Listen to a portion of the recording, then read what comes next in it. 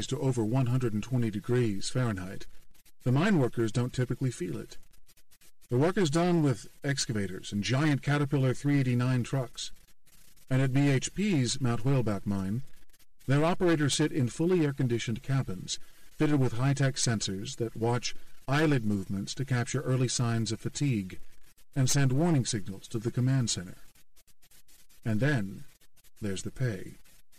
With contracts that go 8 days on and 6 off, FIFO workers at Fortescue's sites start with annual salaries of $80,000 Australian, which at the time of writing is more or less the equivalent in US dollar terms. That's the entry-level job that a straight-out-of-school 18-year-old might make with no higher education needed. If such workers earn their truck driver's license and start operating one of the giant Caterpillar vehicles, their salary can quickly go to around $160,000 Australian, with the same schedule. And a lot more money than that can be made by FIFO workers in more specialized positions, people such as Chris Harris, a 26-year-old mechanical engineer who works for a contractor helping BHP with its rail expansion. He told me that by putting in as many hours as he could, he was on target to earn $350,000 Australian in 2010. He'd been working on the mines for about 4 years since he left college, and already he owned 3 blocks of land and was building a house on one of them. On weekends, he likes to tinker with his 2 cars. Some FIFO workers fly back home to cities on the eastern coast of Australia, and a few even do their R&R in hometowns in Asia. But the biggest contingent comes from Perth, 750 miles southwest of Newman. Visitors often comment that Perth, with a pleasant Mediterranean climate, a long coastline of white sandy beaches, and a wide, expansive river that lends itself to water sports of all kinds, feels more like a playground for grown-ups than a working city. And for the tens of thousands of residents who earn their living in the mines up north, it's a pretty accurate description. The FIFO workers come home and spend their big incomes in Perth. In doing so, they have a tremendous, transformative impact on the city's economy. Western Australia is 4 times the size of Texas, yet it has 1/10 of Texas's population, with 3/4 of its 2.3 million people huddled into this city way down in the southwest corner. The state as a whole commands more than half of Australia's mining and energy resources, and in recent years has attracted more than 2/3 of the national investment in the sector. This has made Perth the nation's richest city on a per capita basis. And since unions have done a good job of strengthening labor's hand in these boom industries, the wealth gets spread, relative to the same sectors in developing countries, at least. Australians as a whole are ideally positioned to benefit as well. Compared with the other big iron ore-producing countries, China, India, and Brazil, which jointly account for more than 1/3 of the world's population, Australia's 22 million people make for a relatively small group with whom to share the bounty. But this doesn't mean it is spread well and constructively. Most of the dividends and salaries generated by mining activity go to people who spend them far away from the rural regions in which that activity occurs. That means the tax base is small in those remote regions compared with the number of people who temporarily live there. Consequently, their infrastructure is underdeveloped. There aren't enough water, power, sewerage, or gas lines to sustain a large stock of permanent housing at reasonable prices. So, in a self-fulfilling response, the mining companies feel compelled to offer FIFO contracts to ensure that workers have a place they want to call home. And with the upstart Fortescue raising the bar with an 8 days on, 6 days off schedule, the terms of these deals have become even more generous. That leaves even more workers with more time and more money to spend back in Perth, a city of millionaires that is becoming a magnet for immigrants from around Australia and the Asia-Pacific region. I grew up in Perth, but haven't lived there permanently for almost 2 decades. Over many trips home, I've witnessed profound changes. The cars have become bigger, more expensive, and more numerous, creating traffic jams that were unheard of in my youth. The quarter-acre lots on which my childhood friends and I played backyard cricket have all but disappeared, as subdivision mania has doubled the number of houses in the more established suburbs. Yet prices for those newly shrunken lots have soared. I spent a Saturday afternoon on the rounds with real estate agent Jason Renouf, a friend I'd gone to school with 20 years earlier. We stopped at open home showings in the neighboring western suburbs of Swanbourne and Cottesloe, where we'd both grown up. The first home on Jason's list was a rundown 2,000-square-foot cottage with a tiny overgrown backyard on 1/8 of an acre in Cottesloe. It was going for $1.7 million Australian. I was shocked. I currently live in a middle-range town in Westchester, New York, and I knew that there, on the outskirts of the world's financial capital, $1.7 million would buy me a 6-bedroom, 6,000-square-foot mansion. I also remembered that when I was considering buying property in my old hometown after the Asian crisis of 1998, when the U.S. dollar would buy 2 Australian dollars, rather than the 1-for-1 level it reached in 2010, similar cottages in Cottesloe were going for $250,000 Australian, which was $125,000 U.S. As in the United States after the bubble of the 2000s, home prices in Western Australia underwent a correction in 2008 and in the first half of 2009, especially in higher-end properties, as the global crisis drove resource companies' shares sharply lower and forced investors to sell their homes to meet their stockbrokers' margin calls. Jason recalls one man telling him in distress that he had 2 days to sell his home. Houses in the well-to-do zone Jason covers saw 20% declines that year, and his annual income shrank for the first time ever. And yet, across Perth, the housing collapse was far less pronounced than in U.S. cities, and it was over and done with more quickly. By March 2010, the median price for a home sale in Perth was at a new record of $518,000 Australian. Over the next 5 quarters, home prices in Perth dropped 4%, suggesting that a bubble had begun to deflate as concerns rose toward the end of 2011 about the sustainability of the Chinese-led rally in commodity prices. Yet a closely watched housing index still showed a 164% gain from 9 years earlier, and 3-fold gains in some suburbs. The prior decade's boom changed Perth remarkably, redefining its economic power structure. No longer do white-collar professions dominate the ranks of the wealthy. Thanks to the constant demand for FIFO labor from the far-off mines, as well as from the massive Northwest Shelf natural gas project off the state's northern coast, Perth has become a city of well-to-do, blue-collar workers. And they are not only led by itinerant miners. The construction workers and the laborers who live off the mining-fueled housing boom are also doing well. Whereas the city's wealth once lay among the lawyers, doctors, and merchant bankers who lived in older mansions in the leafy suburbs of the western reaches of the Swan River, the spending power is now found among blue-collar workers in other parts. Plumbers, electricians, roofers, cabinet makers, these are the plum jobs to have in Perth now. Meanwhile, miners are the new elite. A magazine called Mine Style graces the lobbies of resource companies' cities' headquarters. It offers insights into wine, fashion, travel, and other aspects of the good life for miners. Try squaring that with the concept of what a miner is in Bolivia. There is disdain among some of the educated white-collar professionals for the crass nouveau riche in their midst.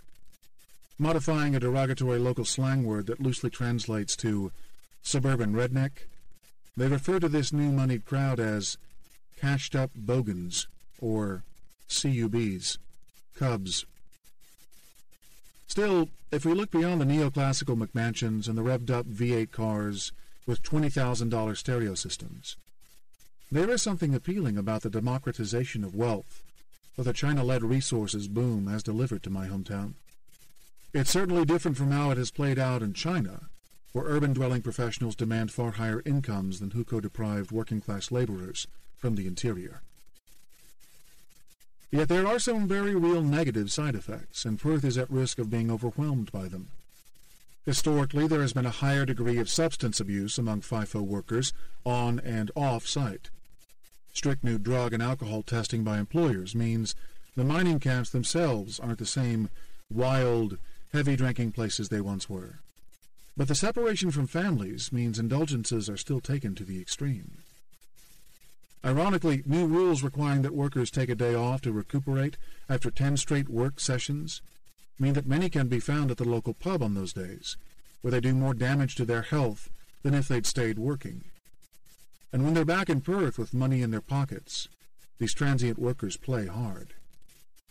Qantas eventually stopped serving alcohol on FIFO flights in Western Australia, and flight attendants were given special rage alarms to deal with unruly drunken miners on board.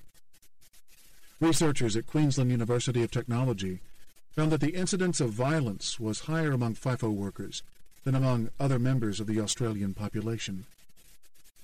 The study was quickly refuted by people in the mining communities, but whether or not their workers can be cited for such sins, there are signs that violence is increasing in Perth generally. This rise is occurring at the same time that many young men are flying in with money to burn. Local media in Perth were running stories in 2010 and 2011 about an epidemic of glassings in city night spots, which saw an average of 9 people every month having their faces slashed by broken glass. There are indeed some uncomfortable elements to the city's boomtown transformation. Two-speed economy. For the most part, though, Perth remains a pleasant, highly livable city. Its biggest problem is that the prices stoked by the mining-led economy are putting it out of reach for many. In what's called the two-speed economy, teachers and others who work in sectors detached from the mining boom, such as retail and hospitality, earn salaries half those of miners and are struggling to afford the ever-rising rents and property taxes. In Perth and elsewhere in Australia, social workers are now increasingly attending to what they call the new poor, families whose working heads of household earn too little to cover normal living expenses. Even in what were once comfortably middle-class households, people are locked into a vicious circle of rising costs. Kelly and Anthony Curran, schoolteachers whose combined income runs to no more than $114,000 Australian a year, are among tens of thousands in Perth caught on the wrong side of the resources mania. They bought a tiny 2-bedroom cottage in the northwestern suburb of Scarborough for $230,000 Australian in 2003, always with the intent of knocking it down and building a larger place to accommodate their family of 4. But as construction costs soared, they could never afford the renovations. By 2011, their 2 boys were 11 and 12 and still sharing a tiny bedroom. By then, their home was worth about $600,000 Australian, almost 3 times the purchase price. And that was for a place made of fibrous asbestos cement, or fibro, a cheap building material used in many working-class Australian homes until asbestos-related diseases came on the radar in the 1980s. Scarborough's rising home values were a golden handcuff for the Currans, however, because they could not afford the slightly larger home they needed. Houses of that size in their neighborhood now ranged from $800,000 to $900,000 Australian. Kelly, who specializes in music, is bitter about the stories she hears from people working up north.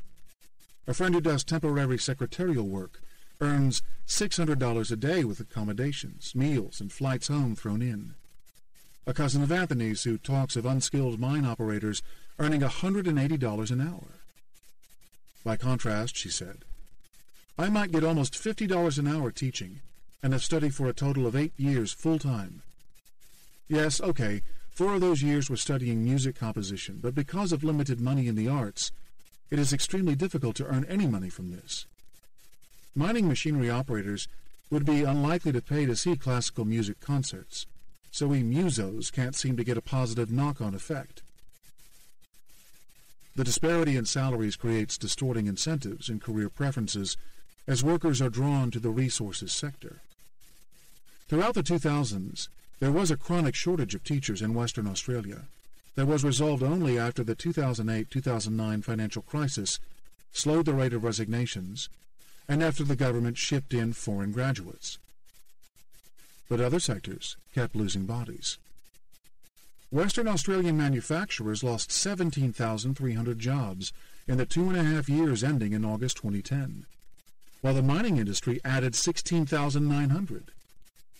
Perth's 5 universities are full, but that's partly due to a large number of Asian students who will take their acquired knowledge home with them. Meanwhile, local students are drawn to fields tied to the resources boom: mining engineering, geology, surveying, while other programs of study, including medicine and science, are less popular. At some point, there will be a glut of geologists in the city. There's something to be said for what people call the resource curse. The idea that if you have a huge amount of resources, people's brains disappear, says Perth-based political scientist Peter McMahon, who has argued that Western Australia is risking its sustainability as a community because it has thrown all its eggs in the mining for export basket. He's especially worried that the state is not confronting the prospect of much higher energy prices, prompted by either global shortages or the imposition of a carbon tax on Australia's coal-fired power plants. That could hit the heavily energy-dependent mining industry hard and impose big burdens on a transportation network that must cover a giant landmass of vast, underpopulated spaces. It would also make costs soar for the fuel-guzzling desalination plants that have kept Perth hydrated ever since a spate of droughts and rapid population growth ran its reservoirs dry. There are some alternatives, but McMahon says the government is ignoring them. It's ironic. We are probably the best place in the world for renewables. We've got solar, wind, wave, and geothermal. But it's not the mindset here, McMahon says. In fact, Western Australia has abundant supplies of natural gas in the Northwest Shelf Gas Project, which, at $25 billion in investment, is the biggest resource development in Australia's history. In theory, its gas could fuel the entire state for decades and help lower greenhouse gas emissions to boot. But it's not that easy. The Northwest Shelf's managing consortium has signed long-term supply contracts with foreign buyers in Asia, of which Chinese companies are among the biggest, that are willing to pay a high price to cover their growing energy needs. That locks up supply and raises issues about contractual obligations. But with Western Australians now paying the highest energy prices in Australia, tempers are flaring and both corporate and household energy users are lobbying heavily to force the mostly foreign companies behind the Northwest Shelf Consortium to ship more gas south. The issue could breed pressure to break those export contracts. It could even raise delicate sovereignty issues, McMahon says. And the last thing Western Australia needs is a conflict of contractual rights with China, the resource sector's all-important customer. By 2011, Australia as a whole was showing early signs of what economists call Dutch disease, a phenomenon where high foreign demand leads to exploitation of natural resources, driving up a country's currency, which in turn undermines manufacturing and other sectors by making exports of those labor-generating industries less competitive. In July 2011, before renewed market turmoil in the United States and the Eurozone made investors nervous about commodity-dependent currencies, the Australian dollar hit a high of $1.11. That was the Aussie dollar's strongest point since it was floated 29 years earlier, and more than double the lows it hit amid the 1997-98 Asian crisis. It was a key reason why BlueScope Steel, Australia's largest steelmaker, closed plants and laid off 1,000 workers after reporting a $1 billion Australian loss in August 2011. For BlueScope, the benefits of its relative proximity to Western Australia's rich iron ore mines were now outweighed by the lost exchange rate competitiveness that had been fueled by those same miners' sales to China. Attempting to address mining's distorting impact on the wider economy, former Prime Minister Kevin Rudd proposed a 40% tax on extraordinary mining profits in 2010. But the idea was so vehemently opposed by a mining lobby led by Fortescue's Twiggy Forrest that Rudd's own Labour Party ousted him as the country's leader. The tax was later reintroduced in a less onerous form, with a 30% levy after a new government, led by Julia Gillard, struck a truce-making deal with BHP and Rio Tinto. The idea, in theory, was to capture some of the wealth that miners generated when prices were high and to invest it in Australia's future through infrastructure investments, as well as to cut corporate tax rates for non-mining companies. But the political opposition against Gillard, whose government's grip on power hinged on the support of 4 independent members of Parliament, meant the measure took 2 years to introduce, and by then mineral prices were falling. In waiting so long, Australia had missed an opportunity to transfer wealth from booming commodity prices and was less prepared for the day when the gravy train of Chinese money halts. Other resource-rich countries such as oil producer Norway and copper miner Chile have created sovereign wealth funds that rise when international prices are high, but can be drawn on when things turn sour. Some economists argue that these counter-cyclical strategies are better pursued by investing commodity windfalls into education and infrastructure, as the Labour government has sought to do, than by accumulating giant rainy day funds that are invested in U.S. treasuries or other foreign assets. But in Australia's case, the lack of a clear politically accepted plan meant that the winnings from the good times could easily have been squandered. Australia does have a well-regarded future fund into which the government deposits its budget surpluses, where they are lockboxed so that payments of future pensions and other long-term liabilities are guaranteed, an idea that the United States should consider. Meanwhile, Australia's debt-to-GDP ratio, just 15% in 2011 and on a downward path, was the envy of the advanced world. The United States and its European counterparts were pushing close to 100%. Australia also boasted a well-funded and highly effective universal health insurance scheme, and a mandatory program of privately managed retirement savings that had amassed assets of $1.2 trillion, making it the best-funded social security system in the world. All of that has left Australia in extremely good shape to weather future financial storms. Still, there is a widespread sense among many Aussies that the country is not making the most of its mineral wealth and is wasting its good fortune. After all, throughout this period of prodigious wealth generation, the government continued to run budget deficits. Miners are fiercely dismissive of the idea that their industry is purely driven by windfall profits.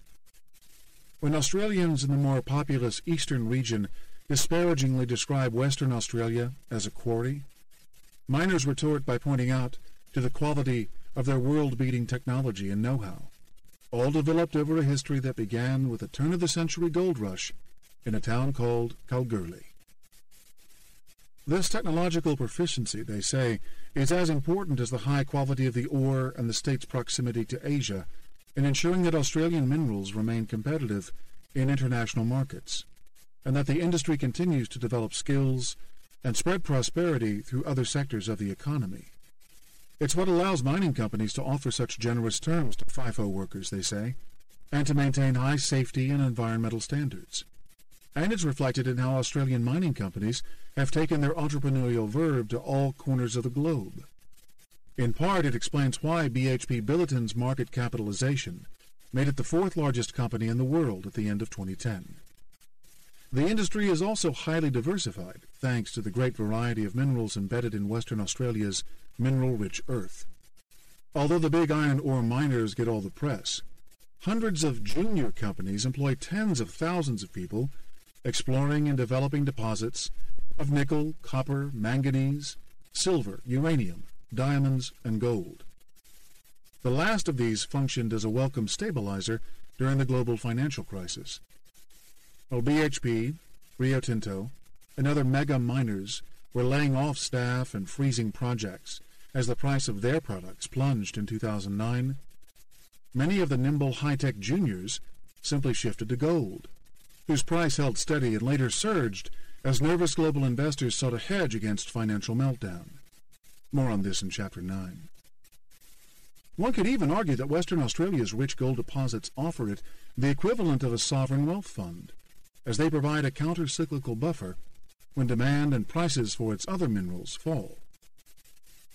The history of Western Australia has been that we have survived every major financial downturn due to our gold industry, said Brian Innes, a Perth-based consultant to the resources sector.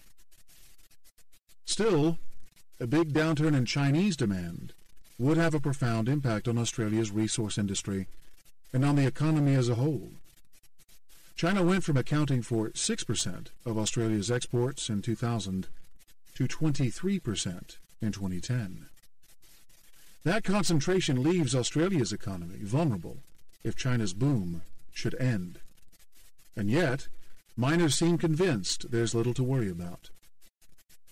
Ian Ashby, the managing director of BHP Iron Ore, explains his company's bullish forecast in terms of China's nation-building process.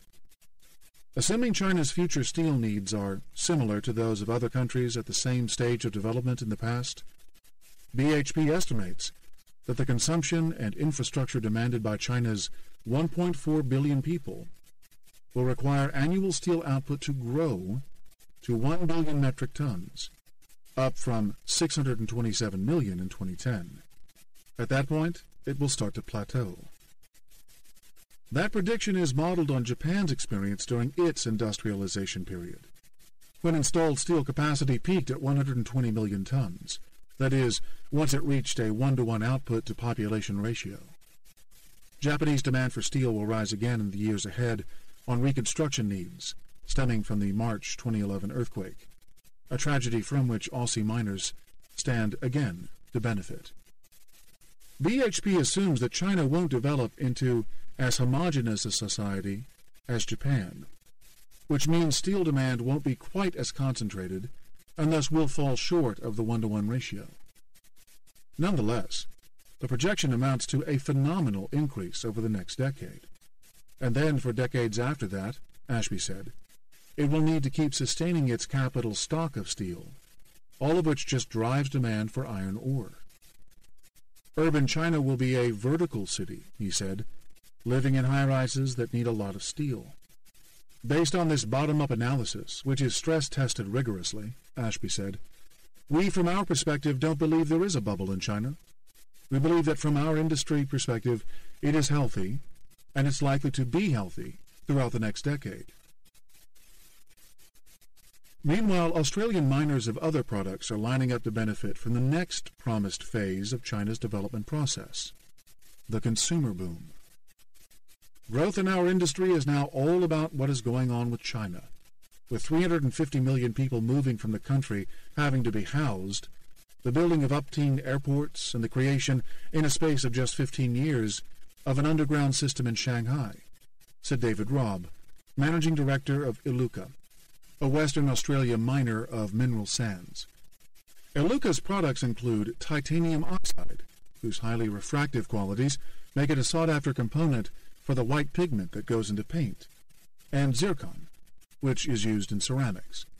The greater the number of shiny-floored Chinese apartments and buildings, such as the Guangzhou railway station, that get built, the more Iluka's earnings improve.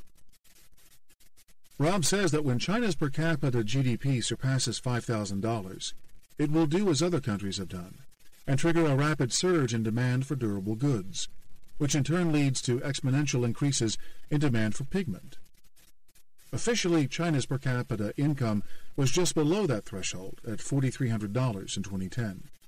But when adjusted for the effect of its artificially weak currency, the figure is already above it, at $7,500 according to IMF estimates. The Chinese consumption to date that has transformed the world has been for infrastructure. But the next phase is all about the Chinese consumer, Rob said.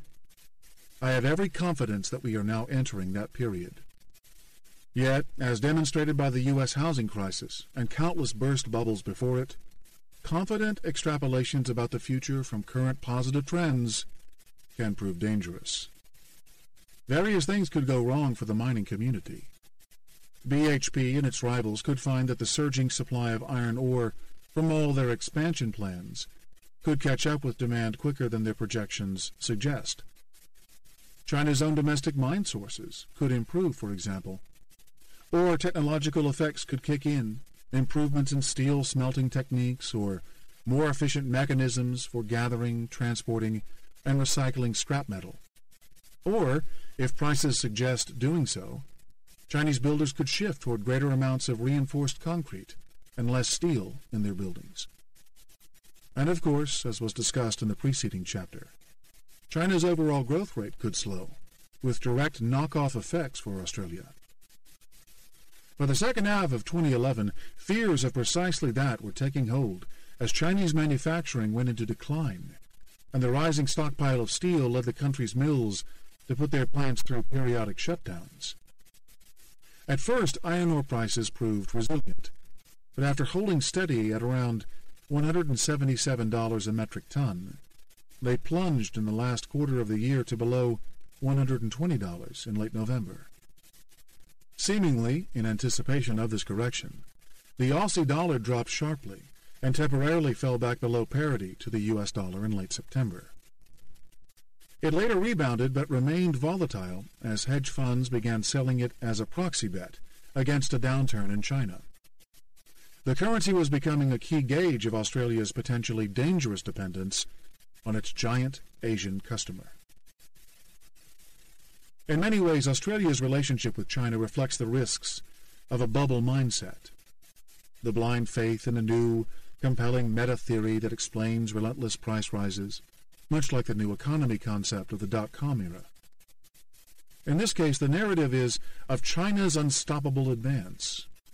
But there is nothing guaranteed about that growth, and as we've seen, its continuation depends on the Chinese government successfully engineering an extremely difficult transition to a consumer society, without which it won't be able to pay for its expansion, and thus for its future iron ore contracts. Meanwhile, the housing boom in Australia has gone on so long that it has seeped into the mindset of the average Australian. Through its demand for resources, China may have created the same kind of bubble thinking that afflicted the U.S. economy before 2007, itself a result of China's contribution to its supply of cheap credit. With many cashed-up mining workers borrowing heavily to finance their second and third homes, a downturn in demand for Australian minerals could spiral into systemic risks in home lending.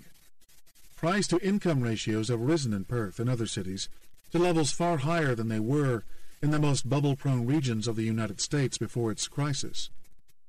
Subprime lending is narrowly confined to the non-bank lending sector in Australia, and mortgages typically require a 20% down payment, providing a buffer against the kind of negative equity dilemma seen in the United States and ensuring that delinquencies remained low as of 2011.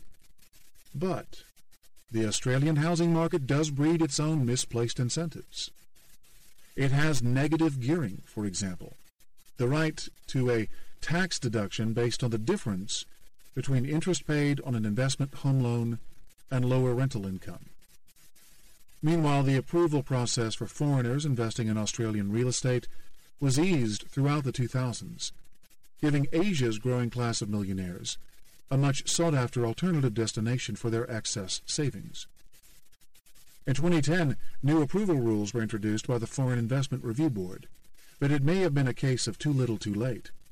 By then, absentee proprietors were keeping livable home space off the market and driving up prices for those places still available. This all has big implications for Australia's banks.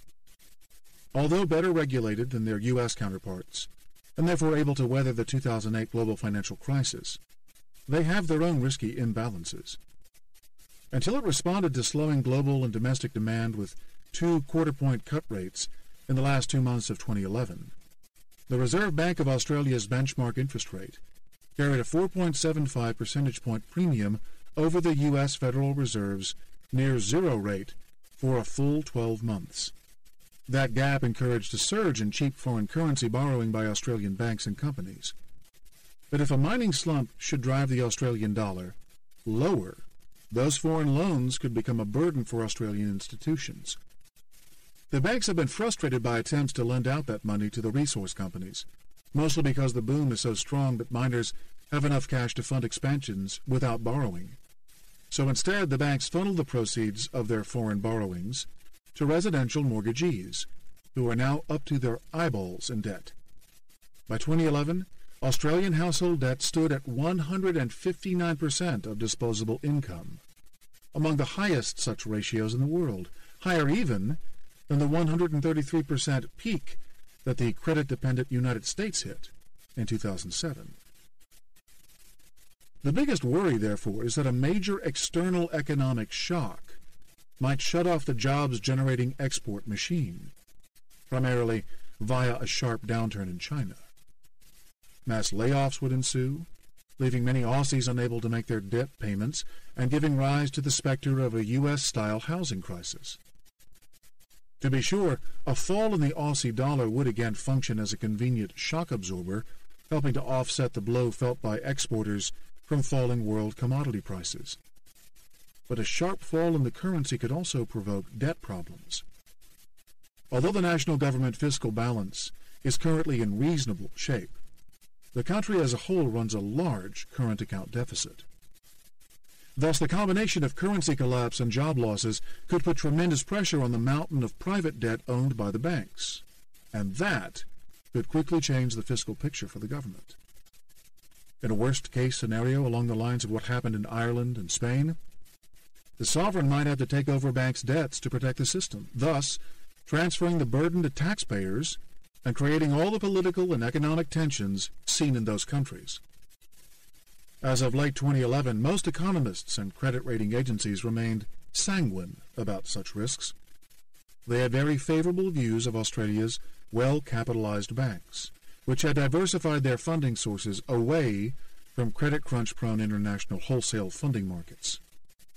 But here again, cautionary lessons must be taken from the United States, where financial analysts and rating agencies also had a rose-colored view of America's financial system right before it was hit by the worst crisis in 80 years. All that needs to happen is for China to say, "We don't need any more of your dirt, and this whole thing goes away," said Paul Thompson, who was wearing yellow overalls sporting the logo of engineering firm Monadelphous, as he gestured toward dozens of equally colorful-dressed FIFO workers in a Perth airport departure lounge. And when that happens, it is going to be total anarchy. Since he knows it won't last forever, Thompson was milking as much as he could out of China's demand for Australia's dirt. In his case, as a welder employed to upgrade Rio Tinto's iron ore handling port in the town of Dampier. The 44-year-old has been a FIFO worker for 6 months and is very much enamored with it. He spends 5 days a week either working in Dampier or making the 1,000-mile flight to and from Perth, followed by 2 days off in the city.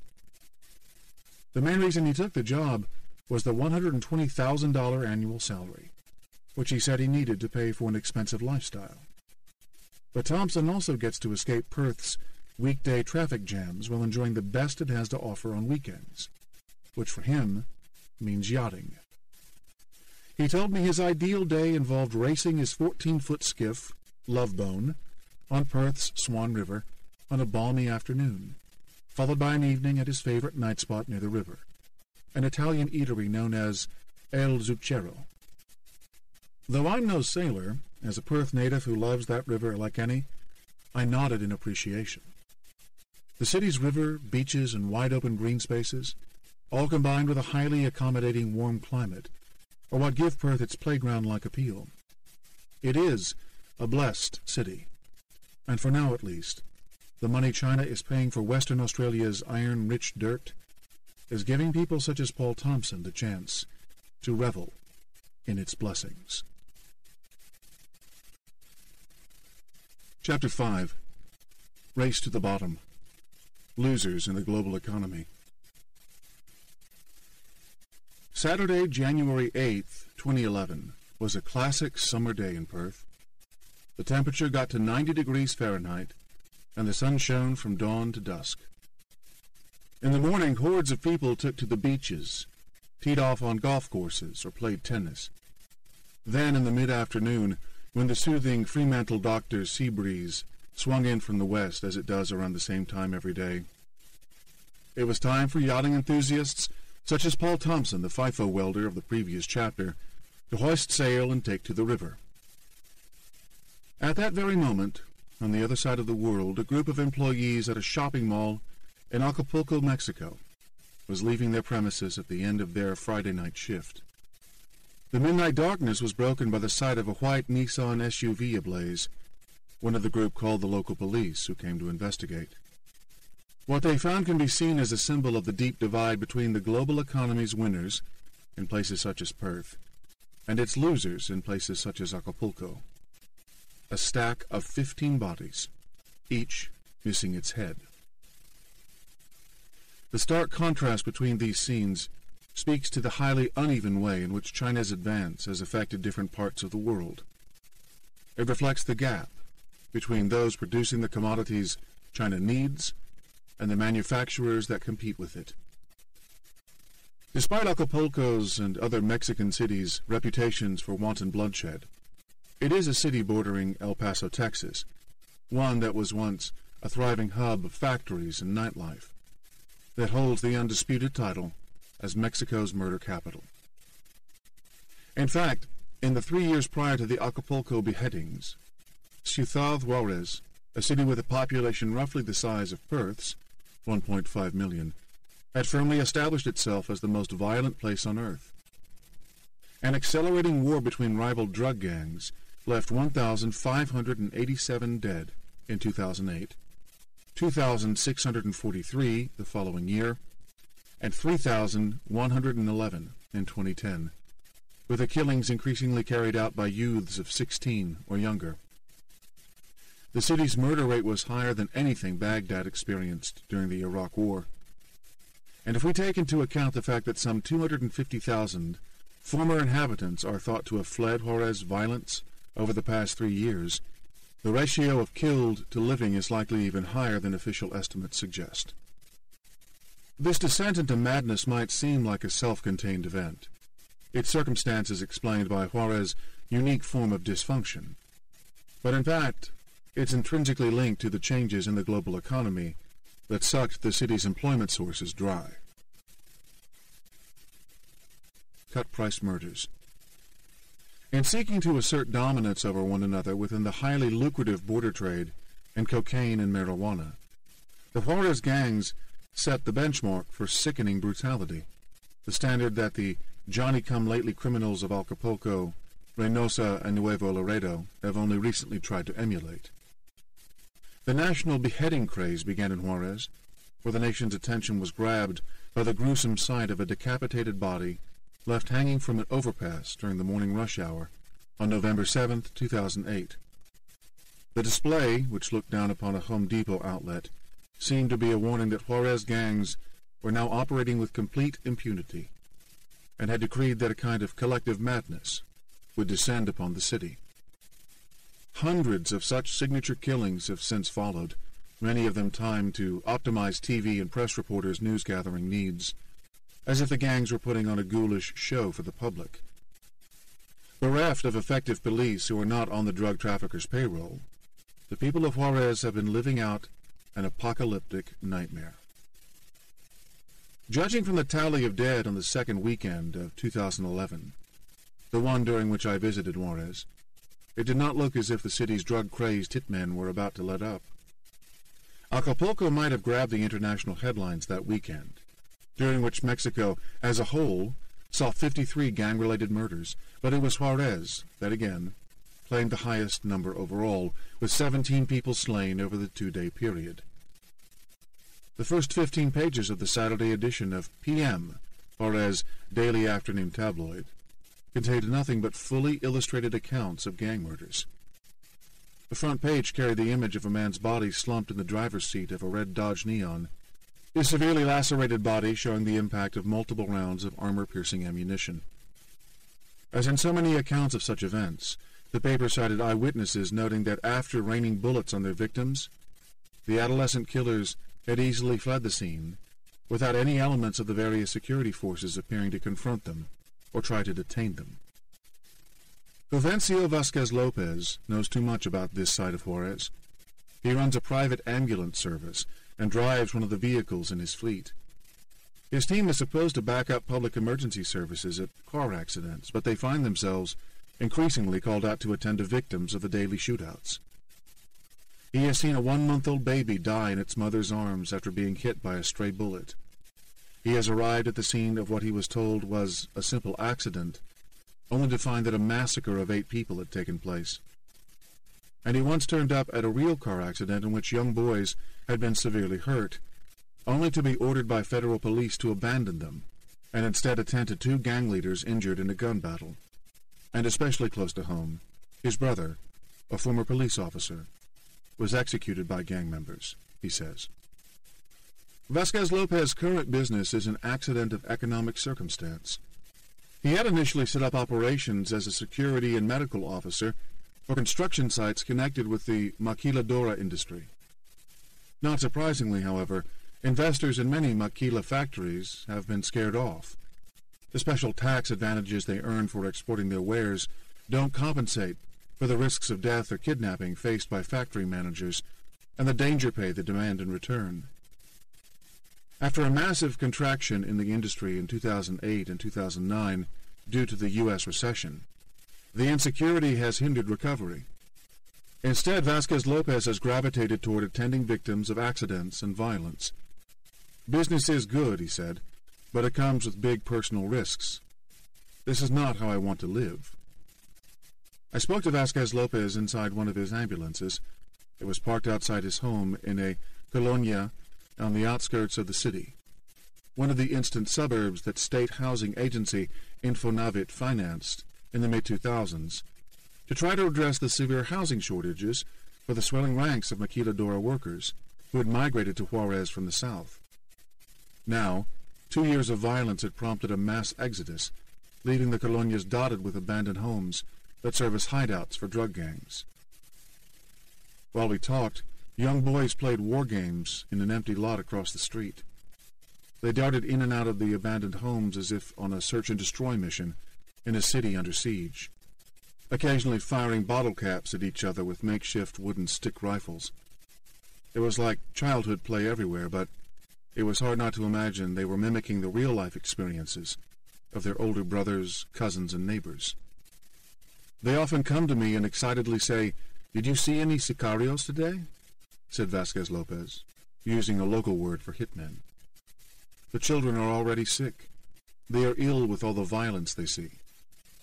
Apart from people such as Vasquez Lopez, and my driver and guide, Miguel Macias, whose team of more than 20 trained security guards escorts maquiladora managers from their homes in El Paso to their jobs in Juarez, the economic outlook for small business owners in the city is gloomy. According to the Juarez Restaurants Association, half of all dining establishments closed in the 3 years leading up to 2011, many shifting operations to El Paso. In a bitter irony, the neighboring Texas city boasts the lowest crime rate in the United States, a natural marketing advantage with which the newly relocated restaurants appeal to those Juarez residents who are free to travel to the United States and prepared to put up with a long wait at the border. Not so long ago, the flow went the other way. The Mexican city, where the margarita cocktail was invented in 1942, was an entertainment mecca, home to countless restaurants, nightclubs, casinos, bars, and hotels. In the mid-2000s, American teenagers would still wander across the International Bridge spanning the Rio Grande and visit watering holes on the Juarez side, where the drinking age was lower and where the scene was far more lively than in El Paso. But the bars on the street next to the bridge have all since closed, replaced by businesses catering to northbound travelers, such as money changers and travel accessory stores. Meanwhile, those restaurants that still operate in other parts of Juarez now typically serve breakfast and lunch, but rarely do dinner, because at night patrons are scared of being the target of a kidnapping or hit with a barrage of bullets. As incomes from these legitimately derived means plunge amid persistent unemployment and underemployment, a vicious circle gets entrenched through which the gangs further insert themselves into the economy of the city. Some 5,000 businesses have closed their doors in Ciudad Juarez in my industry, said Ricardo Ziga, president of the Restaurants Association. Imagine the sheer quantity of work positions that have been lost. What happens to those people? Obviously, there are simple targets for the criminals to add to their ranks. According to Ziga, the whole process runs off a simple, if brutal, economic equation. Whereas the price for ordering a hit on arrival used to cost drug traffickers more than $10,000, the swollen ranks of unemployed and uneducated teenagers, 15 to 17 years old, whose status as minors protects them from long jail sentences, have since driven down the cost to $200 for a week's worth of multiple jobs. Naturally, many level blame for Juarez's nightmare on the failed enforcement policies of both the United States and Mexico, with the former's lax gun control laws allowing a flood of assault weapons to cross the border, and the latter unable to contain endemic corruption within its security forces. But this view misses half the story. The border region's problems, and the lack of income-earning opportunities that make violence a comparatively appealing option for its young men, cannot be viewed in isolation from how the area is situated within the global economy. By virtue of its unique relationship with El Paso, Juarez's well-being has always been dictated by the presence or absence of trade with the United States and the broader world. And from that angle, two dates are critical for understanding the city's decline: January 1st, 1994, and December 11th, 2001. The first was when the North American Free Trade Agreement, or NAFTA, went into effect. The second was when China became a full-fledged member of the World Trade Organization. NAFTA prompted a massive migration of people and businesses to Mexican border towns as the maquiladora industry burgeoned. The border region had always been a powerhouse in global manufacturing, owing to its proximity to the United States, comparatively low wages, and the maquiladora model, which gives foreign investors special rights to engage in export activity. But it wasn't until tariffs came down in the United States after the 1994 Pact that the maquila factories entered a new and explosive period of expansion. Juarez in particular became a magnet for NAFTA-inspired businesses, mostly on account of its deeply intertwined relationship with El Paso, which in 1981 was deemed a U.S. foreign trade zone, with special customs privileges, and because 3/4 of the Texas city's population speak Spanish at home. In 1995, Juarez proudly inaugurated a new technical plant for giant U.S. auto parts maker Delphi, which at the time was still a unit of General Motors, employing more than 2,000 people to test the performance of new car components. Swedish appliance maker Electrolux also boosted its presence in the region. But the biggest boom occurred among the small and medium-sized local and foreign-owned factories, making everything from clothes to toys to consumer electronics, all for shipment across the border.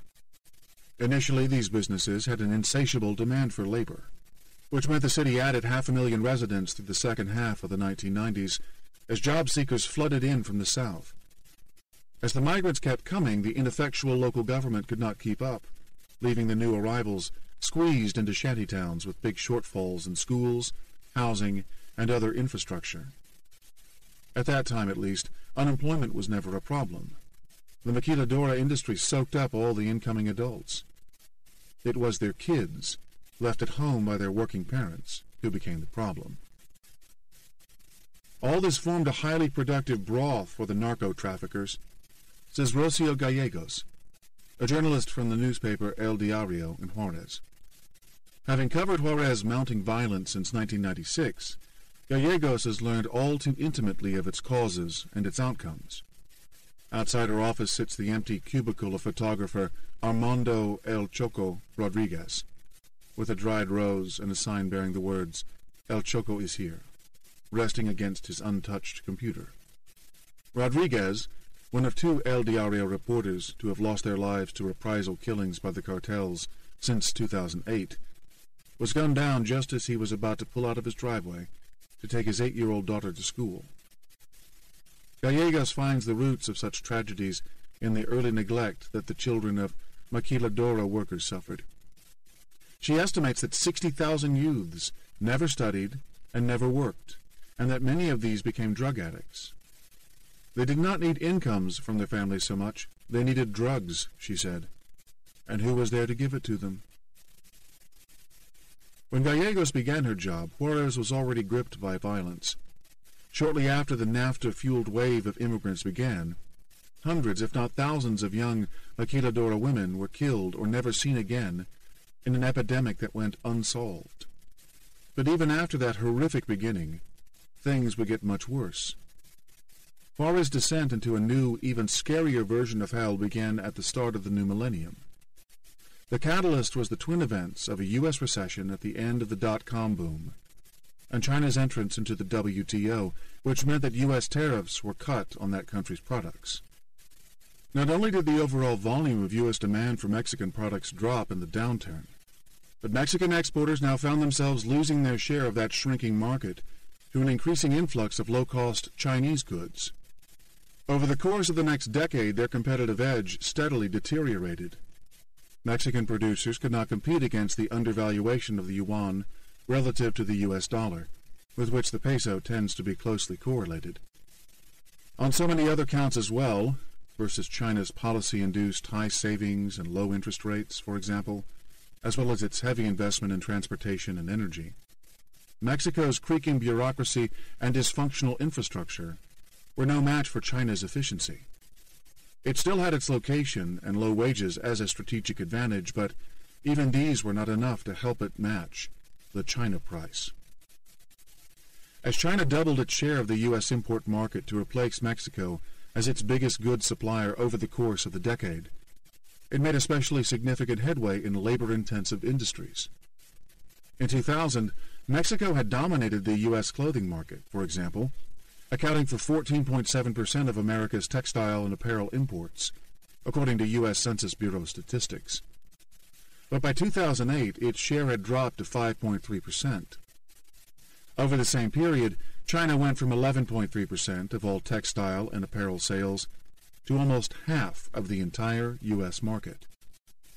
This and other market share losses played out in a sharp boom-bust cycle within the maquiladora industry, which counts among its members many fleet-footed smaller firms that are willing and able to move quickly in and out of a region. In the first 7 years after NAFTA went into effect, the sector added 1,545 firms and 730,000 employees, according to data from the Industry Council. But in the 3 years after the 2001 recession, it lost 820 firms and 230,000 jobs. The U.S. economic recovery and a surge in outsourcing activity restored growth after 2004, but then the 2007 recession and subsequent financial crisis set in, which all but wiped out the gains. Jobs finally began growing again in 2009 as U.S. companies turned to low-paid Mexican labor to preserve their profit margins in an environment of weak demand. But even then there have been big setbacks, especially in violence-riddled Juarez, which lost out to Memphis, Tennessee in the bidding for Electrolux's new 1,200-job kitchen appliance factory. Against such international challenges, the maquiladoras are compelled to compete on the one thing they can: low wages. In its way, it shows the workings of the China price and helps explain how a generation of young shantytown dwellers, the children of the migrants who'd moved there in the 1990s, lost their way. Not enough jobs were being created to absorb them, and what work there was earned a pitiful income. The drug cartels offered this unemployed, wayward youth an alternative.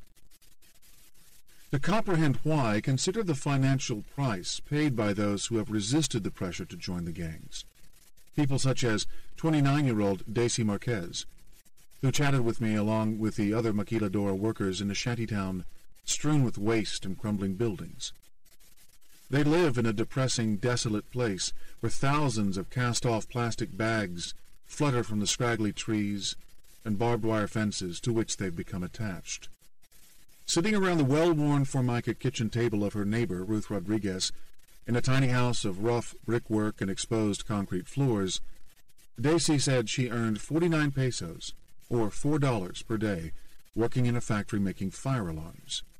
She had just received her annual raise of an additional 1 peso per day, the same nominal increase she'd received the 2 previous years. With annual inflation averaging more than 4% over that time, those 3 meager adjustments had left her employer with a 2% cost savings in real terms every year, while Marquez was worse off. As is the case with every other member of the world's poor, food takes up a disproportionately high share of her budget, and at the time we spoke, there had been rapid inflation in that sector throughout the world. In December 2010, the agricultural produce component within the Mexican Consumer Price Index registered an annual gain of 7%. The biggest contributor to that was corn, whose price on international commodity exchanges rose a massive 62% that year. Here, too, the impact from China's expansion was evident. The Chinese demand for wheat and soybeans that is transforming Argentina's rural landscape fueled competition for scarce farming land at the same time as much of the U.S. corn harvest was being diverted to ethanol production. This drove up the cost of the corn tortillas on Marquez's weekly grocery bill, even though a government subsidy program had had some success in anchoring prices for the Mexican staple. Of course, her rising food bill is not the only way in which Marquez's standard of living has been undermined by Juarez's failure to compete in the global economy. Like everyone else's in the city, her life has undergone a serious qualitative decline as well. Friends of hers who've gone missing are now counted as statistics among the Las Perdidas, the lost women, and weeks before our meeting, 2 teenage boys from around the corner had been shot dead at the entrance to their home. Marquez says that with the values inculcated by her parents and mentors, such as her neighbor, Ruth Rodriguez, she knows that the world of drugs and gangs is a one-way path to ruin. But she is frustrated by the pitiful amount of money she makes, and recognizes that the adolescent boys of her neighborhood, unsupervised by either school teachers or parents, could easily come to a different conclusion. To earn $200 to carry out a spate of killings for a gang leader, even with the risk of a 5-year jail sentence, might to them be an attractive proposition in a city where menial maquiladora jobs pay too little to cover the cost of tortillas. The rise of the drug trade in northern Mexico over the past decade can be explained by applying the same kind of cost-benefit analysis at a higher level. As opportunities in cocaine trafficking opened up amid the setbacks suffered by Colombia's narco-guerrillas, the business offered distinct financial advantages over legitimate exporting activities. Its market, dominated by addicts, was far more resistant to recession than that of other products. And unlike the legitimate output of the maquiladoras, the drug business was not challenged by Chinese competition. What's more, virtually every part of the cocaine and marijuana supply chain used dollars, which left it immune to the competitive ups and downs caused by changes in the peso or the yuan. For all these reasons, the payoff from drugs seemed higher than that of alternative income-generating activities, and to many at least, worth the risks associated with it. Thus, drugs filled a vacuum that Chinese competition had left in other parts of the Mexican economy. The total flows are massive. The cartels are estimated to bring in $40 billion a year from their various operations, from smuggling cocaine and marijuana to extortion and kidnappings. Sums of that magnitude leave plenty left over after the pittances paid to adolescent traffickers and hitmen, even after buying off cops and politicians. Amounting to a quarter of the total value of all officially recorded Mexican exports to the United States in 2010, the trade's revenues dwarf the $500 million annual contribution that the United States makes to the military-led campaign that President Felipe Calderón launched against the gangs in 2006. And whereas Mexico's legal commerce is spread across a wide array of large and small firms with countless shareholders, this illegal one is concentrated among only a handful of cartels, each of which covets the other's businesses. As in the legal business world, takeover battles tend to arise when sales are booming. It's just that instead of making plays for shareholders with financial enticements, the primary means of forcing a consolidation in this industry is through violence. The cheapest and easiest way to carry that out is to recruit lackeys from the shanty towns, where the ranks of unemployed and underemployed youths have risen sharply with the maquiladoras' loss of U.S. market share to their Chinese competitors. Competitive advantage. Going into 2011, the competition with China story was not all bad news for the Mexican economy, just as the Asian giant's boom was not all good news for Australia. Mexico should always have two distinct advantages: proximity to the United States and a flexible exchange rate, which means its costs automatically adjust lower in foreign currency terms when times get tough. Because of Mexican exporters' dependence on U.S. markets, the peso strongly correlates with the dollar. So while the greenback fell against most other currencies throughout 2010 and early 2011, as the Federal Reserve kept monetary policy at hyper-loose levels, the peso weakened with it, including against the yuan, as China took incremental steps toward revaluing its currency. Mexico is, in this sense, a non-belligerent participant in the much ballyhooed currency wars, emerging as a kind of freeloading beneficiary from the fact that exporters in other developing countries tend to be more harshly hurt by a weaker dollar. Meanwhile, rising labor costs in China are now giving second thoughts to some foreign investors who previously moved operations there in preference over Mexico. Flextronics, yet another maker of integrated circuit boards, as well as other electronic goods and components, beefed up its Mexican operations on account of this shift. There is a convergence in the hourly wages of manufacturing across the world. Mexican Finance Minister Ernesto Cordero told me in an interview in early 2011. The great advantage that China had in the past is vanishing. Now the gap between wages of China and Mexico is 13%, whereas 8 years ago it was more than 200%. Cordero said his government's investment in infrastructure, worth about 5% of GDP annually, especially in transportation, has accentuated his country's advantages with regard to its proximity to the United States. This has boosted investment in exports in recent years. No longer the domain of cheap manufacturers, as Cordero described the industries that first took advantage of NAFTA, the emphasis is now on value-added output. Half of the BlackBerries produced for Canada's Research in Motion Group are produced in Mexico. We don't design planes, but you can be pretty sure that the plane you're flying in has components that were made in Mexico, the finance minister said. Cordero was preparing for a presidential campaign at that time, so it's not surprising he would paint such a rosy picture of an economy he oversees. Unfortunately, the image that much of the world has of Mexico is that of a lawless, violence-ridden place, an image almost entirely shaped by the collapse of law and order and the mass killings in the border region. But whereas Juarez murder rate in 2010 stood at 207 per 100,000 inhabitants, the highest for any city in the world, the figure for Mexico nationwide is 18.7, considerably less than that of Brazil, Venezuela, and a host of other Latin American countries. Indeed, Mexico's murder rate is about a third of the rate in New Orleans, and half of Detroit's and Baltimore's. It's perhaps not very fair, then, that some foreign policy wonks and think tanks, such as Stratfor, a geopolitical risk consultancy, have described Mexico as a failed state, a label that would put it on par with ungovernable African nations such as Somalia and Zimbabwe. The truth is that resource-rich Mexico is not only part of NAFTA, but also a respected democratic member of both the Group of 20 Nations and the Organization of Economic Cooperation and Development. Its finances and monetary balances are in sound shape, as evidenced by its investment-grade credit rating, which helped it sell 2 100-year bonds worth $1 billion each in 2010 and 2011. It even boasts the world's richest man, Carlos Slim.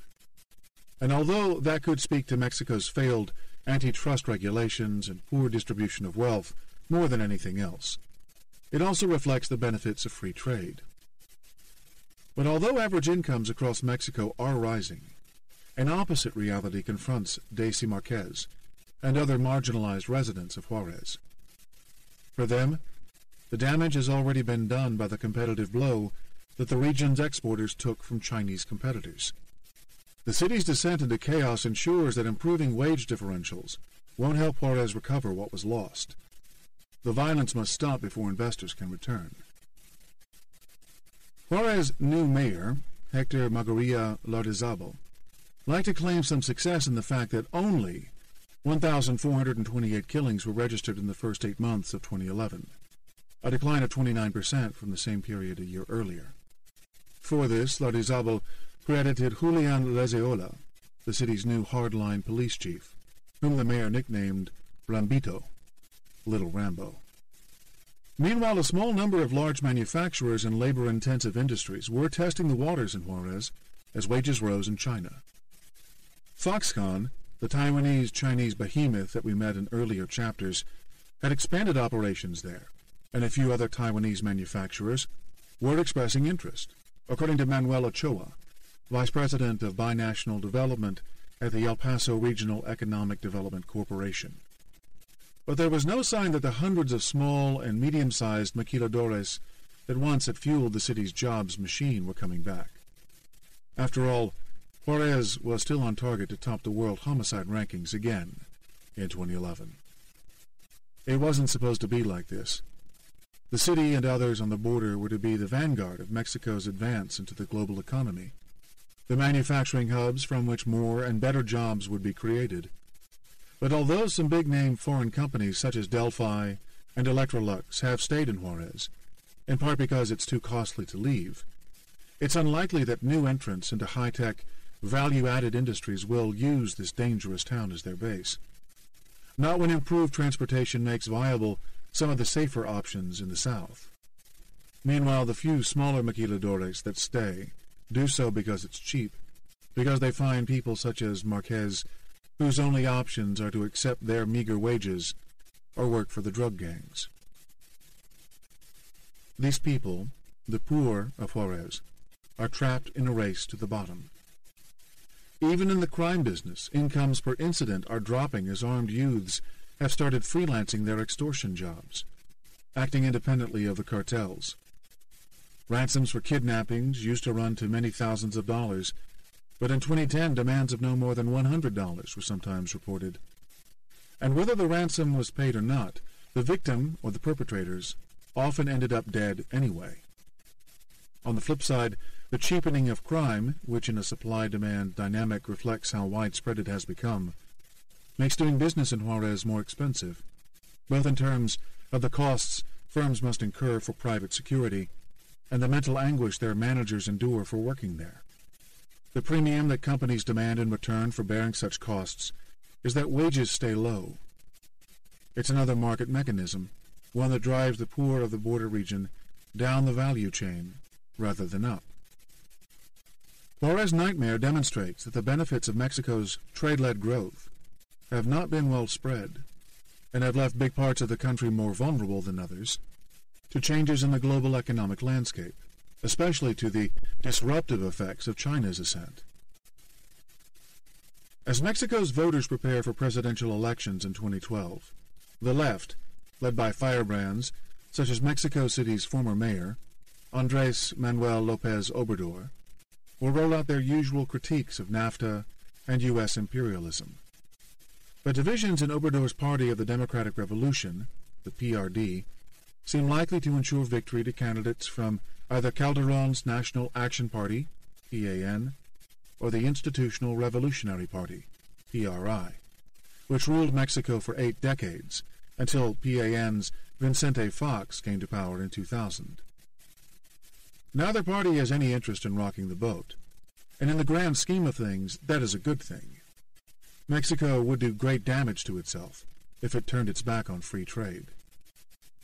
And yet Mexico's voters could do worse than to force a debate over fair trade and global economic reforms during the electoral period.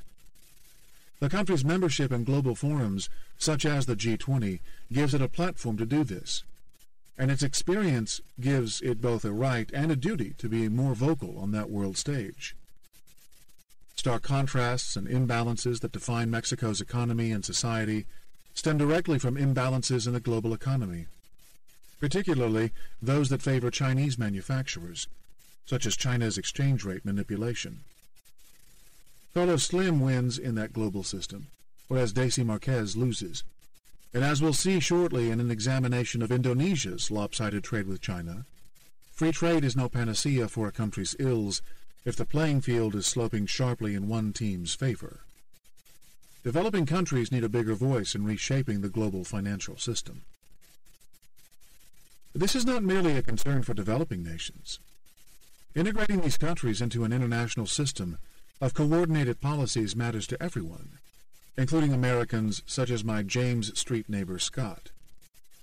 If we are to correct the problem of global imbalances and restore opportunities for U.S. producers and workers on the global stage, the rising cost of Chinese labor and 5-year plans aimed at bolstering consumers won't go far enough. Low-paid Chinese jobs are already moving to places such as Indonesia and Mexico, or to poorer nations such as Bangladesh and Vietnam. But it's not in the international community's economic interest for those places to stay trapped in a global system that prevents a broad underclass from ascending the value chain. By many measures, developing countries such as Mexico and Indonesia are playing by the rules in a way that China does not. They are more or less democratic, they practice free trade, and they don't use currency and banking policies as a mercantilist tool to help industry. These smaller countries' models need to be given a fair chance, or else the incomes and spending power of people such as Daisy Marquez will continue to slide. And that only means these countries' markets will never provide the kind of sales opportunities that American and other developed country producers of high-end goods and services are hankering for. Only when we jointly create a more equitable market system, a global level playing field on which competition is not only intense but also fair, will we unleash the innovative and productive energy needed to give people such as Marquez a chance to improve their lot and join a giant global marketplace of consumers. The shoemakers. Indonesian garment manufacturers and shoemakers, who are among their country's biggest employers, know these challenges well and have seen them become more acute with the rise of China. As in other Southeast Asian nations, consumers in Indonesia have provided a convenient outlet for China's excess textile production ever since the Association of Southeast Asian Nations, of which Indonesia is a member, brought a free trade agreement, FTA, with the giant Asian nation into effect in 2010. That pact landed at an ideal time for China because the United States and Europe had reduced their clothing imports in the wake of the global financial crisis. But it came at perhaps the worst time for Indonesia's textile industry, which was already grappling with competition from China for access to the clothing markets of the United States and other countries. Leaders of the industry believed that by opening up their domestic market to Chinese products, their government risked signing the death warrant of the Indonesian garment trade. Our main worry is not the exporter market, says Norvian Ismay, Secretary General of the Indonesian Textile Association, because there everybody plays by the rules. In the U.S. we have the market for polyester and rayon blends, while China has the cotton. The problem is the Indonesian market, where Indonesia's only rule is that anybody can compete. And that's why we have had a deficit with China since 2004. And it's why I asked the trade minister, why did you make an FTA with China? Why not make it with the United States? But not with China, not with our competitor. Ismay and other producers complain that while their Chinese competitors enjoy artificially low interest rates and a pegged cheap exchange rate, their own government's adherence to international norms on free markets saddles them with the highest borrowing rates in China and a floating exchange rate that's making them less competitive. As with Australia's two-speed economy, Indonesia's commodities sector, led by products such as petroleum, coal, and palm oil, is enjoying a surge in foreign earnings due to Chinese demand for food and energy, while the manufacturing sector, in which most of its 220 million people work, struggles under rising energy costs and a burdensome exchange rate. Manufacturers also complain that the country's newly installed form of inclusive democracy, a 180-degree turn from the highly centralized system under the Suharto dictatorship that ended in 1998, is flawed. It makes it harder to achieve infrastructure improvements, such as highway or port expansions, because the projects require the signature of popularly elected regional leaders, whose first instinct is to oppose them. China, by contrast, with its state-sponsored transportation expansion, is like a never-ending red carpet for investors, says Hendrik Sasmito, chairman of the PT Panerobe Group of companies, which makes sports shoes for big brand names such as Adidas of Germany, Mizuno of Japan, and New Balance of the United States. As you go inland, you always have the next town that is ready for development and ready for you to invest. Sumito's plant is near Jakarta's chaotic, polluted Tanjung Priok port, which he says is the only viable place to build a factory, given transportation costs. And that means the cost of land is much higher because everybody comes here, he said. Whereas in China, what happens? You move inland. They give you the factory. You just come in and turn the key. They have these old state factories, and they don't want them empty, so you just move in. That makes a big difference to your working capital.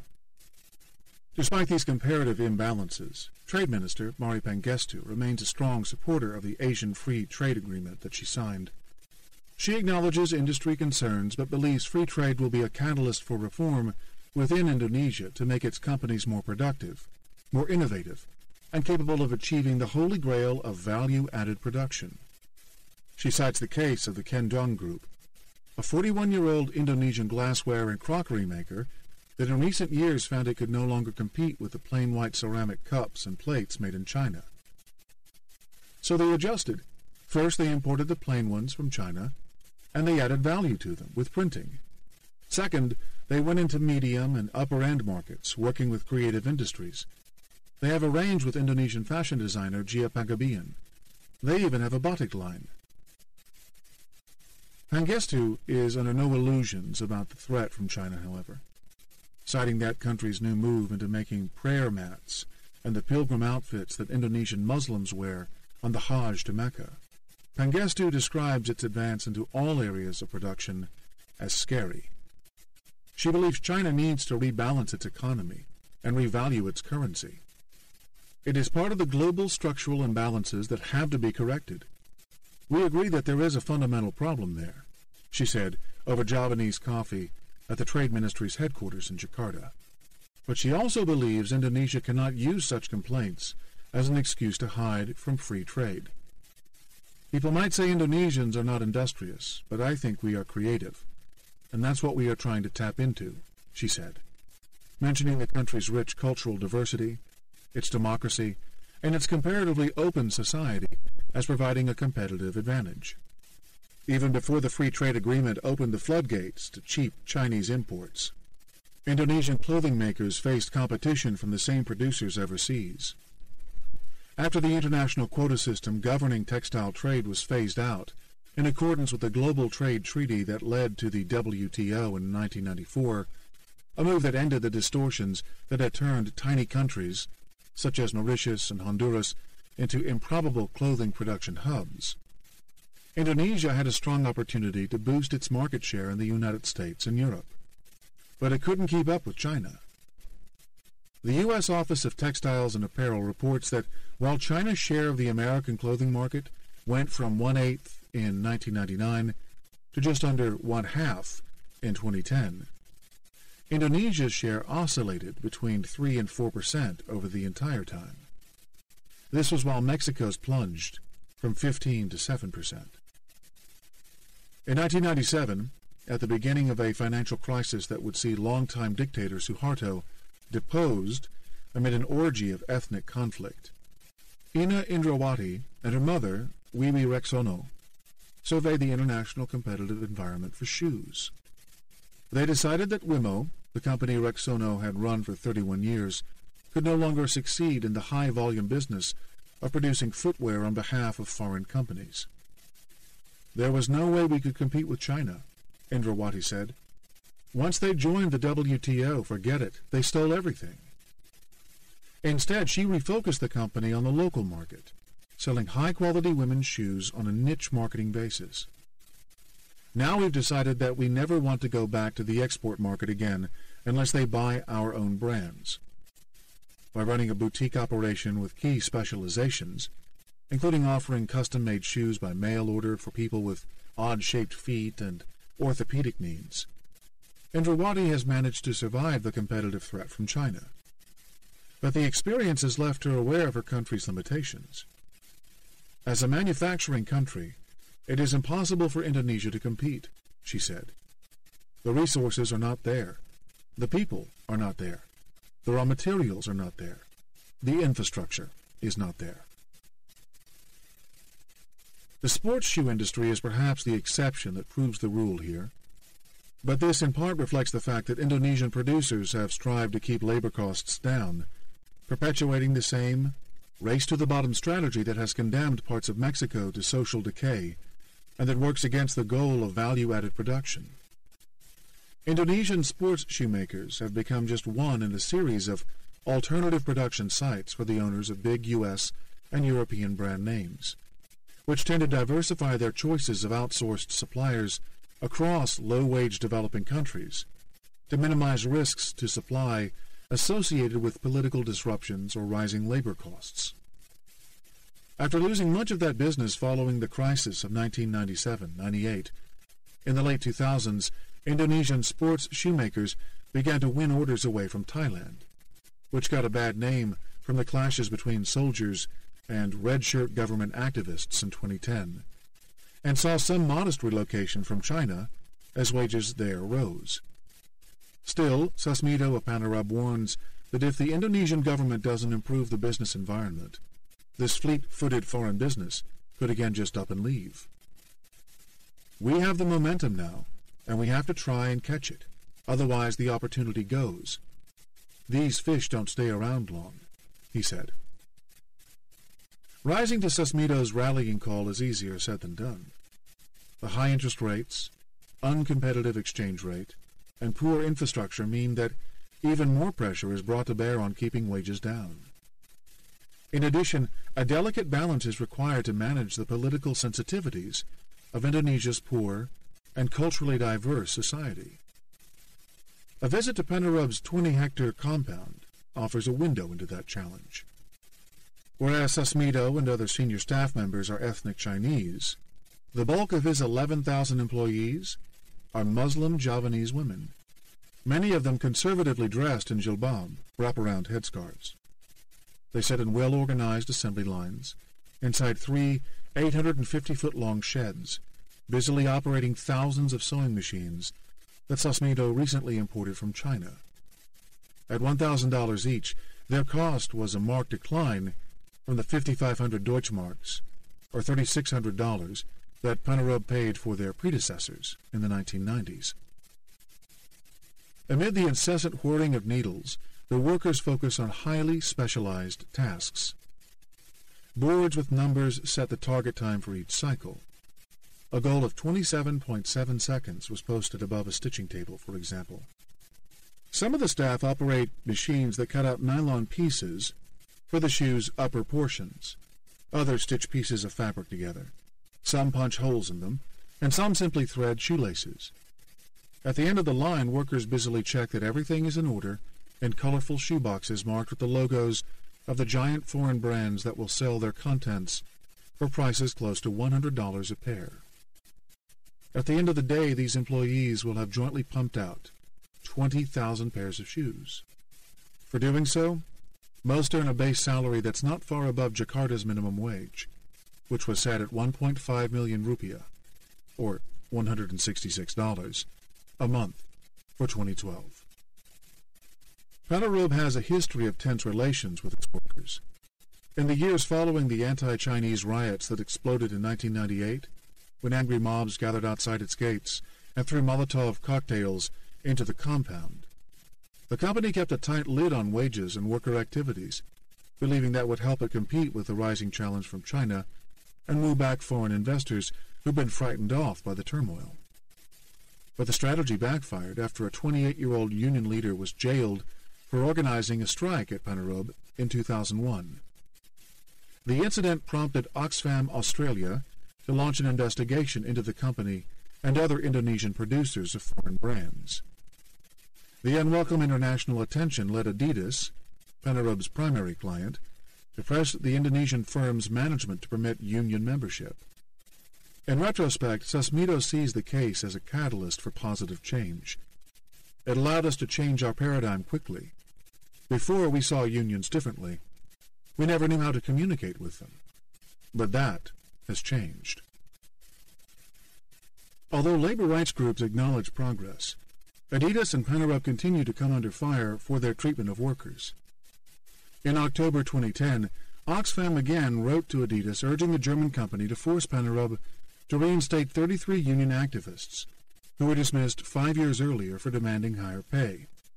It also called on Adidas to support Muslim workers' demands for an increase in their annual Ramadan daily allowance from 5,000 rupiah to 12,000 to cover the rising cost of food ingredients for the evening ritual of breaking the fast.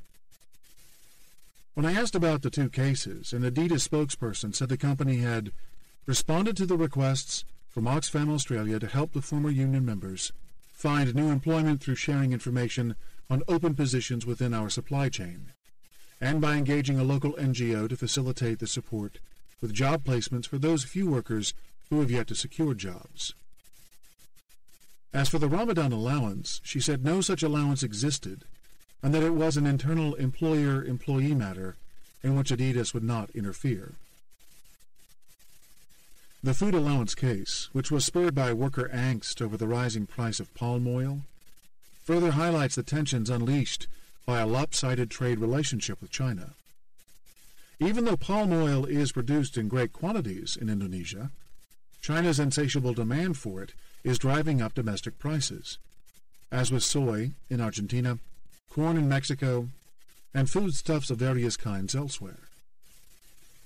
So at the same time that labor-intensive manufacturers such as PcxnBU are struggling to keep wages low in order to compete with China, Chinese demand for Indonesian commodities is creating inflation in the cost of living for those companies' workers. It's a recipe for industrial conflict.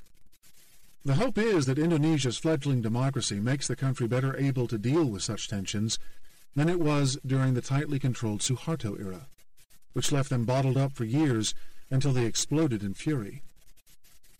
Removing that risk was a big plus for politically conscious foreign buyers, such as Adidas. Sasmito even argues that because Indonesia has already been through that blow-up, it has a more politically certain outlook than China. He also says that because China is more aggressively pushing education and technological advancement, Indonesia's similarly large pool of migrant laborers enjoys the blessing in disguise of being less educated, keeping a comparatively large, low-skill population for employers to draw from. In China, with its one-child policy, the last thing a parent would think is, "I wish my son would work in a clothing factory," Sasmito says, punctuating the comment with a hearty laugh. But it's not as if Indonesians don't have aspirations, or that these won't grow as they witness some of their countrymen get rich from palm oil plantations or coal mine concessions. That was clear even during a somewhat stage-managed interview with a PcxnBU seamstress, who worked on an assembly line producing Adidas's Predator line of soccer boot, a premier product made famous by the endorsement of English star David Beckham. The 22-year-old, who gave her name as Dinarni, told me she was intent on saving enough of her monthly salary of 2 million rupiah, or $220, to put her two younger brothers through high school back in her hometown of Pemalang, in central Java. After they'd graduated, she said, she would study communications. Dinarni misses her mother's cooking, especially a coconut milk dish known as sayur lodeh, but knows there's little hope of financial advancement back in Pemalang. The going rate for unhusked rice was 1,500 rupiah a kilogram, she said, which meant that her father's annual output of 6,000 kilos would bring home 9 million rupiah, or under $1,000 a year. Dinarni's value proposition is thus very similar to that faced by a rural resident of China, someone like Wang Shenju, the assembly worker from Hubei province, whom we met at Dingling Electric in Shanghai. The incentives to take the factory job in the city are high. What neither Dinarni nor her faraway Chinese counterparts would have fathomed when they took that option, though, is that their competition with each other might one day undermine their job security. In 2006, as producers in China and Vietnam ate into Indonesia's share of the global sports shoe market, two Korean-owned factories not far from PcxnBU's compound laid off some 10,500 workers who've been producing Adidas shoes. According to Oxfam, only 1,500 were reabsorbed by other suppliers of the German sportswear giant. Such is the tenuous nature of employment in an industry whose buyers can easily shift outsourced production from one country to another if costs or political risks rise. In the meantime, over a decade in which it expanded operations, partly by acquiring rival Reebok, Adidas has taken its brands to the pinnacle of world sport, with great financial payoffs to its shareholders.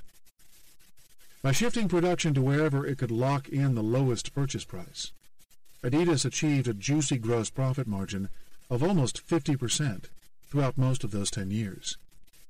And at the same time, by aggressively promoting its brands in conjunction with 3 World Cup tournaments, for which it enlisted the endorsements of some very well-paid sports stars, Adidas grew its sales to $12 billion in 2010, a gain of 15.5% from the previous year, while its net profit more than doubled to $567 million.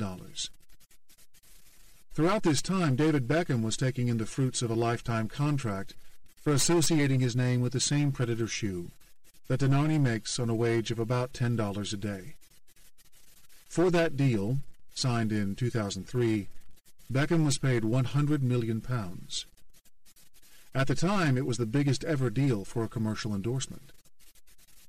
This offers another example of how the global economic system is fixed in favor of those commanding a monopoly on certain forms of production. In this case, the business of advertising and brand management, while it throws up insurmountable barriers to others in their efforts to advance themselves. Contrary to popular wisdom, Adidas is not a shoemaker. It is a manufacturer of customer loyalty, loyalty to an idea, an image. There, in that ill-defined world of intangible assets and branding strategy, resides the true value-added power in the global manufacturing economy. Meanwhile, the real business of shoemaking, the industry that P.T. Panarub is in, has become commoditized. So long as the world supply of labor across developing countries is sufficiently large to keep it that way, Adidas can go anywhere to source the physical product to which it attaches its famous brand. Above all, the German company has the concept of the China price to thank for this profitable scenario. With the help of its targeted monetary, fiscal, industrial, and social policies, China has set the bar low for the costs that Adidas can now demand from all of its suppliers, laying them off against each other. And even if China becomes too expensive, the benchmark has now been set. That takes care of the cost side of the business and ensures that Adidas has plenty of working capital with which to engage David Beckham in the more uncertain enterprise of creating a branding hit. Meanwhile, as assembly line workers in places such as Indonesia, China, Vietnam, and Mexico strive for a bigger portion of the global profit pie, their capacity to do so is hindered by the inequities in this unevenly balanced global economic system. They depend on their respective governments to enact policies that keep production costs low enough so that the other country's producers don't siphon their jobs away. So long as middle-class consumers around the world keep forking over billions of dollars for sports shoes, and so long as Beckham and his cohorts help to maintain these shoppers' enthusiasm for Adidas brands, there may be enough demand to keep most of the current Indonesian, Vietnamese, Chinese, and other nations' workers employed making its shoes. But as the crisis of 1997-98 in Asia and 2008 and 2009 in the United States showed, this global system is prone to bouts of turmoil. When the next one hits, it might deliver a portfolio loss to the likes of Beckham and Adidas's biggest shareholders, but ultimately they'll ride it out just fine. Denarny and her colleagues, by contrast, will have to worry about how to feed themselves. This is the end of the CD. The audiobook continues on the next CD. Part 2. The Rise of Global Finance. Chapter 6. Global Finance Between a Rock and a Hard Place. Too big to fail and too big to succeed. From the Renaissance, when the House of Medici financed the extravagances of the Vatican and Europe's monarchies, to the Napoleonic Wars, when the Rothschilds bankrolled Britain's war effort, to the Wall Street Panic of 1907, when J. Pierpont Morgan received antitrust immunity so he could save the United States from financial collapse. Banking and governance have long gone hand in hand. In greasing the wheels of economic development and in funding imperial ventures, financiers have made and broken political dynasties for centuries. Good or bad, it is a fact of life that the most powerful economic nations have been those with powerful banks. Without banks, there would have been no industrial revolution. Western nations would not have urbanized, and arts and culture would have taken a very different path. Equally, without political support, whether through central bank lending or government guarantees, banks' businesses would have been too unstable to deliver on such far-reaching economic projects. But if government's cozy relationship with finance has been almost unavoidable, it has also sat uncomfortably with popular politics. Once democracies became more assertive, the concentration of power in the hands of financial elites and the privileges they received from political protection became a contentious issue. That was especially so in the vibrant democracy of the United States, where the tension between those who supported a role for government in backstopping the financial sector and those who wanted banks to sink or swim like the rest of society was manifest in the raging debates between Alexander Hamilton and Thomas Jefferson. Hamilton believed in the importance of a central bank to provide stability and promote economic development. Jefferson believed such an institution was unconstitutional and undemocratic. 20th century history mostly affirmed Hamilton's position. No doubt Texas Congressman and perennial presidential candidate Ron Paul's strong following of anti-Fed supporters will read that history through a different lens. But few mainstream economists or financial historians will argue that the 1913 creation of the Federal Reserve System wasn't a constructive development for the U.S. economy. It reduced the frequency of financial crises and eased the market uncertainty that persisted between 1870 and 1913, a period in which a de facto gold standard prevailed without an official lender of last resort. The Fed wasn't perfect, as the debacle of the Great Depression proved. But after that tragedy, its crisis management improved, mostly because additional regulations curtailed the financial sector's capacity to take excessive risk. Those strict rules created a politically acceptable quid pro quo between a Hamiltonian government backstop and public restrictions on banks' power. The rest of the century saw relative financial security until its very end, when those regulations were dismantled and the political balance collapsed in banks' favor. This set the stage for the worst crisis since the Depression, which in turn breathed life back into the Jeffersonian mindset. With the repeal of the Glass-Steagall Act in 1999 and the carte blanche that gave for investment banks to merge with commercial banks, a period of widespread financial deregulation became the norm. We entered the age of too big to fail, an epoch in which banks would hold taxpayers hostage to their expansive risk-taking. Wall Street's giant new investment in commercial banking supermarkets, a product of the acquisitions upon acquisitions that gave rise to Citigroup Inc. and Bank of America Corp., now had fewer restrictions on their use of customers' funds. And yet they still counted on the backstop of central bank lending, national deposit insurance schemes, and the implicit promise of a taxpayer bailout if these sprawling enterprises were ever to face bankruptcy. Comforted by those comforting guarantees, banks borrowed heavily and used financial engineering to ramp up their profitability, trading in unregulated and often highly risky derivatives, all at taxpayers' expense. The other key development behind banks' expanded power was globalization.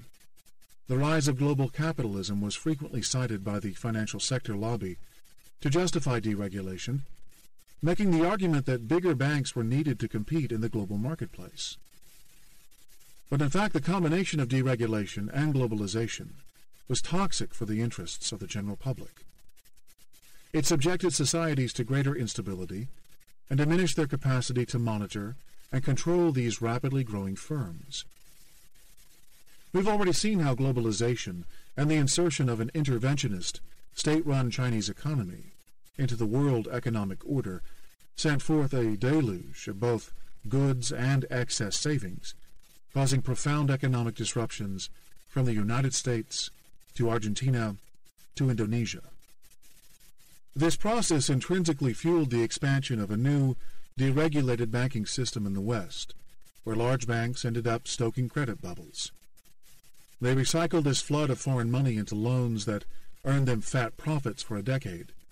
But when those loans went bad, it brought disaster onto their home countries. In terms of their contribution to the crises of recent years, the globalization of capital and financial deregulation were two parts of the same team.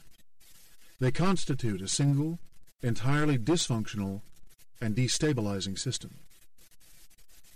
We see this in the way globalization diminished the regulatory clout that governments wield over these increasingly borderless banks. Financial institutions, which could now move billions of dollars across borders in seconds, operated across multiple jurisdictions and could raise funding from an international array of investors.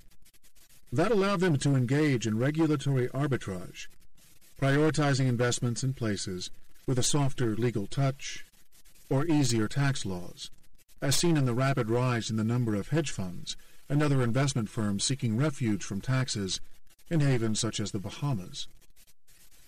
The sovereignty of a nation's electorate stretched only as far as its borders, but the power of global finance went much further. The crisis that stemmed from this and the backlash it provoked have led us to a moment when Jefferson's legacy again demands our attention, as economists Simon Johnson and James Kwok put it. The pendulum had swung too far in favor of concentrated financial power, and it was time to swing it back some.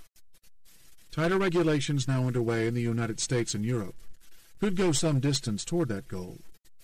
But the borderless nature of modern finance means these will work only if they are implemented uniformly across countries.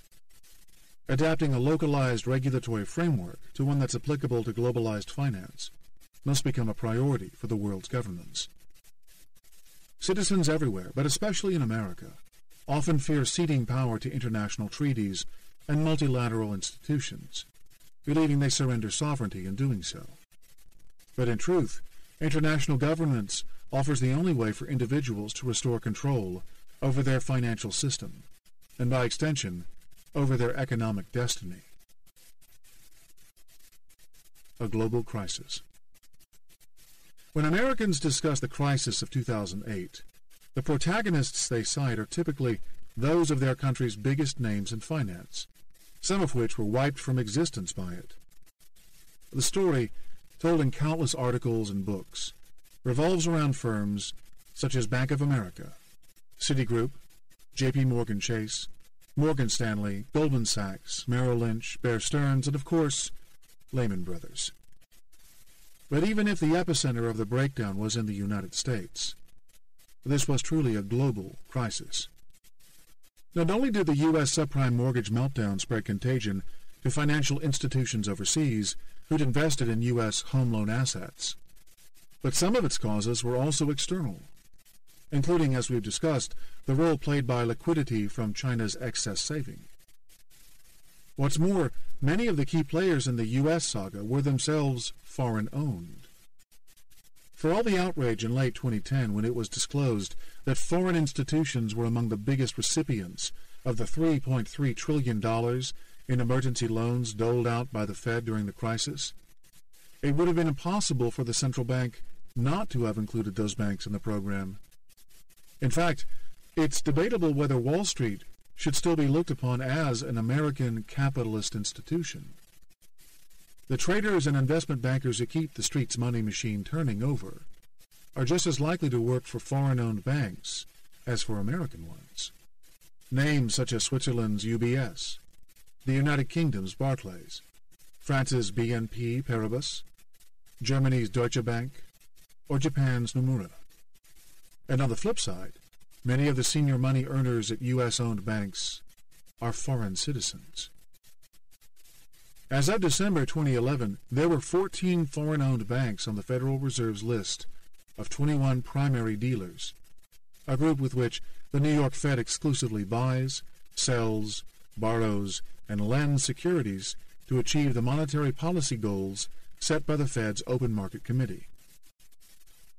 The primary dealers also play a vital market-making role in U.S. government bond trading, as they are compelled to bid in Treasury auctions.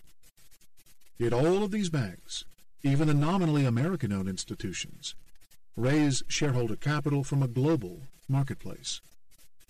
Many count on strategic, sovereign shareholders from China or the Middle East. Since the dollar is a global currency, the U.S. financial system is necessarily a global financial system.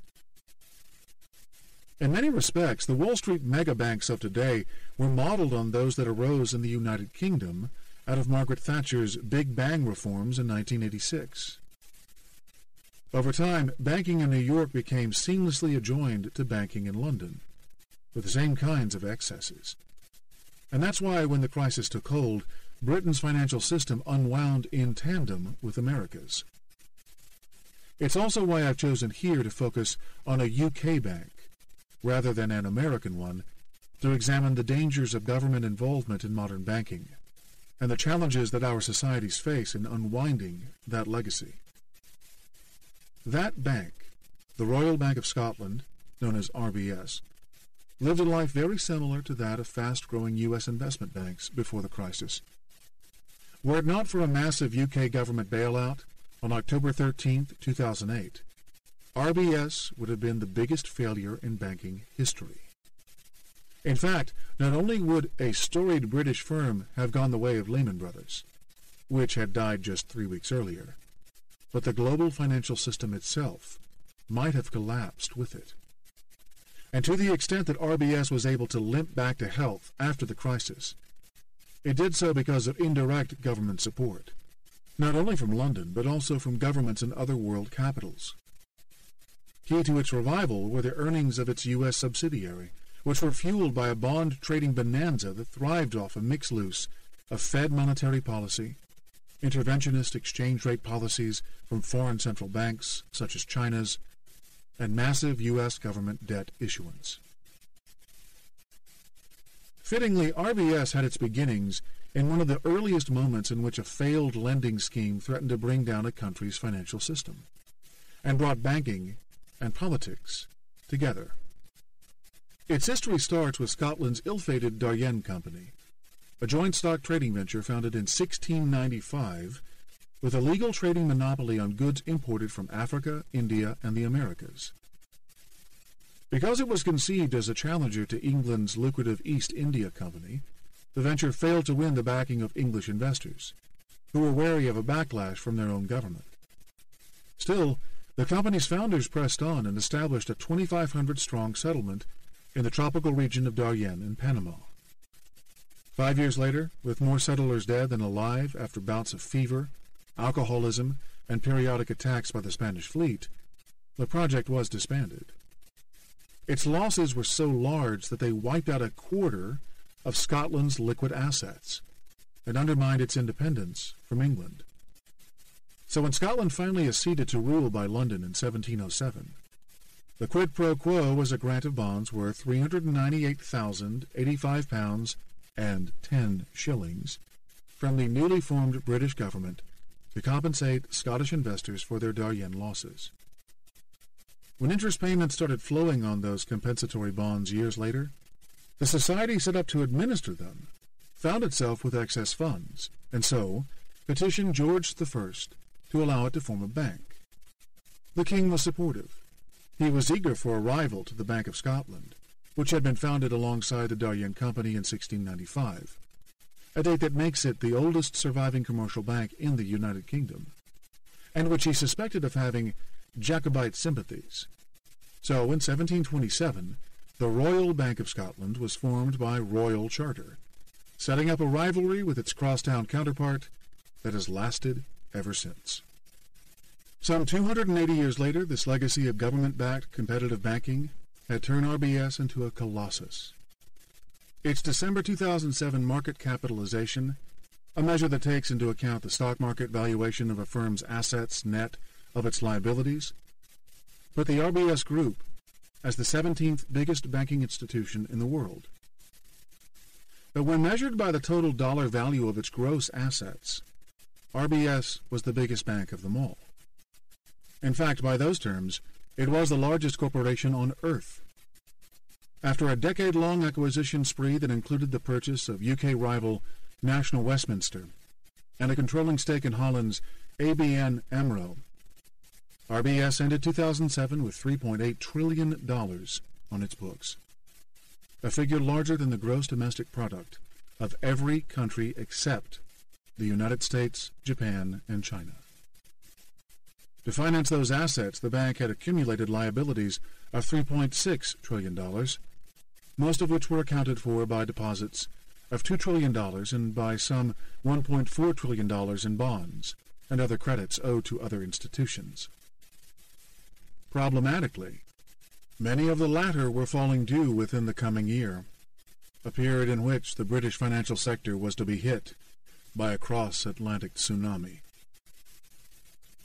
Throughout 2008, as the scattering fallout from the U.S. subprime crisis began to drag down the recoverable value of RBS's mammoth portfolio of mortgage assets, the bank's capacity to make good on its debts fell into question. That caused other banks and lenders to cut their lines of credit or demand that RBS post increasingly larger collateral against their loans. An alarming scenario confronted UK Chancellor of the Exchequer, Alistair Darling, as well as the finance ministers of other countries whose banks had lent to RBS. If Darling didn't take the politically unpopular step of using taxpayer money to prop up this overextended institution, the millions who trusted it with their savings would start a run on its deposits. Starved of funds, RBS would default on its obligations with other banks, many of which would then face the same risk of a bank run and difficulties repaying their creditors. This contagion of spiraling defaults would next put at risk the commercial paper market, where companies raise the short-term funds they need for important routine payments, such as wages, and that of global trade finance, on which the world's exporters rely to pay for the shipment of goods around the world. Both markets malfunctioned to some degree after the Lehman debacle, although they were later revived. In short, when banks as big as RBS wobbled, an entire global economic system had the potential to break down with calamitous effect. This is the essence of what financial regulators call systemic risk. The bigger the bank, the more it embodies that risk. RBS, in this sense, was an archetypal, too-big-to-fail bank. Eventually, in the chaos of the post-Lehman financial meltdown, the UK government relented, injecting $20 billion into RBS in return for a stake that would ultimately grow to 80%. Ironically, the Bank of Scotland was also partially nationalized that day. RBS's rival of 3 centuries was at that time a separate unit within the struggling HBOS plc group, which the government forced into a merger with the equally embattled Lloyds Banking Group, packaging the deal with a $17 billion capital injection and 43% stake for taxpayers in the merged entity. In the same way that many Americans reacted around that time to the $700 billion Troubled Asset Recovery Program, or TARP, destined to save teetering Wall Street institutions, Britons were infuriated that their taxes had gone to rescue reckless bankers. But while the anger was understandable, their government had little choice. The outrage needs to be focused on the political economic system that led taxpayers into these no-win situations in the first place. Of all the flaws exposed by the crisis, none captures the financial system's dysfunction more than the too-big-to-fail dilemma. Making a mockery of the laissez-faire rhetoric that springs forth from Wall Street banks, this idea refers to the notion that a few financial institutions have become systematically important because of their size and breadth of relationships, so important that governments can't afford to let them collapse. That scenario means they enjoy an implicit guarantee of financial support, which only encourages the kind of reckless risk-taking that will threaten the integrity of the system. The guarantee feeds into bankers' tendency to make asymmetric risk assessments. Knowing they will be saved from catastrophic losses on the downside, they are more likely to take bigger risks and shoot for knockout profits on the upside, especially when they have giant bonuses resting on such gains. It's another case in which a mispricing of risk creates misaligned incentives. Its distorting impact on the global economy is as significant as that of the mispricing of the Chinese exchange rate. In 2010, 2 years after the crisis, policymakers introduced a barrage of legislation to overhaul the regulation of their financial systems. It will take another crisis to test whether the United States Dodd-Frank Act, its equivalents in European Union countries, and a set of new international capital rules introduced by the Basel Committee of Bank Regulators will create a more stable financial system. Until then, too big to fail will remain the prevailing doctrine. Indeed, in various ways, governments have continued to aid big banks. The surviving institutions are now even bigger, thanks to government-encouraged mergers. Those of Lloyd's and HBO's, Bank of America and Merrill Lynch, and J.P. Morgan and Bear Stearns, to name a few, as well as the collapse of hundreds of smaller competitors in the United States. The 6 biggest banks in the United States now control assets worth a staggering 66% of GDP. Bank of America has 58 million U.S. banking customers. Citigroup has 21 million. Even after the crisis had subsided, the world saw fresh direct bailouts. The Irish government spent 50 billion euros, or 30% of Ireland's GDP, to rescue its banks in 2010. A year later, it was looking increasingly likely the governments of Germany, France, and Italy would conduct an even bigger round of recapitalization. There were also indirect bailouts, as with the Eurozone government's financial aid programs for Greece, Ireland, and Portugal, and the purchases of Spanish and Italian bonds by the European Central Bank, which saved European banks from losses on their loans to those governments.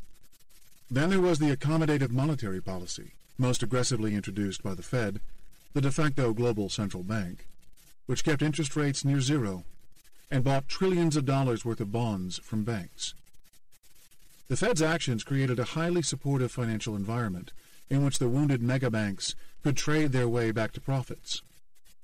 Finally, as we'll discover in the case of RBS's U.S. Capital Markets Unit, New York banks benefited from the People's Bank of China's and other emerging market central banks' continued expansion of their foreign currency reserves, which they invested into Wall Street-traded U.S. debt securities. To be fair, the UK government, which took controlling stakes in the banks in which it intervened, undertook a more aggressive re-regulation of the industry than its Washington counterpart. This had a significant impact on RBS's employees, whose numbers shrank from 233,600 in 2008 to 148,500 in 2011.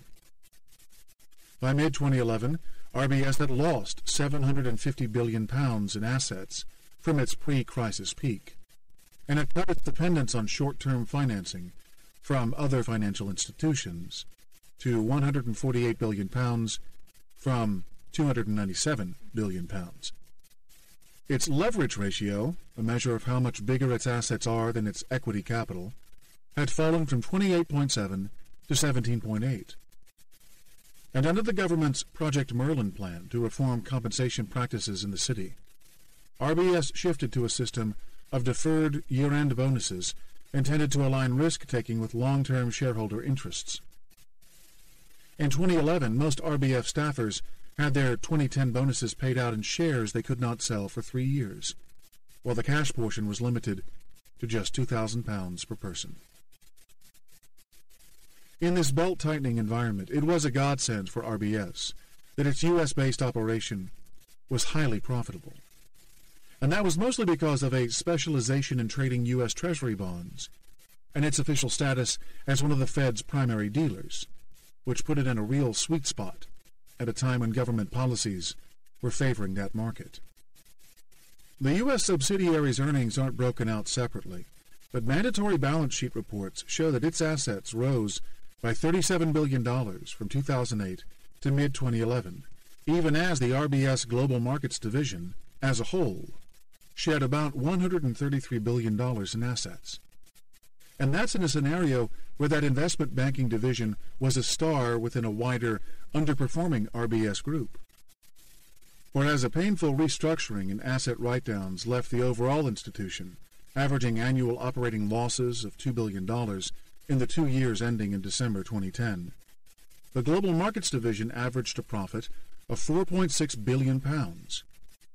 It's clear that this had much to do with the success of the U.S. subsidiary, RBS Securities, Inc. From the moment it acquired Greenwich Capital in 2000, RBS Securities grew to be a giant market maker in the U.S. debt markets. And in the crisis period, the expansion went into overdrive. In mid-2008, while the head office in London was hemorrhaging money, the U.S. unit hired almost the entire mortgage-backed asset security team that New York brokerage Bear Stearns let go after it was forced to accept a takeover by J.P. Morgan Chase in March of that year. And in 2009, RBS moved its 3,000 U.S. employees into a brand-new high-tech building of glass and steel in Stamford, Connecticut. Now mostly owned by British taxpayers and partly financed with tax breaks from the city of Stamford, the $500 million 11-story building contains 550,000 square feet of floor space and boasts a massive trading floor the size of 2 football fields. There, almost 1,000 traders, analysts, and salesmen sit in front of flickering screens 5 days a week. The trading floor would have been the biggest in the world if not for the 1,400-position site that UBS operated directly across Stamford's Washington Boulevard from RBS. The circular relationship. I feel like a weatherman in California. Every day is sunny, said U.S. government bond strategist William O'Donnell when I visited RBS's Stamford trading floor on November 9, 2010, the day of the monthly auction for the Treasury's new 10-year notes, its benchmark issue. The Fed had begun its second round of quantitative easing bond purchases, and Brazilian Finance Minister Guido Mantega had just uttered his headline-grabbing global currency war remark. The global conditions reflected in these developments ensured that the U.S. government's $24 billion debt offering would do swimmingly well.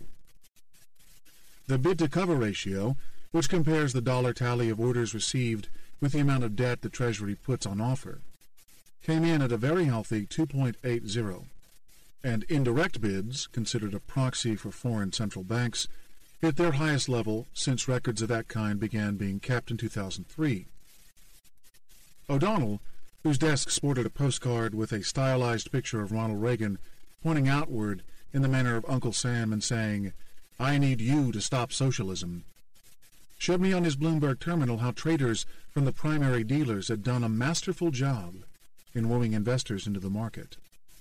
They'd sold a small amount of the 10-year bonds just before the auction so that the yield, the interest return for investors at a given value, a number that always moves inversely to the bond price, would rise to enticing levels. Then, when the 1 p.m. auction came, the buying took off. It seemed like everybody had won.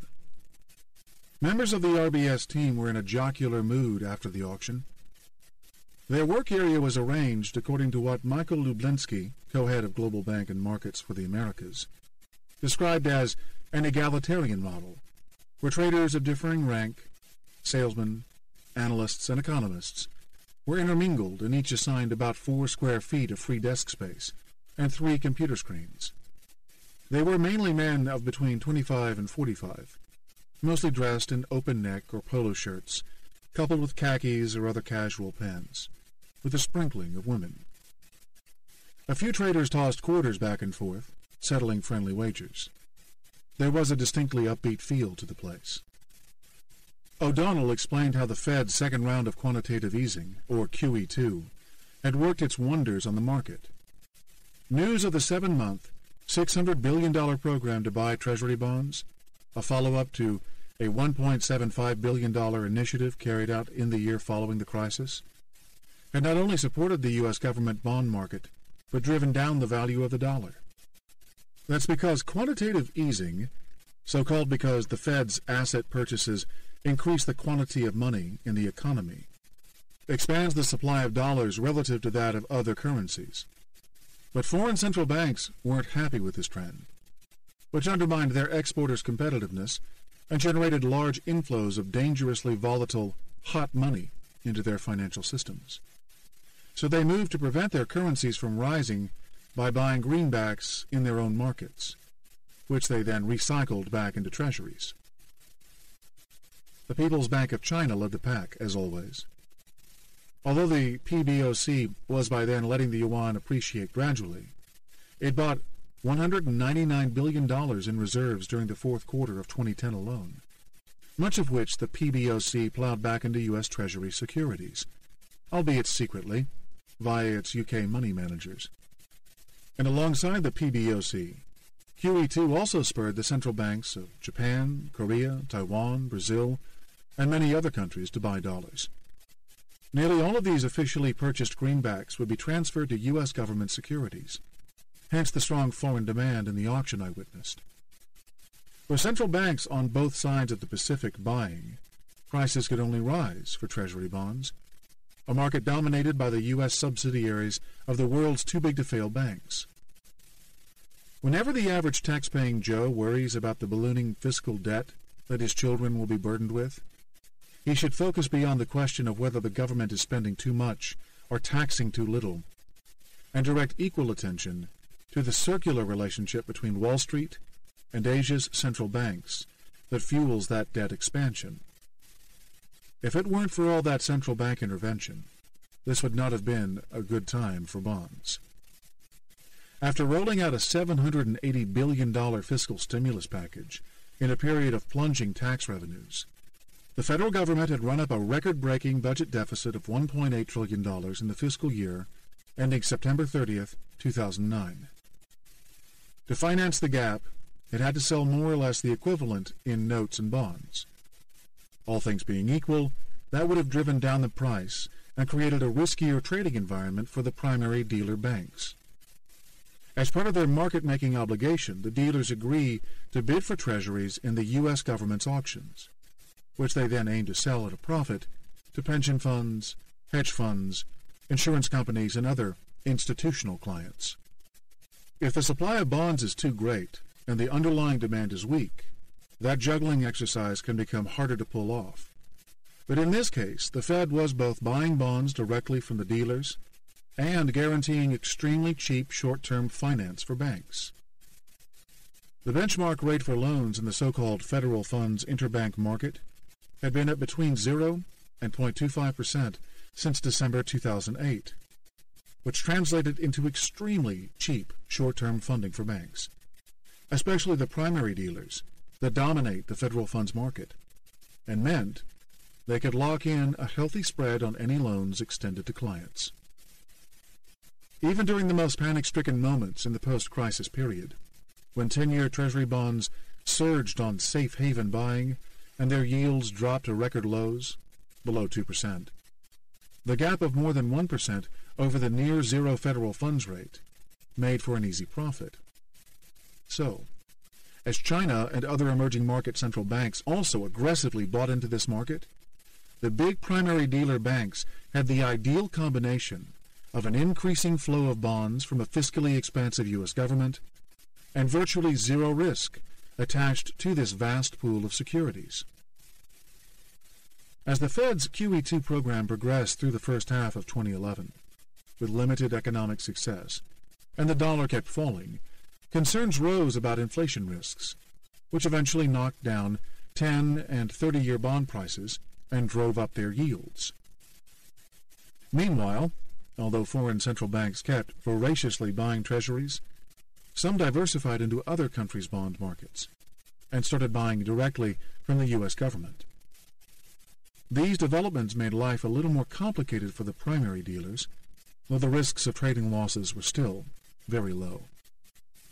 And in any case, in the third quarter of 2011, fears of a double-dip recession and capital flight from the Eurozone's debt crisis pushed investors back into the safety of U.S. government debt.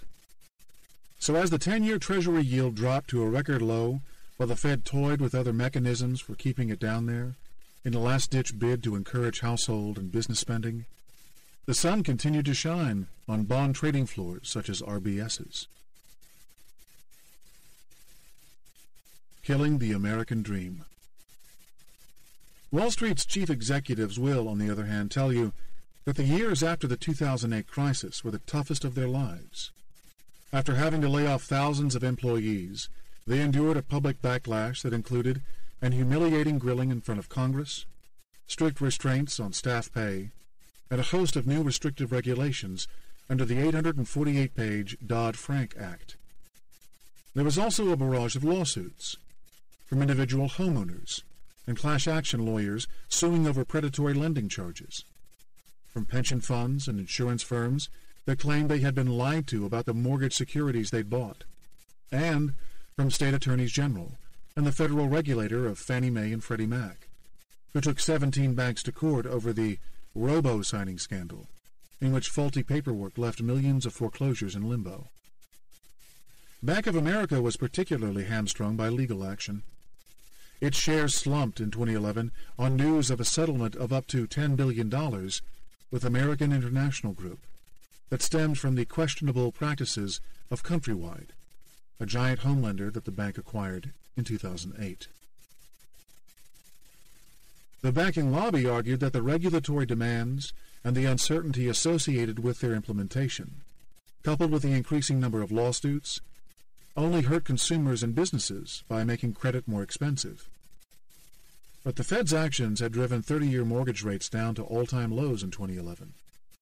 People were ignoring loan offers not because interest rates were too high, but because they were still digging out from mountains of debt, and in a weak labor market made weaker by the crisis, their incomes were lagging. This in turn stemmed from a moribund housing market where constantly falling prices had destroyed $7 trillion in homeowner equity to completely reverse the gains made during the boom. The wealth effect that once encouraged Americans to borrow and spend had turned negative and was destroying confidence, and banks played a central role in that destructive process. Take the case of Bruno and Lisa Miglietti of Hartford, Connecticut, who in 2011 were still fighting a losing battle to recover what they claimed was $75,000 in overpayments to a mortgage broker and a realtor in 2007. The Migliettis say they were misled into signing for a high-rate negative amortization loan, whose outstanding value ballooned out of control because the payments were too small to cover even the interest. Although they eventually refinanced through Citigroup, their finances were destroyed by those early costs, which, to make matters worse, were followed by a reduction in Bruno's work hours as school janitor, a fate shared by millions of municipal workers across America as struggling townships introduced severe budget cuts. The Migliettis were reduced to depending on handouts from Lisa's parents to keep their family of 3 afloat. They made unsuccessful pleas for relief under the Obama administration's Home Affordable Modification Program, a scheme designed to reduce interest payments, but which was roundly criticized for giving banks too much discretion and for doing nothing to fix the fundamental problem that 1 in 5 American mortgage borrowers owed more than their homes were worth. Citigroup repeatedly turned the Migliettis down, and instead advised that they seek credit counseling. After numerous letters to state and federal legislators and other officials, and now locked into a situation from which there seemed no escape, Bruno Miglietti was in despair. He had arrived in the United States 4 decades earlier from Nardo, Italy, carrying a lasting memory of the generosity his dirt-poor family received from occupying American troops after the war. But now the struggling homeowner told me with tears welling up in his eyes that he felt like he'd been tricked. "They've killed the American dream," he said. That bitter sentiment, recounted over and over by homeowners across the United States, is the source of the heat that bankers are feeling. Until these homeowners are free of the debt created by a reckless financial sector, the U.S. housing market will struggle to recover, which means the U.S. economy will also lag. As it stands now, the U.S. government owns 9 out of 10 new residential mortgages in a market that has $10.6 trillion outstanding, a result of the 100% takeover of mortgage firms Freddie Mac and Fannie Mae in 2008, and the role played by other federal agencies that support housing. Private investors are too shell-shocked to return to this market. But its dysfunction stems from the hopelessness of those whose loans are underwater. Whether or not they should have known better than to get into this mess, we all have an economic interest in seeing such people back on their feet. It's only appropriate that the costs of achieving that are partly borne by those most responsible for knocking them over.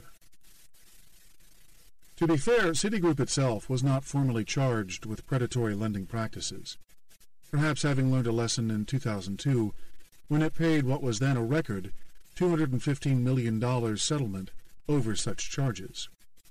And although Bank of America's massive settlement over Countrywide's misdeeds dealt directly with such accusations, the sins were mostly committed at the local level by mortgage brokers and loan originators. Big banks also rightly argue that government policy helped encourage these practices, especially in ratcheting up the purchases of low-quality mortgages by the massive quasi-official lenders Fannie Mae and Freddie Mac, which enjoyed a distorting government guarantee as part of a congressional mandate to promote home ownership. But the fact is that the Wall Street megabanks and their aggressive bundling of mortgage-backed derivatives engineered the economy-wide lending mania that fostered the predators' bad behavior. And they are the ones, after trillions of dollars in bailouts and cheap credit, that have been left with available cash. While Fannie's and Freddie's management and shareholders were wiped out by their 2008 government takeovers and are now subjected to strict new bureaucratic constraints, the top Wall Street bankers got to live another day and kept paying what Americans regard as obscenely high salaries to themselves and their senior staffers. It's a no-brainer for lawyers and regulators to come after them. In any case, the re-regulation of the American financial sector has to happen. There's not much doubt about the failings of the previous, deregulated system. Banks cannot forever hide behind the argument that this is a bad time to regulate. When is the right time? For too long, the U.S. economy was dominated by a financial sector that crowded out the real economy, the part that creates most of the jobs, and subjected it to financial volatility. It's time to rebalance, to get away from finance and back toward jobs. The gap. An instructive way to view the systemic nature of the U.S. crisis is through the prism of income differences. The ninefold difference between the average $361,000 in annual salary and bonuses paid to employees of Wall Street's top 3 investment banks in 2009 and 2010, and the average American wage of $41,000, which happened to be Bruno Miglietti's exact income, speaks to a fundamental distortion in the U.S. economy that arose from the excessive public support that is indirectly afforded to the finance sector. The problem is not the gap in incomes per se, for if it were a function of a working market economy, it could be explained by skills and productivity. Rather, the issue arises because of the anti-free market framework in which an overcompensated finance sector is given special advantages denied to the rest of us. The bulk of the income that millionaire hedge fund managers earn, for example, is taxed at a tiny 15% because it is deemed to be carried interest, a form of capital gain. Bankers, meanwhile, get an indirect but massive subsidy from other taxpayers because their institutions are seen as too big to fail and, as we'll discuss, are insufficiently capitalized. This era makes a mockery of the high-rolling late 1980s with their greed is good ethos. The $200,000 bonuses and hard-nosed negotiating that a 24-year-old Michael Lewis chronicled in Liar's Poker, his tell-all book about his days at Salomon Brothers, now seem quaint, he says.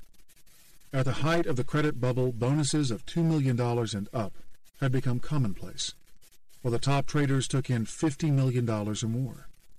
For the street as a whole, the crisis shrank the bonus pool to $20 billion in 2009 from $33 billion in 2007, according to the New York Comptroller's Office. But for the three biggest investment banks, Goldman Sachs, J.P. Morgan, and Morgan Stanley, life only got better. Along with Citigroup and Bank of America Merrill Lynch, they'd shared in a total of $135 billion in bailout money under the Troubled Asset Relief Program. But unlike Citigroup and Bank of America, their operations were concentrated on investment banking rather than commercial services, and so were less weighed down by heavily indebted consumers and businesses. They could more easily exploit the Fed's near-zero interest rates to quickly trade back to profitability. This way they repaid their TARP debts before the end of 2009, got out from under that program's strict pay constraints, and lured talent away from banks that were harder done by. As the trio quadrupled their aggregate profits in 2009, topped by a further 16% in 2010, they paid out employee compensation totaling a record $81 billion over the 2 years.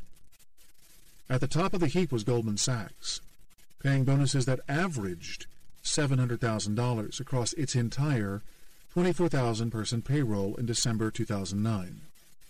It's worth noting that almost exactly a year earlier, Goldman controversially received a $12.9 billion payout under credit default swap insurance contracts that would have been uncollectible if the Fed had not made an initial $80 billion injection into insolvent insurer AIG, and if Timothy Geithner, then New York Fed president and later Treasury Secretary, hadn't instructed AIG to honor its deals with the investment bank and others. The year 2009 wasn't exactly hell for many Citigroup and Bank of America employees either. Citi was contracted to pay bonuses of $100 million to star commodities trader Andrew J. Hall, but was blocked from doing so by TARP compensation czar Kenneth Feinberg. So it sold the entire division Hall worked for to Occidental Petroleum, which was able to honor its traders' lucrative contracts. As for the bosses at the top, public scrutiny meant they paid themselves a bit less after the crisis, but they were hardly suffering. Whereas J.P. Morgan Chase CEO Jamie Dimon and Goldman Sachs chief Lloyd Blankfein had claimed packages of $20.7 million and $68 million, respectively, in 2007, the same year in which the subprime crisis took root. In 2010, they took home pay of $17.4 million and $12.6 million, respectively. And of course, in this era, hedge fund managers continued to take home even bigger incomes, with many of the top earners enjoying $100 million plus years. The massive financial payouts came as America's income inequality reached its widest level in 8 decades. Income disparity had doubled between 1980 and 2005. Together, the top-earning 300,000 Americans now took home as much as the bottom 150 million, with the former's average income 440 times higher than the latter's. It wasn't just the finance sector that was behind this either. Compensation for CEOs at non-financial public companies rose exponentially into the multi-million-dollar range, while real average wages stagnated or fell. And yet this too stemmed from globalization and from what Johnson and Kwok describe as the financialization of the U.S. economy. As jobs were outsourced to China or replaced with new technologies, and as ever greater efficiencies were extracted from workers whose bargaining power had diminished, corporate profits continued to rise, which automatically meant that the compensation of upper management did too.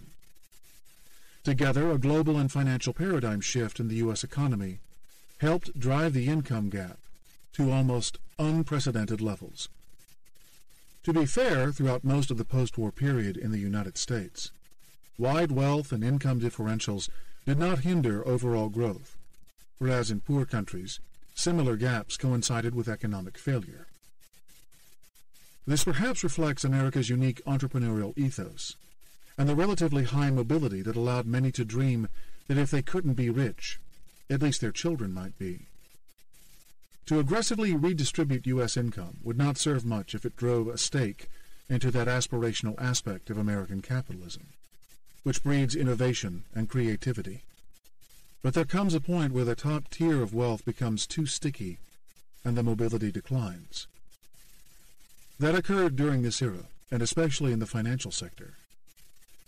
Electronic trading and the thinning price margins it imposed on Wall Street meant that the big money was no longer to be made in commissions-based brokerage and trading, which had previously attracted modestly educated, if street-smart men. Rather, the opportunities lay in investment banking and the quasi-scientific field of structured finance. Those jobs required Ivy League MBAs and math PhDs. With college tuition and student loans spiraling upward in the same way that housing and mortgages work together, steep barriers to entry arose in the highest-paying industry in the country. This model then filtered into other parts of the broader economy, which meant that the upper class became more entrenched, the middle class shrank, and the working class expanded and saw its incomes stagnate. Eventually, the sheer concentration of power and wealth at the top messed with the functioning of the economy and helped bring about a financial and political crisis. In 2005, economists from the University of California, Berkeley, and the Paris School of Economics prophetically noted that the last time American society was so economically divided was in 1928, just before the 1929 crash and the Great Depression.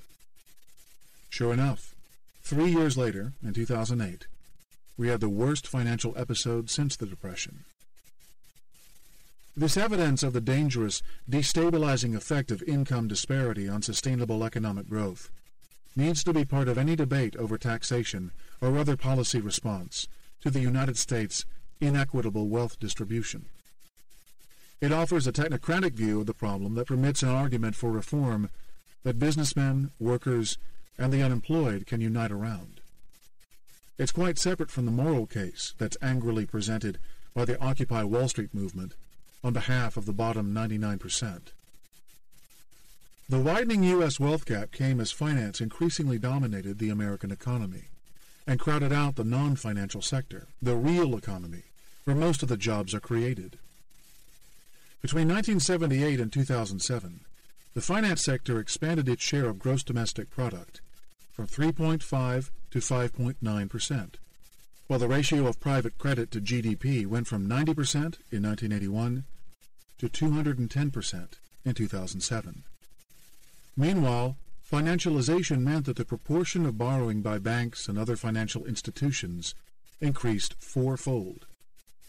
The finance sector went from borrowing $13 for every $100 borrowed by the real economy in 1978 to $51 in 2007. There, within the finance sector's mass of intertwined debts to itself, lay the time bomb that would become the crisis. This explosive growth in what Wall Street calls leverage facilitated an equally explosive growth in profits for bankers.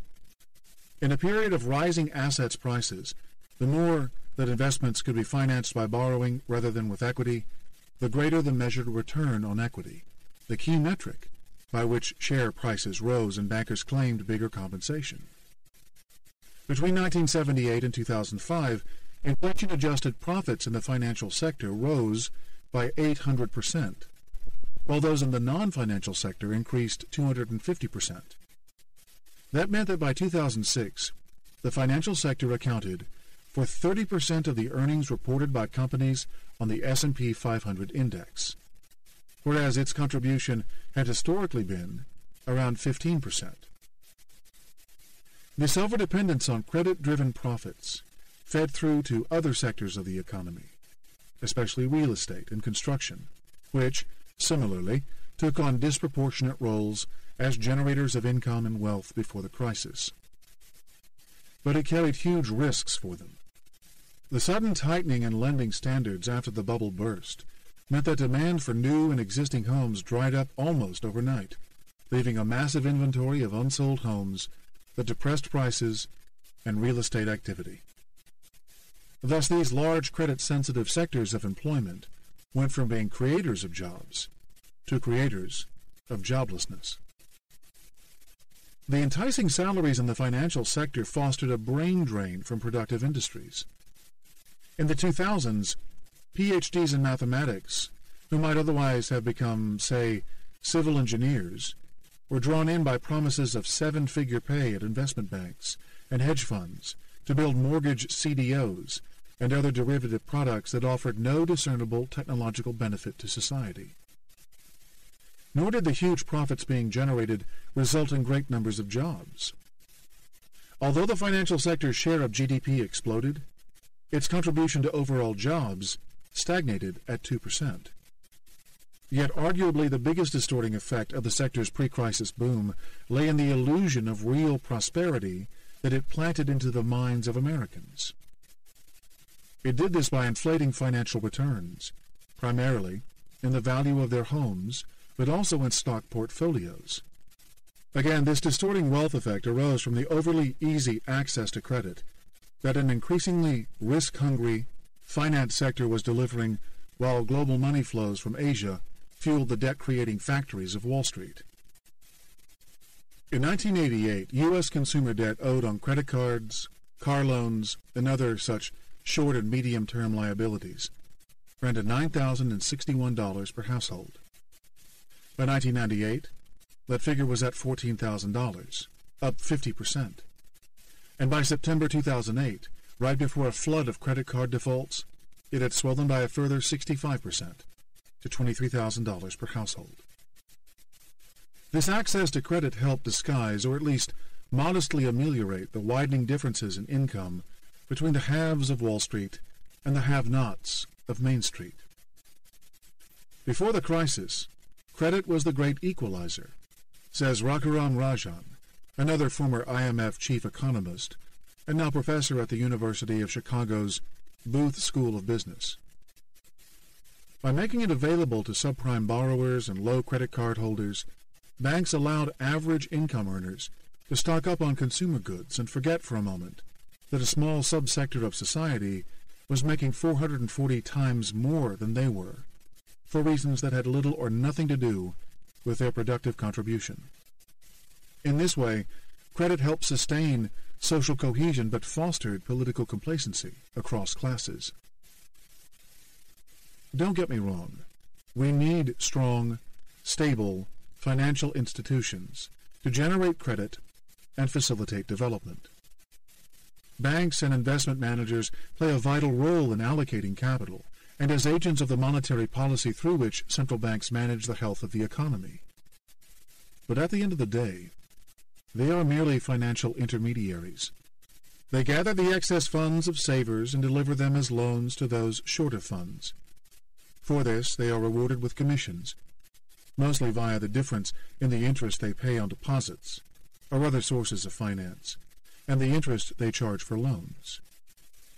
But it is nonetheless just a middleman's job. From a social perspective, it is of secondary importance to the production of actual goods and services in the real economy. Thanks to a series of gravely misguided ideas, we have elevated these middlemen to powerful positions as kingmakers and locked ourselves into an economic and political model that weakens people's control over how their tax money is used. When reform goes bad. Among the most misguided of those ideas was the notion that if we broke down the wall between the highly regulated commercial banking industry and the freewheeling world of investment banking and securities brokerage, we'd be better off. In fact, the 1999 repeal of the Depression-era Glass-Steagall Act, which ended 66 years of a legal separation between these two models, left us worse off. By letting deposit-taking banks run casinos, as some described it, we subjected our economy to unsustainable risks and left taxpayers to pick up the pieces when they fell. The reforms shifted our financial system away from a traditional model where public deposits provided the finance with which banks lent for lengthy periods to household and business clients, in accordance with prudential regulations. That old model, under which people such as the Boursinos of circuit board maker Electropac developed long-standing personal relationships with local bankers who knew them and their businesses intimately, was overwhelmed by a much larger, delocalized, and impersonal global system. as banks and asset management firms grew bigger and explored opportunities offshore, both became more reliant on the rapidly expanding, globalized wholesale money market. There, financial institutions could lend to and borrow from each other on a short-term basis, without relying on the high overhead business of attracting deposits. These giant money markets, dominated in the United States by the repo market, in which institutions lend out securities in return for cash, were a cheap, liquid source of finance. Rates stayed close to the Fed's benchmark, and unlike with their deposit holdings, banks borrowing in this market were not subject to rules requiring that they put aside at the central bank a portion of what they owe, which meant they could put more of that money to work in loans that generate income. For the institutions that lent into these deep money pools, however, the market came with a risk. Unlike depositors, who were then insured up to $100,000 in the United States by the Federal Deposit Insurance Corporation, they received no third-party guarantees to protect their loans. What they got instead was a pledge of collateral. In these repo transactions, borrowing institutions lend securities to other institutions for short periods, receiving cash loans in return. As the demand for such funding grew, so too did the need for collateral, which is one reason mortgage securitization went into overdrive, creating collateralized debt obligations, whose top-tier tranches were given AAA ratings. Since these were regarded as high-quality collateral, finance-needing banks had an incentive to create as many as possible, which in turn meant that more home loans had to be generated. Rather than sell all the CDOs to institutional investors, they kept a portion on their books for repo transactions. In this way, the Wall Street-led shadow banking system grew ever larger as it fed off the mortgage mania underway on Main Street and the flow of money into the American financial system from Asia. As the securitization process trumped traditional banking, the loan originators who'd done the initial FaceTime with homeowners were left with no skin in the game. They quickly sold the debts to investment banks, which bundled them into securities, and, in turn, sold them on to institutional investors, such as pension funds and insurance firms, now 3 steps removed from the borrower. Few knew it then, but this cycle of origination, securitization, collateralization, and ever-expanding short-term borrowing was turning the shadow banking system into a ticking time bomb. The all-important tri-party repo market, in which the Fed also participates to keep interest rates at its target level, had grown to a peak of $2.8 trillion in trades every day. 2 giant banks, J.P. Morgan Chase and Bank of New York Mellon, were the central custodians in that market, creating a dangerously centralized risk.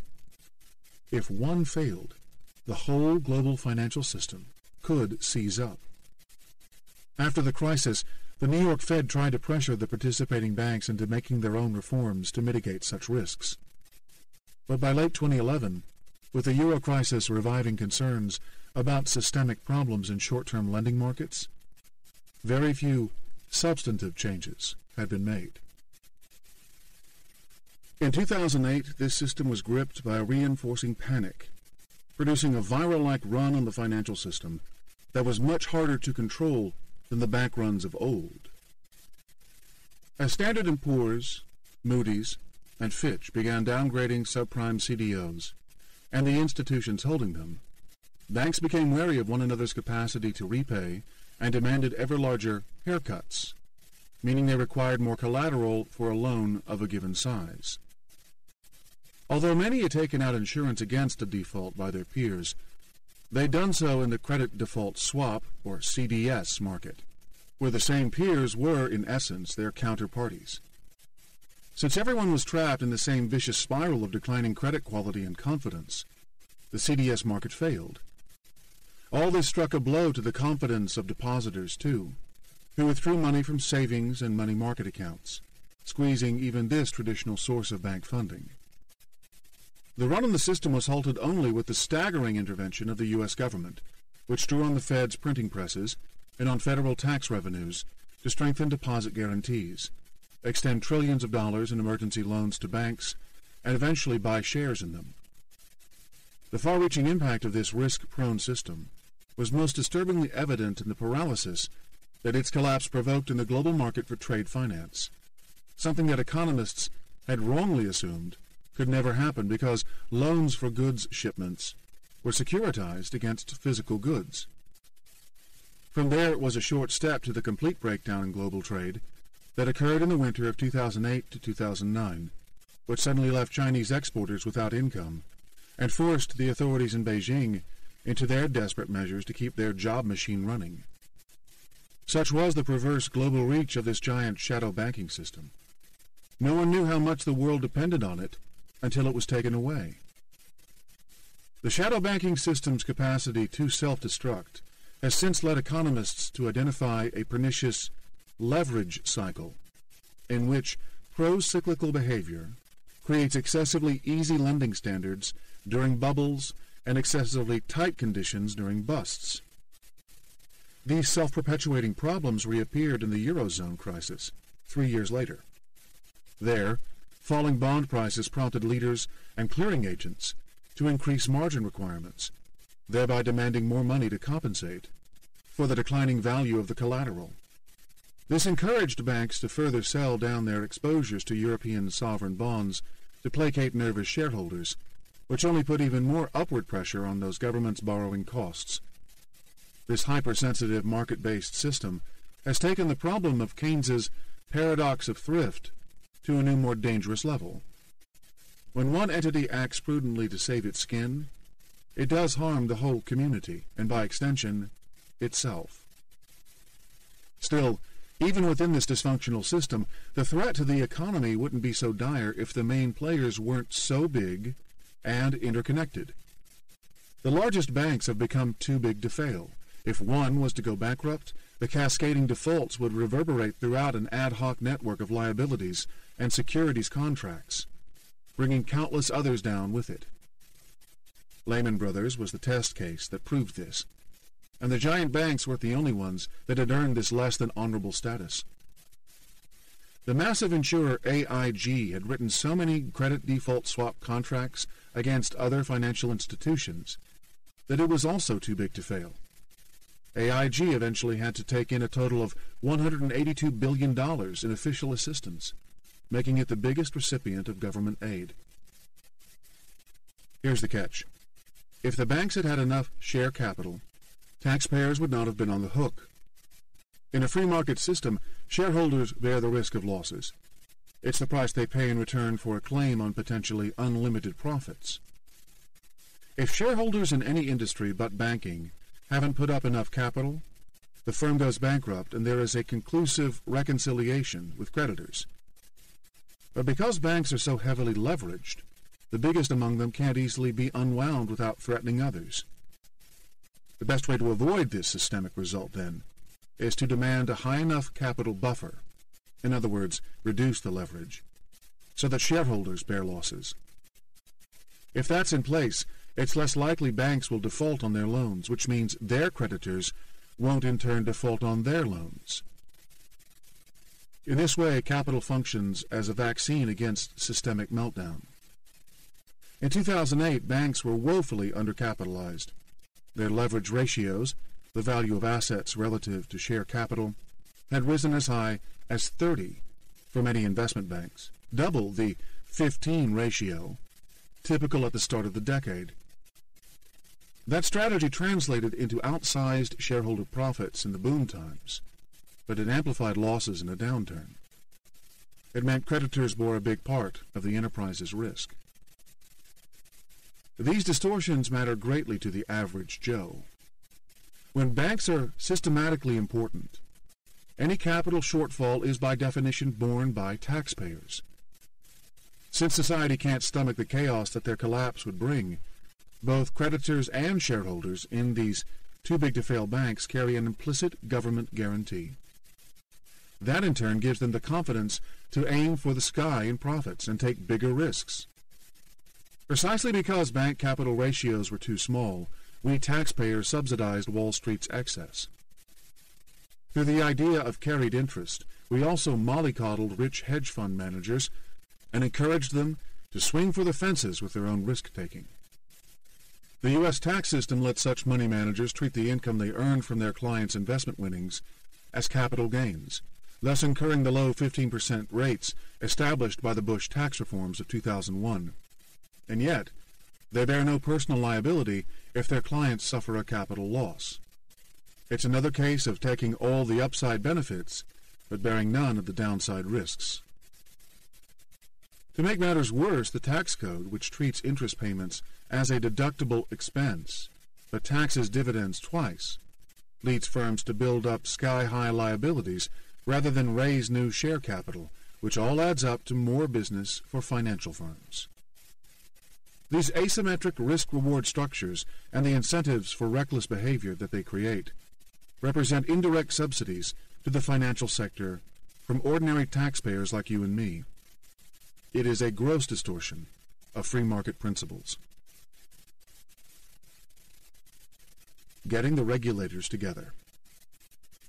Bailouts, unpalatable though they were unavoidable. It is critical to acknowledge that. Without them, an unfathomable economic meltdown would have gripped the world.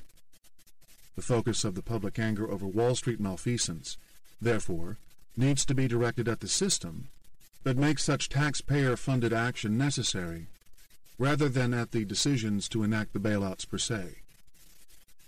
A key focal point should be the straightforward demand that banks hold higher capital. Regulators do now at least recognize that imperative, but they are doing so in an ad hoc manner, without the international coordination that's needed. In September 2010, after more than a year of wrangling, the 27-member Basel Committee of International Bank Regulators unveiled its so-called Basel III Agreement on Minimum Capital Standards for Banks. This was a revision of the dismally failed Basel II Accord, which among its various flaws allowed banks to use their internal value at risk, or VAR, models to gauge how much capital to set aside against different categories of loans. Since the future is ultimately unknowable, these models could not contemplate the outlying tail risk of a systemic crisis. Thus, Basel II regulated banks entered 2008 blissfully ignorant of the atomic bombs lurking in their balance sheets, and were woefully undercapitalized to withstand the explosions when they came. Although it leaves the base requirement for total capital unchanged, at 8% of a special risk-weighted measure of their assets, Basel III more than doubles the proportion to be held in common shareholder equity, the most basic and effective form of loss-absorbing capital.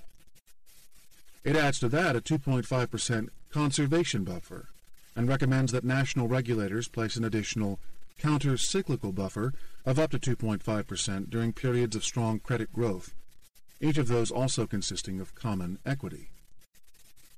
Critically, Basel III additionally imposes a common equity capital surcharge of up to another 2.5% for the 28 big banks that the committee has deemed to be globally systemically important. These changes will strengthen the system. They will also reduce banks' leverage, diminish existing shareholders' claims on assets, and constrain profitability. Banks will simply be unable to meet the high return on equity they've been promising shareholders until now. It is the necessary price to be paid for making the system safely self-sustaining. And yet, given the size of the mess created under the previous rules, and the nervousness that continues to plague markets about default risks, critics argue that the new rules are still too weak. Banks will have until 2019 to phase them in, by which time another crisis could easily be upon us. Accounting rules remain inconsistent, which means capital requirements vary enormously depending on the mix of assets, while the principles of risk weighting are still fraught with flawed assumptions. Glaringly, the initial Basel III Accord continued to accept a zero weighting for sovereign debt, perpetuating the absurd notion that lending to Greece, Portugal, or Ireland carried no risk and needed no capital held against it. The sharp declines in bank shares that occurred during the Eurozone crisis demonstrated that investors still felt the global regulatory framework was insufficient. So officials in different countries took matters into their own hands and began pushing for tougher rules than Basel III. This forcefulness was welcome in principle, but in acting independently of one another, they raised the risk that regulations could become too stringent or create opportunities for regulatory arbitrage. They might succeed only in curtailing lending, but fail to enhance the security of an inherently global system. Switzerland's bank supervisors demanded that the two giants of the banking sector, UBS and Credit Suisse, accumulate total capital worth 19% by 2019, almost twice the new Basel requirements. The United Kingdom considered a different but similarly tough path. A government-commissioned report recommended forcing banks to ring-fence their investment bank divisions from operations that draw funds from the depositing public. And as the Eurozone's crisis reached a climax in the fourth quarter of 2011, the European Commission pushed for all EU banks to immediately adopt a minimum 9% common equity capital ratio, a dramatic move that would swiftly force a heavy recapitalization of the sector or subject banks to government takeovers. Meanwhile, Daniel Tarullo, the Fed Board of Governors' resident expert on bank supervision, raised the ante by suggesting in a speech that systematically important U.S. banks should carry a minimum of 14% capital. Not surprisingly, such developments prompted a backlash from Wall Street, where bankers complained that governments were simultaneously telling them to boost lending while denying them a profit incentive. Do you have a fear, like I do, that when we look back and look at them all, the financial rules, that they will be a reason it took so long that our banks, our credit, our businesses, and most importantly job creation started going again? J.P. Morgan Chase CEO Jamie Dimon provocatively asked Fed Chief Ben Bernanke during a panel discussion shortly after Tarullo's speech. It was standard Wall Street stuff. The counter-argument to higher capital requirements is that they curtail growth. 3 months later, Dimon took it further, suggesting it would be anti-American for the United States to ratify the Basel surcharge for big institutions, on the grounds that it discriminated against U.S. banks. With good justification, he was roundly criticized for this jingoistic rebellion against the international coordination that bankers such as he had, until then, publicly professed to believe in. To be fair to Dimon, U.S. banks had raised much more capital than their European counterparts after the 2008 crisis, and so were in a healthier state. They also followed stricter mark-to-market rules for asset valuation, which means that their balance sheets better reflect the risks they face. Dimon also had a point in noting that Basel rules place higher capital risk weightings on the kind of mortgage-backed assets that U.S. banks hold than they do on the European equivalent, known as covered bonds. But this sounder capital buffer should be seen as a strength of the U.S. banking sector, not a weakness. It leaves U.S. banks better placed to withstand shocks than banks in the crisis-racked Eurozone. Instead, Dimon equates strength with size and higher profit margins, and he argues that American citizens should share those objectives for their banks. We taxpayers have no business caring about such things. Our interest lies in the soundness of the global banking system as a whole, not in having the biggest, most adventurous banks in the world. And that means that every country must recognize, ratify, and implement the same standards. By the second half of 2011, banks were seeing their financial performance slide. Market volatility spurred by the Eurozone crisis was undermining the trading profits they'd earlier enjoyed in securities markets. So too was an associated freeze in bond and share offerings, which ate into their underwriting business, while demand for residential and business loans remained low. Small U.S. banks were especially hard hit, with 2,500 of them laying off more than 20,000 staff in total during the third quarter. But the pain was also felt by the big ones. In that same period, Goldman Sachs returned its second-ever quarterly loss, and in the next one, Citigroup announced it would let 4,500 staff go, bringing its total worldwide workforce to just below 210,000. In this climate, the regulatory reforms added to investors' nervousness and contributed to month-long declines in bank share prices. Investment banks would pay bonuses of about a third less than those of the 2 prior bumper years. But the truth is that Wall Street paid an astoundingly low price for a decade of excess that did profound economic damage. The new restrictions were less onerous than what many had predicted amid the 2008 meltdown, and they only started dribbling into effect after the banks had enjoyed a 2.5-year post-crisis boom, financed by cheap Fed money and public bailouts. And even the provisions in the Dodd-Frank Act that did survive will be difficult to enforce unless Congress vastly expands regulators' resources. One flashpoint was the Act's Volcker Rule, named after former Fed chairman and then Obama advisor Paul Volcker. The rule mimics the Glass-Steagall division between commercial and investment banking by barring deposit-taking banks from using any more than a small portion of those funds for trading on their own account. But banks successfully fought for exemptions, which left the exceedingly complex regulatory documents running to 298 pages and fraught with ambiguous distinctions between banned proprietary trading and legitimate market trading. Different problems arose with the separate requirement to standardize derivative contracts, the instruments that Warren Buffett described as financial weapons of mass destruction, and trade them transparently through regulated central clearinghouses. That rule change was intended to avoid an AIG-like scenario in which billions of dollars of over-the-counter liabilities were hidden from view, and because they lacked a central clearing system, such as those that exist at stock exchanges, were vulnerable to default risks that could in turn mushroom throughout the financial system. But the Commodity Futures Trading Commission, the CFTC, had to delay implementation of the rule by a year as it reviewed thousands of comment letters from lobbyists, and despite a much wider remit that required an increase in resources, faced an antagonistic House of Representatives. The House sought to cut the Commission's 2012 budget by 15%, which amounted to little more than half the $308 million President Obama had requested. An amount of $205 million was eventually agreed to in a compromise with the Senate, but that still left the agency woefully short of resources, a vacuum that was exposed a month later when CFTC supervisors failed to prevent bankrupt investment bank MF Global from losing $1 billion of customer money. In putting the squeeze on the CFTC, House representatives regurgitated Wall Street bankers' spurious arguments that some end business users of derivatives, such as farmers, would be penalized by higher costs under the Commission's plans for a centralized clearing system.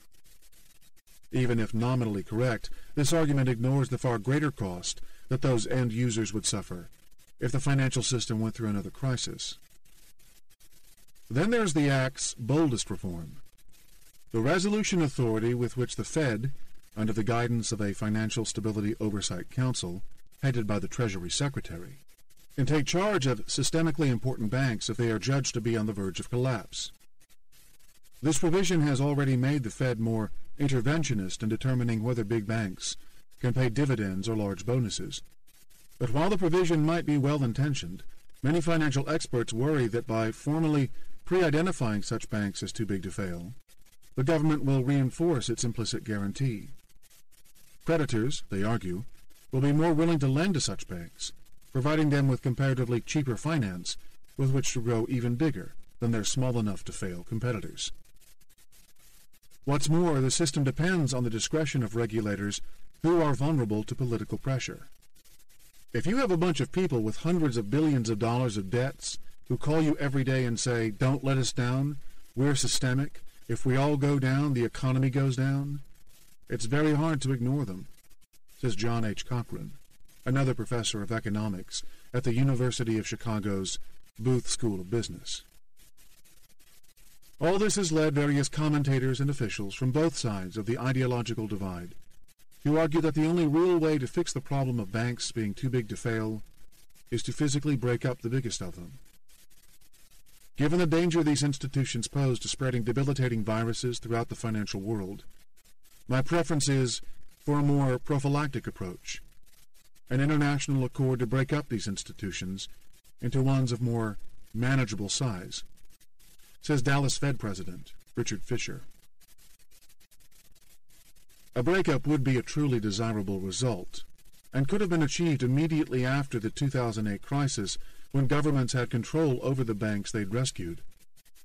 We saw the benefits of having institutions that are small enough to fail in November 2011, when the collapse of the relatively small but high-profile MF Global, under former New Jersey Governor John Corzine, resulted in headlines and some severely bruised egos, but did not provoke a systemic event in the financial system. However, when it comes to giant global banks such as Citigroup, a forced breakup might now carry risks.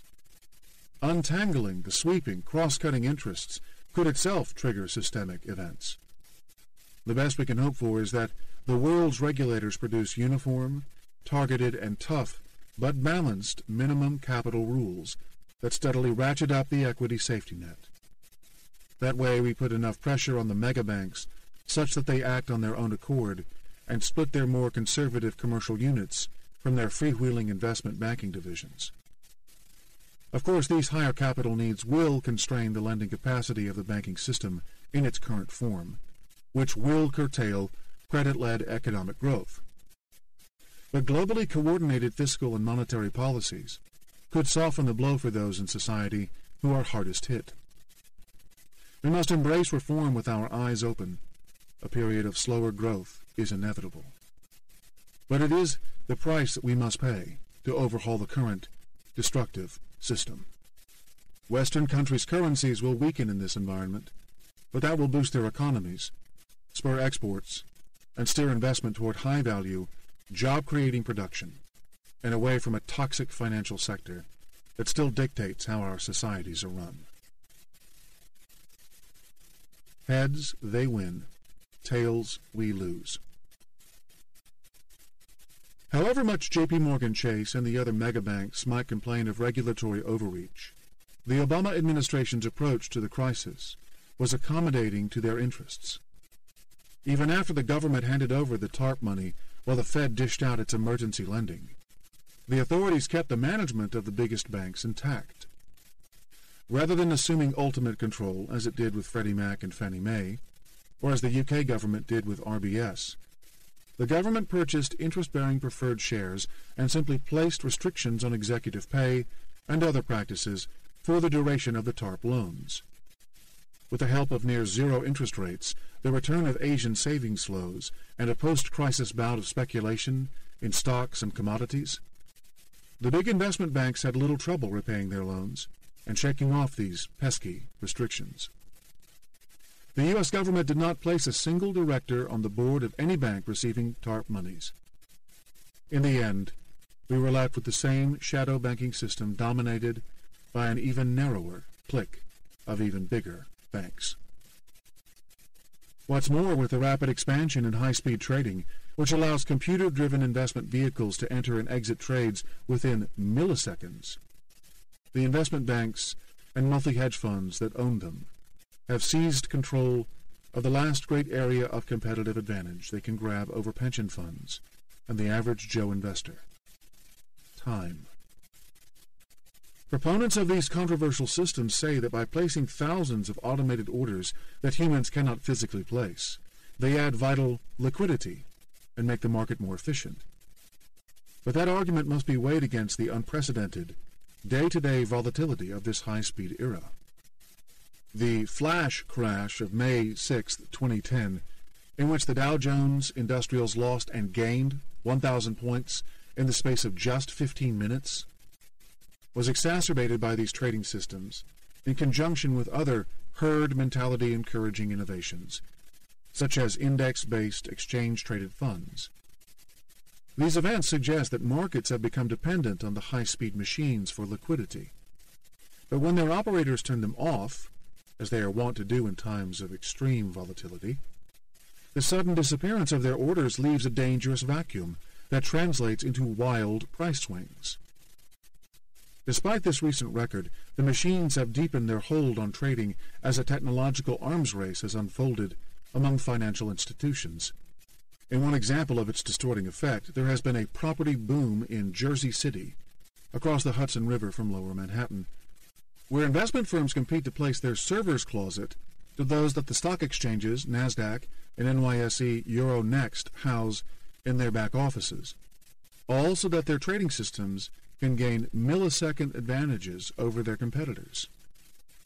It offers an Orwellian image of a world run by rich bankers' machines. Add to the mergers, bailouts, and trillions in government support, and it seems to me that we not only fail to build a new financial system out of the crisis, but also let the existing flawed one morph into something even more powerful and dangerous. The Obama administration's inability to enact a wholesale shakeup of the financial industry when it had the chance in 2008-2009 shows that it was trapped by a presumption that it would be easy or even possible to go back to the previous world, the idea that there was some normal functioning of the economy that would return once they got over the crisis, says University of Texas professor James K. Galbraith. The worst manifestation of that mistake, Galbraith contends, was that they didn't fire the lobbyists. By letting the banks live, the government preserved the political power at their core, the senior executives who run them, a group incentivized to protect their vast personal wealth at all costs. Where does this immense political clout come from? The answer can be found at the Center for Responsive Politics' OpenSecrets.org website.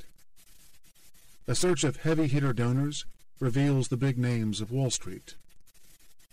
Goldman Sachs and its employees accumulated the fifth biggest tally of spending on political donations between 1989 and 2010, out of a list of institutions that includes industry associations, lobby groups, and giant multinationals with up to 30 times more staff than there are on Goldman's payroll.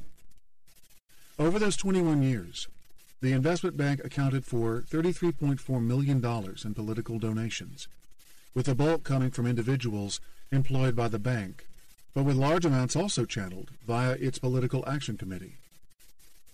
What's also striking is the spread of that money among parties and congressmen. Although a slim majority of Goldman employees' donations favored Democrats, including grants totaling almost $1 million to Barack Obama's 2008 presidential campaign, plenty of dough went the Republicans' way. In the 2010 interim elections, when Republicans enjoyed a big swing to seize control of the House, Goldman staff gave them $1.5 million, $500,000 more than they gave to Democrats. That year they gave to 154 members of the House and 42 senators. In investment strategy terms, they diversified their investments. Goldman is far from alone among big campaign contributors in the finance sectors. Employees and in-house PACs from other investment banks also figure prominently on donor rolls. And then there's the mega money controlled by successful hedge fund managers, who tend to fly further beneath the radar than top bankers do. This group includes players such as John Paulson of Paulson & Company, estimated net worth $12 billion via Forbes magazine, and Louis Bacon of More Capital, estimated net worth $1.4 billion according to Forbes. As of November 2011, their political contributions for the 2012 electoral cycle were already running at $1,046,600 and $563,500, respectively, according to CampaignMoney.com, which takes its data from the Federal Election Commission. Of those totals, Restore Our Future, Inc., a political action committee whose website describes it as being opposed to Obama administration policies that leave businesses tied in red tape and shackled by the federal government, received $1 million from Paulson and $500,000 from Bacon. Numerous other hedge fund managers donate similarly, clearly in an attempt to ensure that their interests are protected in the current reform agenda. In this context, it's worth noting that proposals to end the 15% capital gains taxation treatment of carried interest for hedge fund managers have died in Congress. In total, campaign contributions from individuals and political action committees within the financial services, real estate, and insurance sector grew from $61 million in the 1992 presidential election year to $500 million for the elections of 2008, making it far and away the biggest contributing sector in America. Compare these sums to the 2008 handouts from industries more commonly associated with lobbying, such as healthcare, $174 million, and defense, $24 million, and you get a sense of the newly found political clout of our financial institutions. The biggest individual congressional recipient of donations from the financial services sector in the 2009-2010 election cycle was Spencer Baucus, Republican, Alabama, who took in $874,000 from banks and other financial institutions and was rewarded with a chairmanship of none other than the House Financial Services Committee. Baucus, who in late 2011 was the subject of investigations into alleged insider trading, has been quoted as saying he thinks Washington should serve the banks rather than regulate them, a comment that led Democrats to charge that Republicans had put the fox in charge of the henhouse. Yet Democratic politicians are no strangers to Wall Street's moneyed influence. New York Senators Charles Schumer, whose lifetime donations from the financial services and real estate sector ran to $18.7 million as of late 2011, and Kirsten Gillibrand, who had received $5.4 million by then, both signed a letter in May 2011 urging regulators to go soft on a derivatives rule lest it hurt American competitiveness. Former Senator Chris Dodd, Democrat, Connecticut, took in a career total of $15 million in campaign contributions from the financial services, insurance, and real estate sector, much of it coming from hedge funds in his state of Connecticut. Could that have influenced his work on the Dodd-Frank Act? It's impossible to separate this trough of money from either the too-big-to-fail dilemma or the constant resistance to regulation. It's also tied to the revolving door problem, whereby politicians, government officials, and their staff move seamlessly in and out of both lobbyist and banking jobs when they enter or leave public service. Hank Paulson's memoirs and various accounts of the crisis paint him as a man who may have made a few mistakes, but who honestly tried to do what was right during those desperate moments. Yet it's simplistic to think that Paulson's former employment at Goldman Sachs had no bearing on his decision-making. When it became impossible to handle the desperate deal-making of 2008 without negotiating with Goldman, Paulson sought a presidential waiver from his previous recusal from associating with the firm. After that, Goldman walked away with some of the plummest goodies from the Treasury and Fed. The same sorts of relationships exist across Wall Street with the Treasury and the Federal Reserve, organizations for which countless bankers and street economists have worked and through which they form strong personal ties to existing staffers. In the post-crisis wrangling over regulatory reform, Wall Street demonstrated the impact that its lobbying firepower affords. In addition to gumming up the CFTC's rule governing derivatives trading, it killed President Obama's appointment of Elizabeth Warren, a tireless defender of consumer rights, to the Consumer Financial Protection Bureau she had championed. Thanks to the close ties between Wall Street, the regulatory bodies, and the politicians, we've ended up with a scenario in which banks enjoy deregulation to bolster their high-tech information monopolies, but bank-friendly regulation in the form of promises of taxpayer bailouts if they get into trouble. We've denied them the discipline of failure on which a market system depends, says Robert Johnson, a former managing director of Soros Fund Management, and now director of the Global Finance Project at the Roosevelt Institute. Too big to fail banks have missed out on the equalizing power of bankruptcy, which throughout American capitalist history has ensured that firms fail when their ideas fall short, and so learn from their costly mistakes. Big banks have no such costs to worry about. Wall Street has become the antithesis of the free market capitalist model with which it is, rhetorically, associated. We produced the dumbest socialism ever invented by man, socialized risk and privatized benefit, a kind of heads-they-win, tails-we-lose structure, an insanely stupid way to run a financial system, says Lawrence Lessig. Stanford law professor and public accountability activist. Lessig, whose pet crusade is campaign finance reform, knows that grassroots action is the only way to fix this situation. Power must come from Main Street, where the foreclosures are happening, where the jobs have disappeared, and where local and state government services have been slashed to cover for lost tax revenue. And it must be directed against the money flow that Wall Street sends to Washington. When will ordinary Americans, and by that I mean those who earn around 0.5% of Jamie Dimon's income, but who don't typically join the protest groups occupying city parks, push to end that system and so improve their lives? Sad to say, it may have to wait for another crisis. The last one appears not to have been extreme enough. Fully destructive financial episodes, those that turn societies upside down, have a history of galvanizing action, much as the Depression did to spur bank reform 80 years ago. The same may need to happen again. Indeed, for a contemporary example of this happening, we'll now take a trip to the tiny island nation of Iceland, which in 2008 went through hell. Chapter 7. The Little Nation That Could. Cutting Bankers Down to Size. The approach into Keflavik International Airport evokes a moon landing. The countryside surrounding the airport, which was built on a former U.S. military base, 31 miles from Reykjavik, Iceland's capital, is entirely covered with an ancient lava flow that left an undulating terrain of deep rusty browns and metallic grays. It is a barren, wild, and oddly extraterrestrial place.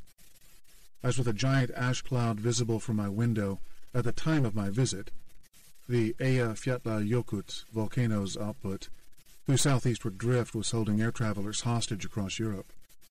The landscape speaks profoundly of the fragility of human civilization against the raw power of the Earth's core. Nothing grows in the harsh basalt rubble of Keflavik. It is land that can never be tamed. Just like Europe's grounded airplanes, it offers one of those humbling reminders that, for all our sophisticated high-tech means of harnessing it, we cannot control nature, and that we are limited in our capacity to shape life to our desires. Iceland is an ideal place to reflect on these human limitations. For a brief period of collective blindness, the 320,000 people who inhabit this rugged island fell for the fallacy that they could conjure up material wealth out of nothing. In the decade before the 2008 financial crisis, a proud nation of hardy people turned its back on a storied past of Arctic fishing and farming, and, in a metaphor offered by Michael Lewis, converted itself into a giant hedge fund. By the end of the decade, the entire venture had collapsed under its own hubris. Iceland's story since then has been one of painful adjustment mixed with rebuilding and renewal. As of 2011, it was on the path to recovery, and unlike other debt-burdened nations in Europe, it had more or less put its banking crisis behind it. It wasn't an easy process. Tensions ran high as the old political and economic order was overturned, and the psychological scars of the crisis still run deep. But in the end, the drastic reforms and a sharp devaluation of the krona allowed Icelanders to find a base of stability upon which to fix their battered economy. They reduced their once globalized banks to a size more befitting their small island economy. They forced foreign bank creditors to share losses with them, and they refocused their country's economic policies toward its underlying strengths in natural and human resources. Iceland's experience is thus both a cautionary tale and a source of hope. It speaks to the instability that's aroused when global finance is an economy's central driver, exposing it as a threat both to the country in question and to others with which it has financial ties. And it shows how that instability is exacerbated when national regulations are out of touch with international money flows. But this story also demonstrates that renewal is possible when citizens, angered by how they were exploited, seize control of their destiny and stand up to those powerful financial forces. Iceland might seem like a tiny, irrelevant nation. To be sure, the country's small size means that it is harder to translate its experience to bigger countries. Nonetheless, its self-contained economy also functions as a laboratory for understanding the critical interplay between politics and finance. Americans and Europeans have much to learn from the recent Icelandic experience.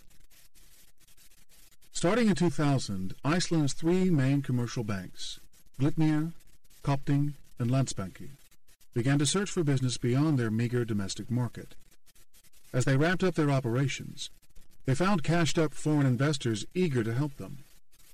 The international bond market was flush at that time with savings flows from China and other emerging markets, while the 16 countries of the recently formed Eurozone were swimming in money unleashed by a borderless new capital market that stretched from Portugal to Germany. Borrowing heavily from this deep pool of foreign currency financing, the Icelandic banks went on a prodigious overseas spending and lending spree. By the time of their collapse in 2008, they had generated a combined balance sheet worth more than 11 times the country's GDP. The story of these banks offers financial scholars a prime example of how uncontrollable, bubble-like expansions occur when an under-regulated, over-leveraged national banking model is placed in the context of a powerful international credit boom. The three banks' foreign growth unleashed a financial and construction boom back home in Iceland, one that their countrymen joined in droves. People gave up traditional jobs in the fishing industry and farming to join banks or get into property speculation. Meanwhile, tens of thousands of Icelanders obtained what seemed like cheap loans, with bank officers often convincing them to double the size of their requests, assuring them of affordable interest rates on debts that were denominated in low-yielding yen or Swiss francs. This translated into higher incomes for the increasing number of locals who were feeding at the bank's trough and, for a time, into a sharp increase in the exchange rate of the local currency, the krona. Icelanders found a new taste for imported goods. Many went on frequent foreign holidays. These weren't just good years, they were spectacular years. Nobody, however, lived them as decadently as the brash young bankers who fueled the bubble. Dubbed the new Vikings of European finance, they maintained an increasingly exorbitant lifestyle as they took the UK, Scandinavian, and mainland European banking markets by storm. Armand Thorvaldsson, the son of teachers from a working-class neighborhood of Reykjavik, who joined Kaupthing at the age of 26 and launched its UK operations 9 years later, recounted the experience in a memoir published after the 2008 collapse. One passage about an early 2007 lunch party at the famous Le Vol Rouge beach restaurant in Saint-Tropez summed up the era. He wrote, "Perhaps it was the Russian billionaire sitting at an actual throne with a crown on his head drinking Chateau Lafite from the bottle. It could have been the waiter dressed up as Spider-Man, holding a 20-liter Melchizedek champagne bottle which he sprayed over the guests. Or it could have been the sight of my Icelandic friends, many in their youth known as the neighborhood bullies, taking tequila shots with the former chairman of one of the UK's largest banks. Whatever the reason, the thought crossed my mind that this was like the last days of Rome." Sure enough, Iceland's banking orgy ended in a splitting, long-lasting hangover in the last quarter of 2008. And as it is too often the case, the steepest costs for the excessive indulgence were paid by members of the general public, those who indulged the least. Unemployment, virtually unheard of in Iceland before the crisis, surged to 9%, an alarming figure for a small country in which a work ethic is prized. Meanwhile, as the banks collapsed and the local currency lost two-thirds of its value against the dollar, and even more against the so-called safe haven currencies of high-saving economies such as Japan and Switzerland, krona-earning Icelanders were left with impossible debts in yen and Swiss francs, while their assets shrank in the face of falling local demand. After the collapse, there was an unusual spike in freak accidents, in which cars caught fire as their owners tried to liquidate their assets through insurance claims. For now, most of the BMWs and Range Rovers acquired during the boom still travel the country's roads.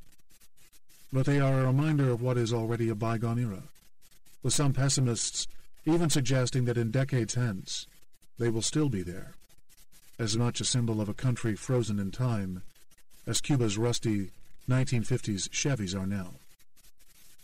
Having built their centuries-old society on hard work and primary production, Icelanders had briefly believed they could perpetually create ever more wealth out of pure financial speculation.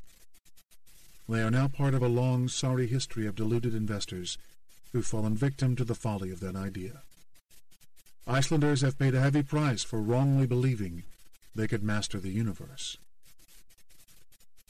The metrics of the price they paid are striking.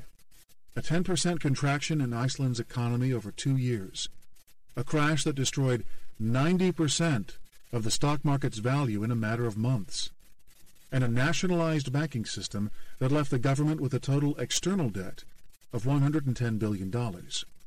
That's $350,000 for every citizen. The government rightly insisted that the figure was much smaller when netted against the foreign assets of the banks it forced into receivership, but it will continue to be difficult to put a fair recovery value on those claims until they come due many years into the future. The crisis also left Iceland embroiled in a bitter, drawn-out dispute with the United Kingdom and the Netherlands over unpaid deposit insurance to British and Dutch citizens who'd entrusted their savings with IceSave, an underfunded Internet-only bank owned by Landsbanki. That international brouhaha, in which Internet forums became a battleground for sparring countrymen from both sides, left Iceland's taxpayers with a debt that will take almost 4 decades to repay.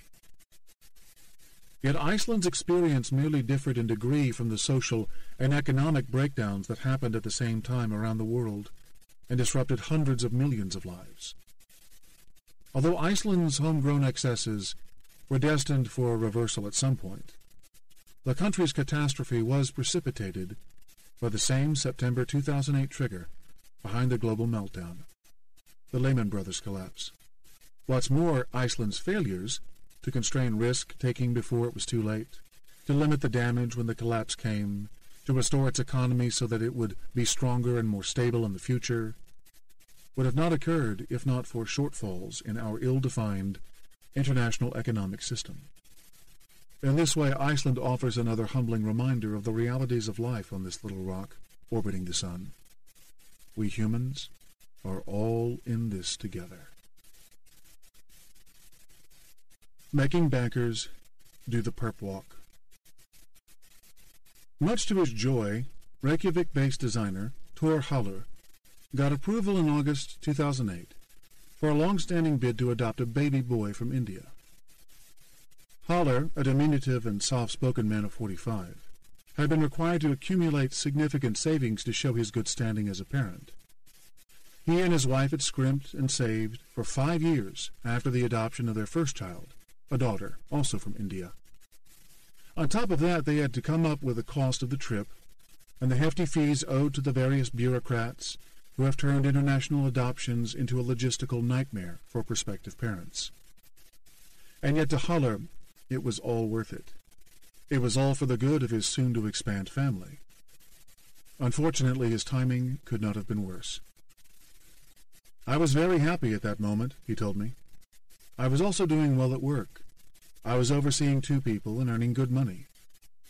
Haller had studied fashion design, but had ended up working for a company making granite kitchen countertops, a big business during the pre-crisis construction boom in Reykjavik. For the rest of August, although work was showing early signs of slowing, life progressed calmly and happily. He was not to know that banking problems brewing on the other side of the Atlantic would turn his moment of bliss into a nightmare. A month later, global credit markets seized up in panic after Lehman Brothers announced its historic decision to file for bankruptcy on Sunday, September 15th. Iceland's 3 big, overextended banks were among the first to be cut off from financing and hit with collateral demands. They had relied heavily on foreign money markets to fund their meteoric growth, but once this generous flow was halted, they were suddenly unable to roll over their debts. The 3 main ratings agencies, Standard & Poor's, Moody's, and Fitch, sharply downgraded both the banks and the country's credit ratings. Previously, those same agencies had given the country's banks stamps of approval, something for which they were now being heavily criticized. The agencies had viewed the banks' comparatively elevated levels of capital, as sufficiently high to force shareholders, rather than creditors and depositors, to bear the cost of potential asset write-downs, but had downplayed the structural weaknesses in the Icelandic banking system as a whole, especially the under-resourced state of the country's central bank. These flaws would eventually drag down the krona, the currency in which the bank's capital was denominated. The ratings agencies had also failed to see the Ponzi scheme-like risks in the bank's practice of lending to their top managers and owners against the security of those executives' own shares in the same banks. Of course, all this is said with the benefit of hindsight. But the crucial point is that in the post-Lehman environment of mid-September 2008, those overly positive assessments were subjected to a sharp reversal in valuations that stoked widespread panic among the Icelandic bank's creditors. In short succession, these fears extended to depositors, and a run on the bank's local and international branches ensued. Over the following 2 weeks, as global financial conditions rapidly deteriorated, the trio hung on for dear life until the Icelandic Financial Supervisory Authority took drastic action. On September 30th, it nationalized Glitnir, which by then had run out of funds. That move merely shed doubt on the health of the other two, Landsbanki and Kaupthing, and within 9 days they too were in government-mandated administration. By then, Iceland's predicament was sowing alarm overseas. As a bitter dispute over deposit insurance liabilities brewed with the UK and Dutch governments, the krona came under full-blown attack, a trend that was worsened when the United Kingdom invoked anti-terrorism laws to freeze Icelandic assets in Britain. By mid-October, the Icelandic currency had lost almost 2/3 of its value from the previous month, even as the Icelandic Central Bank spent $280 million of its reserves trying to support it and jack up interest rates to 12% to entice money back into the country. Those measures had the perverse effect of hurting the more prudent local borrowers who'd opted for krona-based loans, and in any case, they ultimately proved futile. The foreign debts of Iceland's now bankrupt financial system dwarfed the central bank's resources. There was no way it could withstand the swarm of hedge funds dumping the krona. So in mid-October, Central Bank Chairman David Oddsson imposed the first set of draconian restrictions on foreign exchange transactions and raised interest rates to 18%. But even that didn't help. Despite an initial $2.1 billion in emergency rescue from the International Monetary Fund, and a government breakup of the 3 banks intended to ring-fence their local operations from their foreign affiliates, the hemorrhaging of krona deposits continued. So in November, Oddsson shut down the foreign exchange market altogether. Iceland was cut off from the world. This was devastating for Thor Haller. Iceland suddenly didn't have any foreign currency anymore. So I became very worried that I mightn't be able to go to India as I had planned. I was mixed up, fearful, he said. Eventually I managed to find someone to give me some dollars, but at 145 kroner per $1, compared with around 75 kroner to the dollar days beforehand. So instead of costing 1.5 million kroner, the trip cost me 3 million. Making matters worse, the owners' cooperative at Haller's apartment building had voted just 2 days before the October 8 meltdown to start a 34 million kroner renovation, to which he would contribute 500,000 kroner, or what was then $3,500. Since he still owned a foreign currency loan to Kaupthing Bank, the combined effect of the kroner's collapse, the building work, and the overseas trip meant that in just a few days Haller's financial position went from comfortable to de facto bankruptcy. Yet the worst was to come. A few months later, as the Icelandic home-building industry ground to a halt, he lost his job. When I met him in mid-2010, his 6 months of unemployment benefits had ended 12 months earlier, and Thor was still looking for work. Having had net assets of 7 million kroner before the collapse, he was now 28 million kroner in the red, then around $212,000, with the ownership and occupation of his apartment in a state of suspended animation.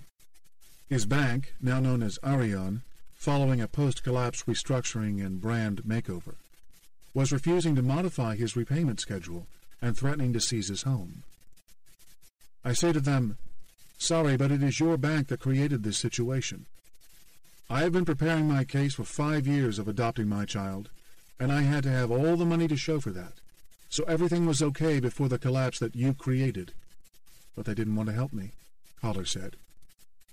"I am getting very angry, but of course I just take each day as it comes. At least I went to India and got my little boy. Only that has kept me positive." I met Haller at a Reykjavik community center for unemployed Icelanders, set up by Ellen Osmundsdóttir, a local social worker and psychologist. Osmundsdóttir, who goes by the name Ebba, introduced me to 8 locals who'd organized a support group at the center to help one another overcome the trauma of losing their jobs.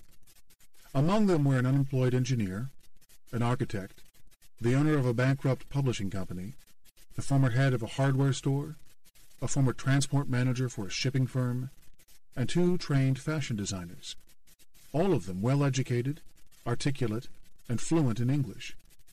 All between their mid-40s and late 50s, they were far from retirement age and young enough to have mortgages and dependents, but too old to easily retrain themselves, or do as younger Icelanders were increasingly doing, and emigrate, although many agreed they would take a foreign job in a heartbeat. They'd all been out of work for the better part of 18 months, an abrupt and traumatic change for people who'd never known anything other than gainful employment. "At 13 years old, every kid in Iceland gets the opportunity to work," explained Ebba. "Because we had long summer vacations, the kids had to help the farmers and the fishing industry in the summertime. Everybody was working, and nobody looked at this as child labor. I think it gave a structure to your life, and you got a little bit of money. This is why work is Icelanders' identity." This industrious spirit helps explain some of Iceland's past success, including the achievements, however transitory, of its high-flying bankers. Regardless of their failure to see their limits, or perhaps because of it, the 3 institutions expanded at a remarkable rate, conquering the sophisticated investment banking markets in London and Luxembourg as they went. Their rapid expansion surely also owes something to Icelanders' dogged determination, on display every time a fishing trawler takes to the freezing seas to the country's north, as well as to their refusal to admit the inherent constraints of their country's small size and isolated location. Stigmatized by the prospect of long-lasting unemployment, many of these hard-working Icelanders dealt with their joblessness alone. Confronted with thousands of hungry people too ashamed to ask for handouts, the Red Cross eschewed its usual soup kitchen approach, and instead organized volunteer campaigns and church functions where food was provided. Meanwhile, its anonymous 24-hour hotline was flooded with calls. "The other night I was there for 3 hours and couldn't get up for a cup of water. People of all ages kept calling in," said Gunnar Johnson, a volunteer at the hotline service. "I am very scared about this. There are many thousands out there without jobs, and among them are many people who are not feeling well." Johnson, who himself had lost a job as a shipping manager and had since joined Ebba's group, said he often got callers who threatened suicide. Once the long, cold, sunlight-deprived winter sets in, it could be catastrophic, he said, because the banks have been freezing their loans, not helping these people at all. Capturing a defining humanist objective of Ebba's group, Sigurbjörg Alda Gudmundsdóttir, an elegant woman 54 years old, handed me a piece of paper on which she had written, "Remember, behind all those facts and figures, there are people with feelings." Gudmundsdóttir was trained as a fashion designer, but like many Icelanders, she had been lured into a finance company during the boom. After 1 year on the job, she was laid off. That had been 12 months earlier, and she had been looking for work ever since. "The feeling I have is one of betrayal, this idea that we are not important at all, not as we thought we were," she said. There it was. That same sentiment I'd heard from people in many crisis-affected places, a feeling that society had defrauded them. The institutions they trusted to protect their interests, banks, government, employers, had instead pursued self-interest at the expense of the common good. For many Icelanders, the breach of trust unleashed a raw anger that allowed them some symbolic ownership of their predicament. This seething national mood was expressed evocatively in a handwritten placard seen at one of Reykjavik's many rowdy protests during the winter of 2008-2009. It read simply, "Bloody fucking fuck." A similar message was conveyed by a customer of Islandbanki, formerly Glitnir, who was caught carrying a coffee machine out the bank's head office. "I can't get my savings back, but at least I can take this," he matter-of-factly told the staffer who confronted him. The security guards just let him go. Meanwhile, people took to throwing red paint at bankers' homes, an act of vandalism that insurance policies won't cover. In a town as small as Reykjavik, the red stains were a way to publicly shame executives. Not surprisingly, many who'd been in senior management during the boom fled to places such as London. Among them Björgólfur Tor Björgólfursson, the former owner of Landsbanki, who had become his country's first billionaire. Yet the attackers also indiscriminately targeted less culpable players, including the squeaky-clean new managers who'd taken over from the former discredited ones. This new management was charged with the daunting but vital task of reconciling the interests of tens of thousands of essentially bankrupt Icelandic retail customers with those of the old bank's foreign creditors, who'd taken control of the equity in two of the three big banks' local operations. Having to confront the red paint brigades made those managers' jobs even harder. Even Ebba, the thoughtful social worker, had no reservations about sticking it to the finance guys. As we walked through the downtown area, she pointed to a soulless glass tower built during the boom that was now empty and casting a long shadow over the traditional corrugated iron Reykjavik houses. "I think they should turn that tower into a prison, and all those bankers should be forced to walk around in front of the glass naked," she said, "because I'm sure they all have small penises." All the world loves a clown. The disgust for bankers was directed to only a slightly lesser degree at Iceland's political establishment. As early as January 2009, the public outcry forced Prime Minister HÄRRY to resign. That ended the long reign of his center-right Independence Party and brought the Social Democrat Alliance into power, in coalition with the left-green movement. Led by Jóhanna Sigurdardóttir, a former flight attendant who became the world's first openly lesbian head of government, the new administration cut a sharp change from the conservatives who'd overseen the financial transformation of Iceland in years prior. Despite starting out with a 73% approval rating, Sigurdardóttir saw her popularity quickly wane. A year later, she was pelted with eggs in a protest against economic hardship. Anger was by then directed at all politicians, as a far-reaching government inquiry into official ties to the now vilified banking elite put members of Parliament from both sides of the aisle in a bad light. But it also reflected people's frustration as a bad economic situation was made steadily worse by the global recession.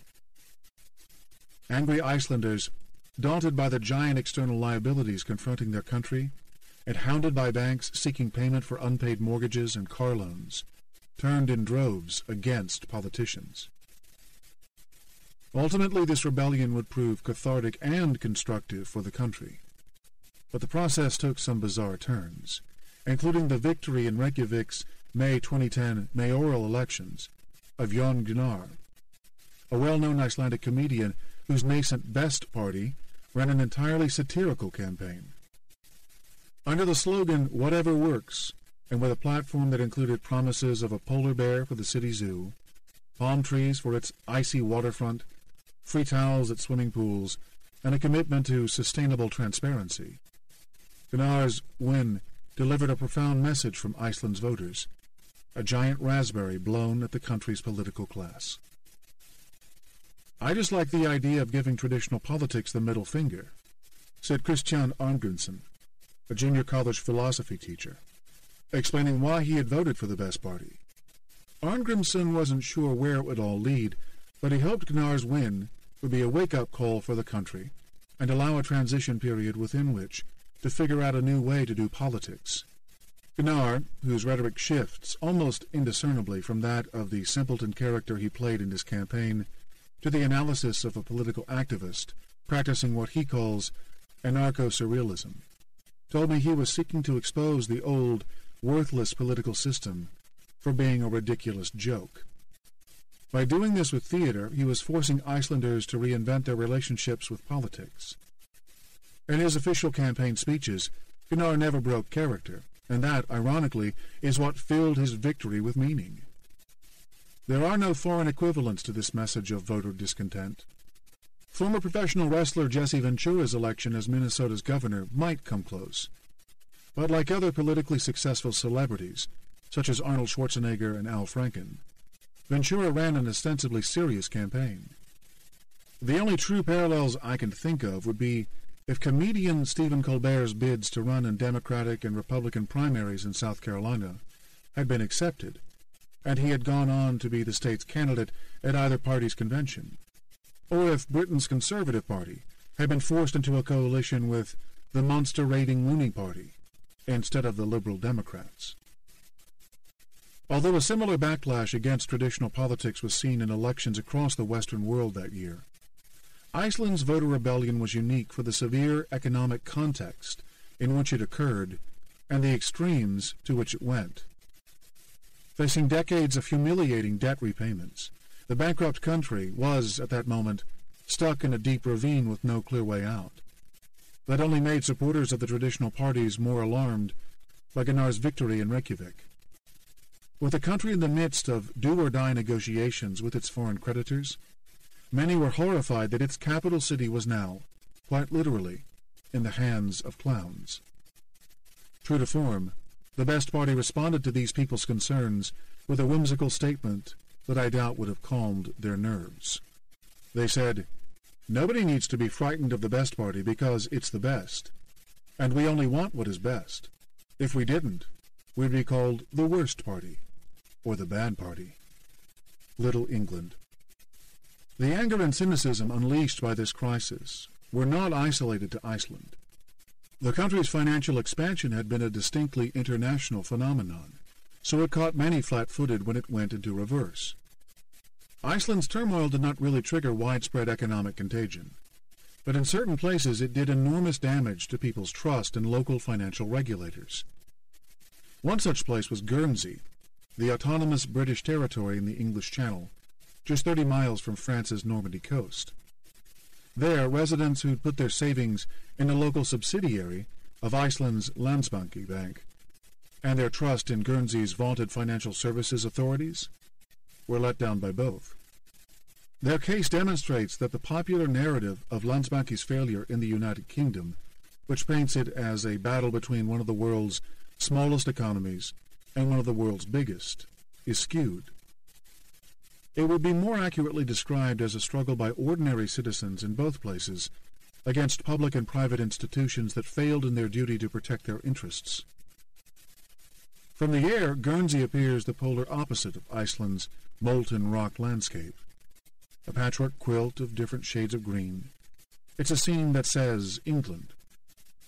Over many centuries, the French have left their mark on Guernsey, the occasional name in the phone book, a few elderly residents who still speak in Guernsey French, and most important, a Napoleonic civil code that makes legal affairs, such as the bankruptcy of a foreign-owned bank, complicated.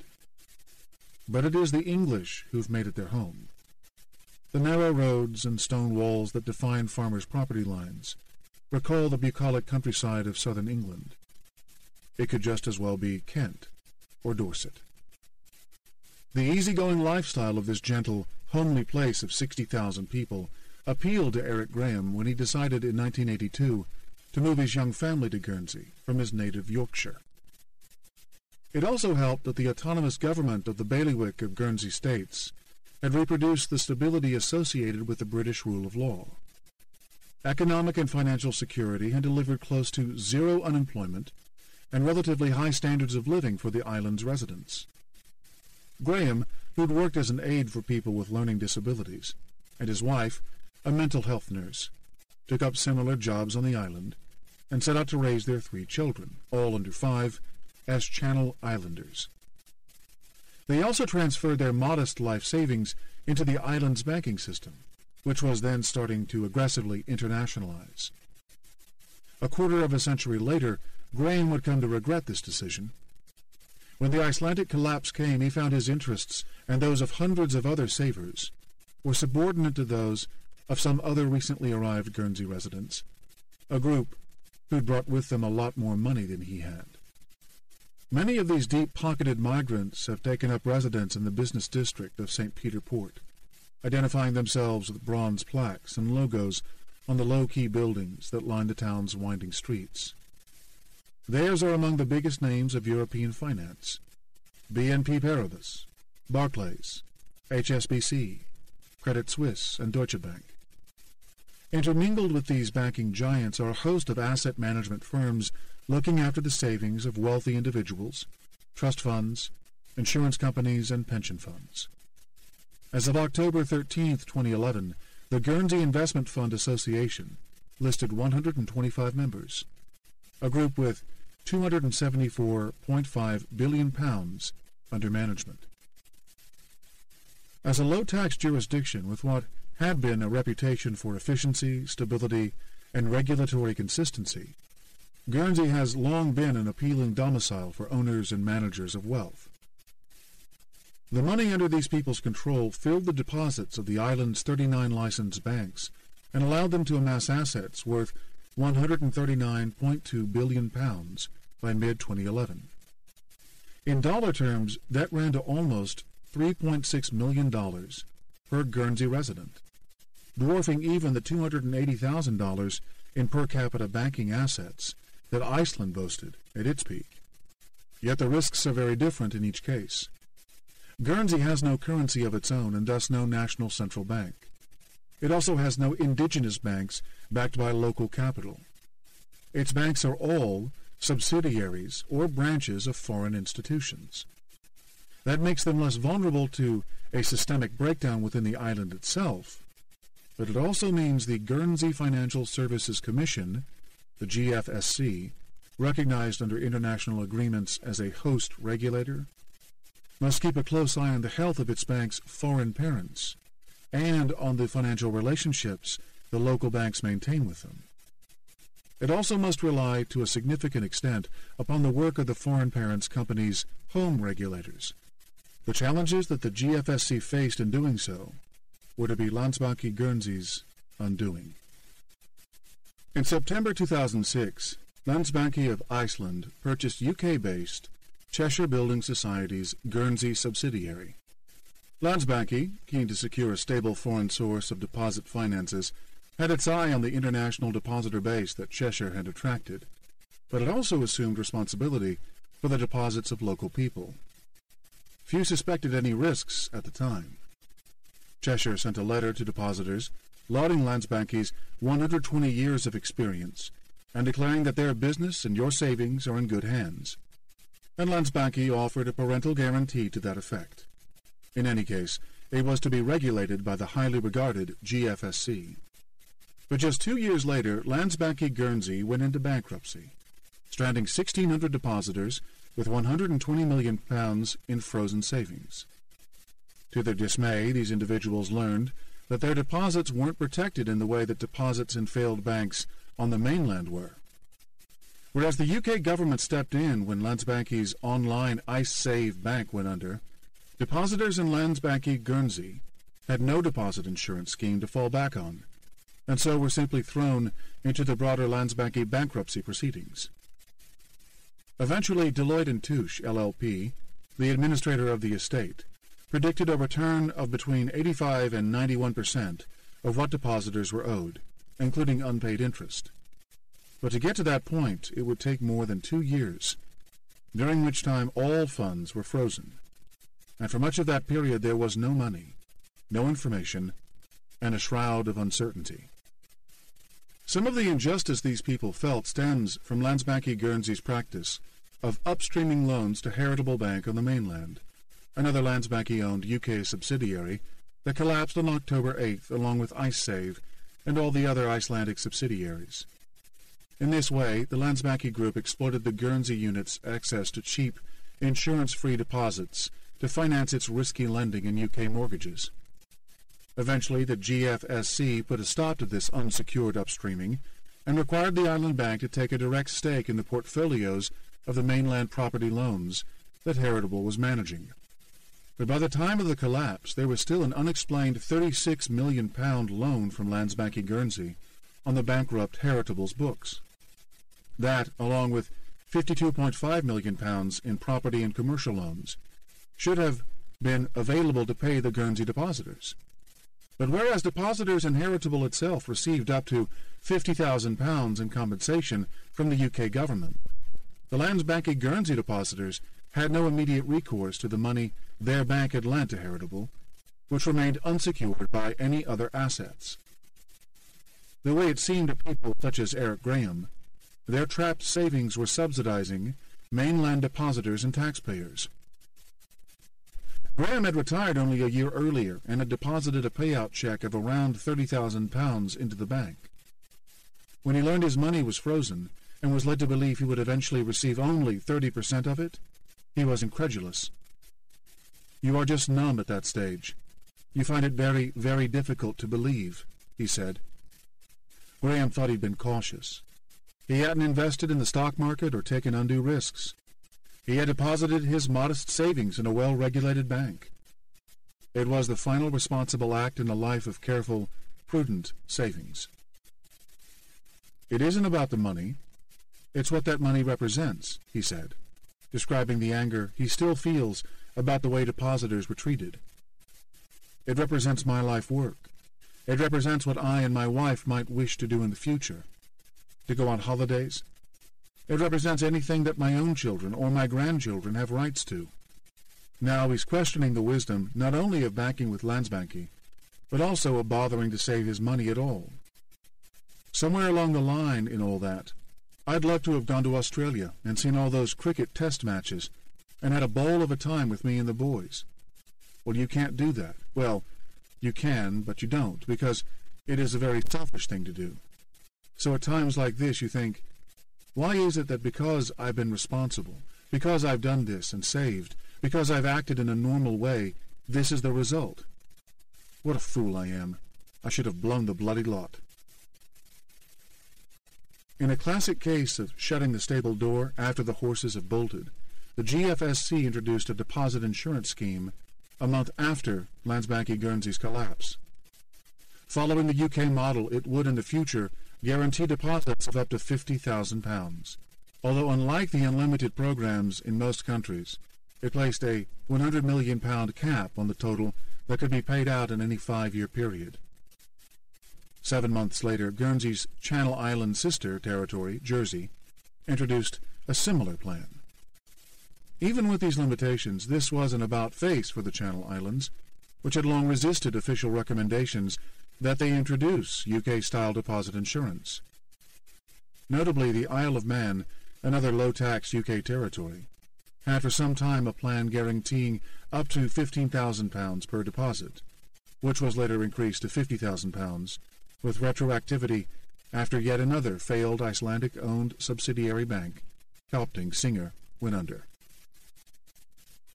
In Guernsey, the reason we didn't have one is because the overall majority of our deposits are institutional and corporate in nature, some 93 or 94%, explained Chief Minister Lyndon Trott, who holds the highest government position in the Guernsey states. So a very tiny part of our deposit base is retail. There simply wasn't the demand for it. In essence, the bank's big clients didn't want to pay the costs that would accrue to them for creating a small, retail-oriented scheme from which they would derive no benefit. With the collapse of Landsbanki Guernsey and the reputational risk generated by the bad PR, however, they were ultimately persuaded. None of this was any comfort to the depositors who formed the Landsbanki Guernsey Depositors Action Group to fight for their money. The group lobbied unsuccessfully for the Guernsey government to cover their unguaranteed losses as the UK government had done with IceSave. The way they saw it, Guernsey regulators had not fulfilled their duty to supervise and regulate banks in the territory.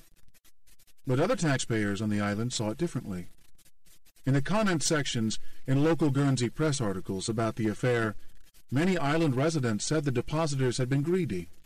that they'd been drawn to the high interest rates offered by Landsbanki Guernsey without considering the risks. It's a notion that infuriates Action Group members. "We are depositors, not investors," said Eric Graham, outlining what he called a very important distinction that captures the trust with which individuals put their savings in a bank. "When I put money into a bank or open a bank account, they don't give me a piece of paper that says, 'Your savings may be at risk.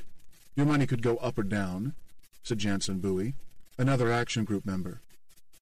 Bowie, who had £90,000 trapped in Landsbanki Guernsey, and who says he's had stand-up, blazing rows that have nearly become physical with other Guernsey residents, likes to point out the logical inconsistencies of his critics' position.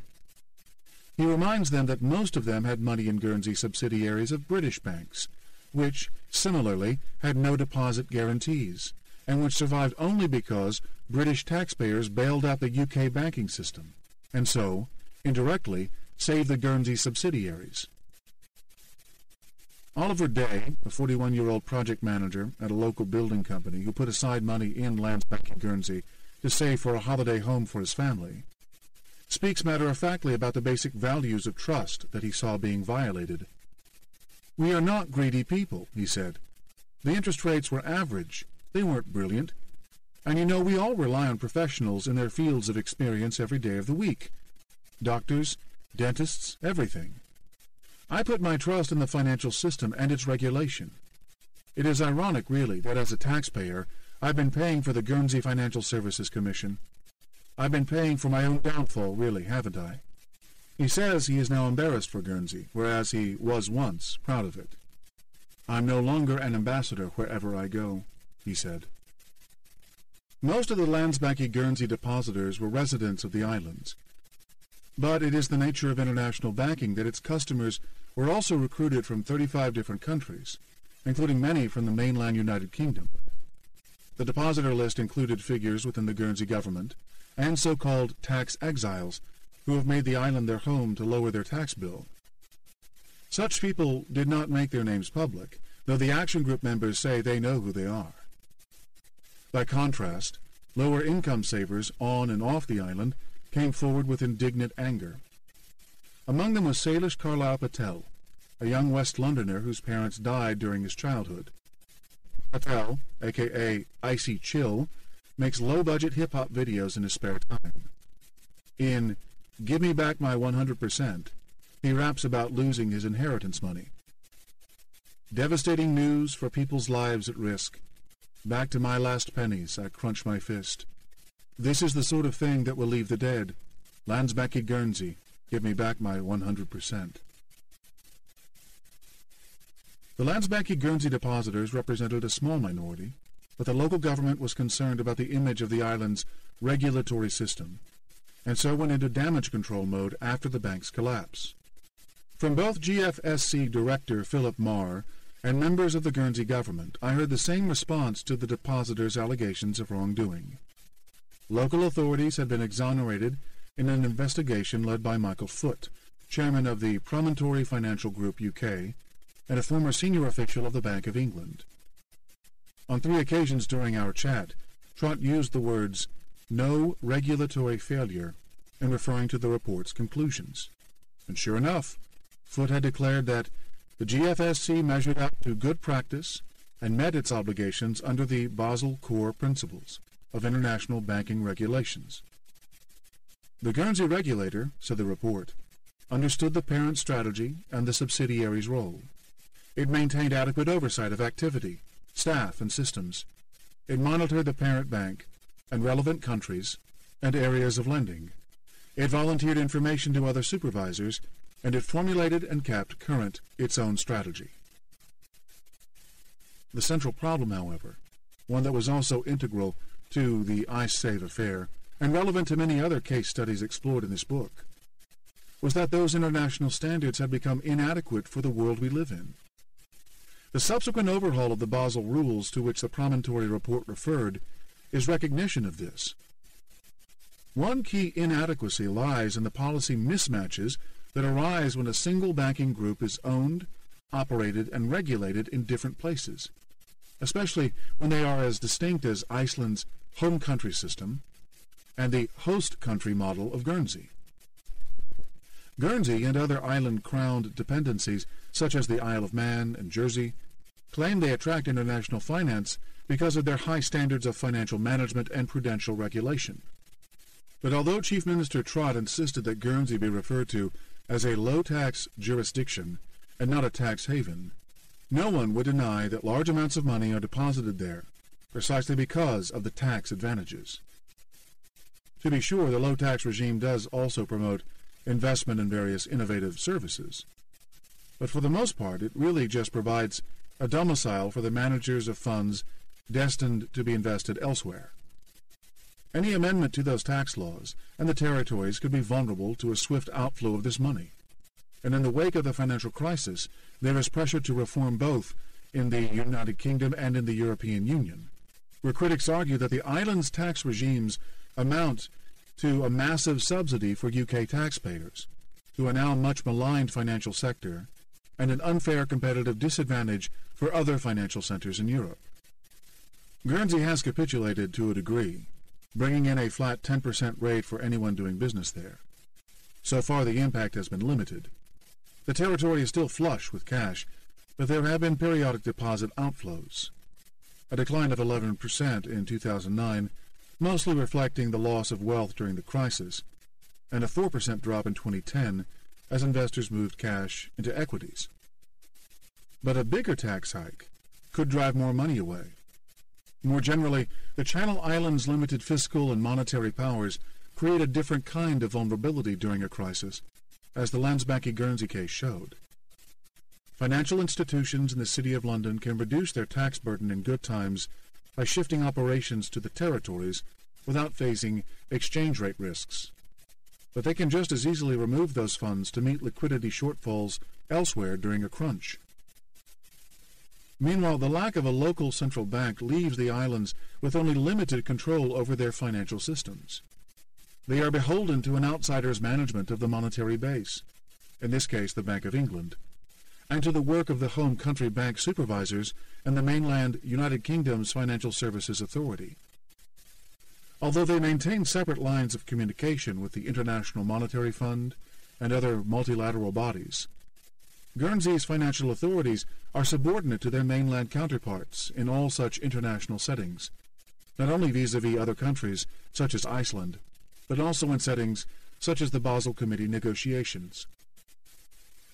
That's an awkward, disempowered position to be in when your economy is wholly dependent upon international financial inflows. The Guernsey Financial Services Commission is no more superhuman than the Bank of England, the European Central Bank, the ECB, or the U.S. Federal Reserve. None of those central banks proved capable of keeping up with the complex, fast-footed world of global finance in the early 21st century. But in the Guernsey case, there was a unique mismatch between its regulatory and constitutional structures and those of other international jurisdictions. Its problems with Lansbachy-Guernsey speak again to the need for global consistency in policies and legislation, as well as to the challenges that are posed by the limits of domestic regulation when global financial flows are managed by giant, stateless institutions. The Lansbachy-Guernsey depositors were too small in number to pose a threat to the island's full financial system. But what's important is that they represent the aspirations of middle-class savers everywhere, people who feel they've been betrayed by this system. These people, the vast majority of us, in other words, need to feel re-empowered and to regain a sense of political control over this system. What's at stake is the all-important intangible quality of public confidence. Inevitably, members of the Lansbachy-Guernsey Depositors Action Group see conspiracy in what happened to them. They are bitterly dismissive of the promontory report, which they point out as commissioned by the GFSC itself. Speak to them and they'll share their painful realization that the little guy is lost. Guernsey has become a complete puppet for the finance industry, said Oliver Day. It wanted to introduce a compensation scheme, but it was told by the big powers, the big banks and the big finance houses, look, we don't want it. If you introduce it, we're going somewhere else. To PcxnBU, known in the group for his strong opinions, the threefold failure of the Icelandic authorities, the Financial Services Authority in the United Kingdom, and the GFSC in Guernsey reflected the intermingling of politics and big finance. They are all closing ranks because of the contagion of the mire that they've allowed, he said, and they've all had their noses in the trough. It has been the old big mates arrangement. You help me, and I'll help you. Bui's cynicism and mistrust are by no means unique. Such opinions are a defining feature of the post-crisis global political landscape. This widespread loss of confidence will be a major challenge for Western societies going forward, especially if the economic recovery doesn't last. We need entrepreneurial types such as Bui, who made his money developing a small but successful business on Guernsey, doing paint jobs and other car and motorbike repair. We need them to maintain their confidence in the economic system. When they entrust their savings to the financial system, it has the virtuous effect of feeding capital investments. As a retiree, Bui also belongs to a demographic upon which philanthropic causes depend. So it's especially disturbing to find him gripped with indecision over what to do with his money, fretting over the crippling debts of sovereign governments, and pondering what he sees as the biggest threat: hyperinflation. That's what will wipe out everyone's savings. You know, like Weimar Germany, Bui said. So, do we buy gold? I've always said, in a nuclear situation you can't eat gold. But the trouble is that with a pound in our pocket under hyperinflation, it is going to be cheaper to use it to wipe your backside than to go buy toilet paper, because toilet paper will cost you 20 quid. In Weimar Germany, people who had property were not allowed to put the rents up, so they were wiped out. How do retirees like me live when that happens? With the sympathy we've got from Guernsey because we've lost our savings, it's clear that if we are seen to have something, there is going to be no sympathy. So I've got to be self-sufficient for the rest of my life. So, do I give to charity now? No, because I don't know what costs are coming up. And I know I'm not going to put the money back into the economy because I'm worried. Send cash, not ash. In comparison to Bui and the other Landsbanki Guernsey depositors, the 400,000 British and Dutch citizens who put their money in high-interest paying accounts with IceSave, Landsbanki's internet-based bank, were lucky. Their governments bailed them out, but their case also demonstrates the inadequacies of international banking regulation.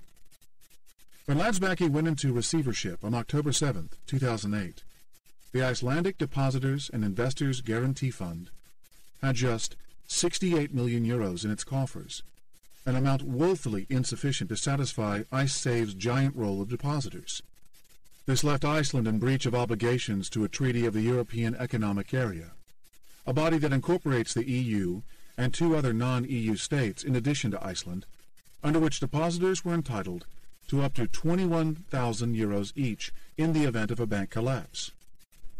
Faced with the risk that panic among such a large body of savers would spread to other banks, the British and Dutch governments picked up the tab on behalf of the Icelandic deposit scheme, eventually paying £2.35 billion and 1.2 billion euros, respectively, to the IceSave depositors, a total of about $5.2 billion at December 2011 exchange rates. The 2 governments then insisted that the Icelandic government repay the amount. As alarming as this was, Iceland's new Social Democratic Alliance government was inclined to reach a deal. It had always run on a platform of seeking full membership of the European Union, for which it would formally apply in July 2009, an objective with no chance of success if Iceland broke its contractual obligations on EU deposit insurance rules. Iceland's 320,000 taxpayers were far less keen, however. Many believed their tiny country was being bullied into covering the debts of private citizens, a clique of greedy, corrupt, and imprudent Icelandic bankers on one hand, and some irresponsible foreign depositors on the other, who were lured by improbably high interest rates. The full claim from Britain and the Netherlands was equal to almost half of Iceland's GDP, or around $50,000 for each Icelandic household. It seemed like an impossible obligation to take on. By contrast, the UK claim represented around $50 for each British household. As public resistance grew in Iceland, bad blood and mistrust festered on both sides. Britons relished putting the Vikings of finance back in their place as UK message boards carried vicious attacks on Icelanders and calls to boycott Iceland's products. Likewise, Icelanders barraged UK websites with complaints about their treatment. A year and a half later, when the relationship was tested again by the disruption to air travel caused by the volcanic eruption, the mood was lightened only slightly by humor. A tweet from some wag's Twitter account read, "Iceland, we said send cash, not ash." Despite this hostile environment, Sigurdardóttir's Social Democratic Alliance-led coalition eventually agreed to a deal. Iceland would honor the full amount of what was then about $5 billion in debt, with payments occurring over the 15-year stretch during which the Landsbanki estate's assets were expected to mature. It included a 7-year grace period before payments would start, but the debt would accumulate interest at 5.5% over that time. When he heard the terms, David Blondal was horrified. "This is 50% of GDP, so it scared me a lot," said Blondal, a member of In Defense, a loosely organized group of 10 or so activists who organized popular resistance to the IceSave deal. "I felt that some people were just signing this due to guilt, saying we need to sign this, without seeing that this could bankrupt Iceland." After forming In Defense in mid-2009, he and his colleagues gathered a whopping 56,089 signatures, a full fifth of the electorate, and delivered them to Iceland's president, Ólafur Ragnar Grímsson. They did so in cinematic style, gathering with hundreds of supporters at the snow-covered grounds of the presidential palace in January 2010, many of them holding orange flames. Against the twilight haze that counts for daytime sunlight in that time of year, the photogenic sight was captured as a powerful and evocative image in the world's press. What's more, it was successful. Grímsson announced that he would not sign the bill implementing the IceSave deal, and instead called a referendum on March 2010. That vote returned a 93% rejection of the deal. The one thing the people were saying with this referendum was that we are not ready to pay the debt of a private bank with our welfare, said Eiríkur S. Svavarsson, another member of In Defense. A lawyer, Svavarsson had joined me, Blondal, and a third In Defense member, social psychologist Ragnar Ólafsson, in a Reykjavik cafe that fronted the country's most important, but now most maligned institution, the Althing, its 1,000-year-old parliament. Blondal had just laid out what he believed was at stake. Decades of high taxes and strict restrictions on imports, all aimed at giving the government access to the foreign currency needed to repay the United Kingdom and the Netherlands. That kind of blow to one's livelihood was not a price Icelanders were willing to pay, Svavarsson said. That does not mean that we don't want to do something, or that we don't have some responsibility for the IceSave losses, but we do not pay private bank debt with our welfare. The referendum forced the government to plead with the United Kingdom and the Netherlands for more favorable terms. They couldn't just walk away from the debt, as many Icelanders wanted. Already disbursements from a $10 billion international emergency loan were being withheld from Iceland as the British and Dutch governments exerted their voting powers inside the IMF. A downgrading of Iceland's credit rating also loomed. The government feared international isolation would make a basket case out of its affluent country, until then one of the 10 richest in the world on a per capita basis. The negotiations would now be even harder. Not only had the UK and Dutch governments believed they already had a deal, but they now had the uncomfortable sensation of negotiating with a government that did not have the electoral mandate to do so. Nonetheless, in December 2010, a new deal was reached with a longer 30-year time frame and a lower interest rate of 3%. Yet even then, the plan failed its political test in Iceland. Although in January 2011, the Althing passed a bill implementing the terms, President Grímsson again refused to sign it, declaring the matter too important not to be put before the people. Another referendum was called, and the deal was rejected, albeit by a narrower majority of 58%. The governments that had signed the agreement expressed their great disappointment. It meant that the next chapter of the Ice Save saga would be resolved in an international court administered by the European Free Trade Association, where Iceland's arguments were not expected to prevail.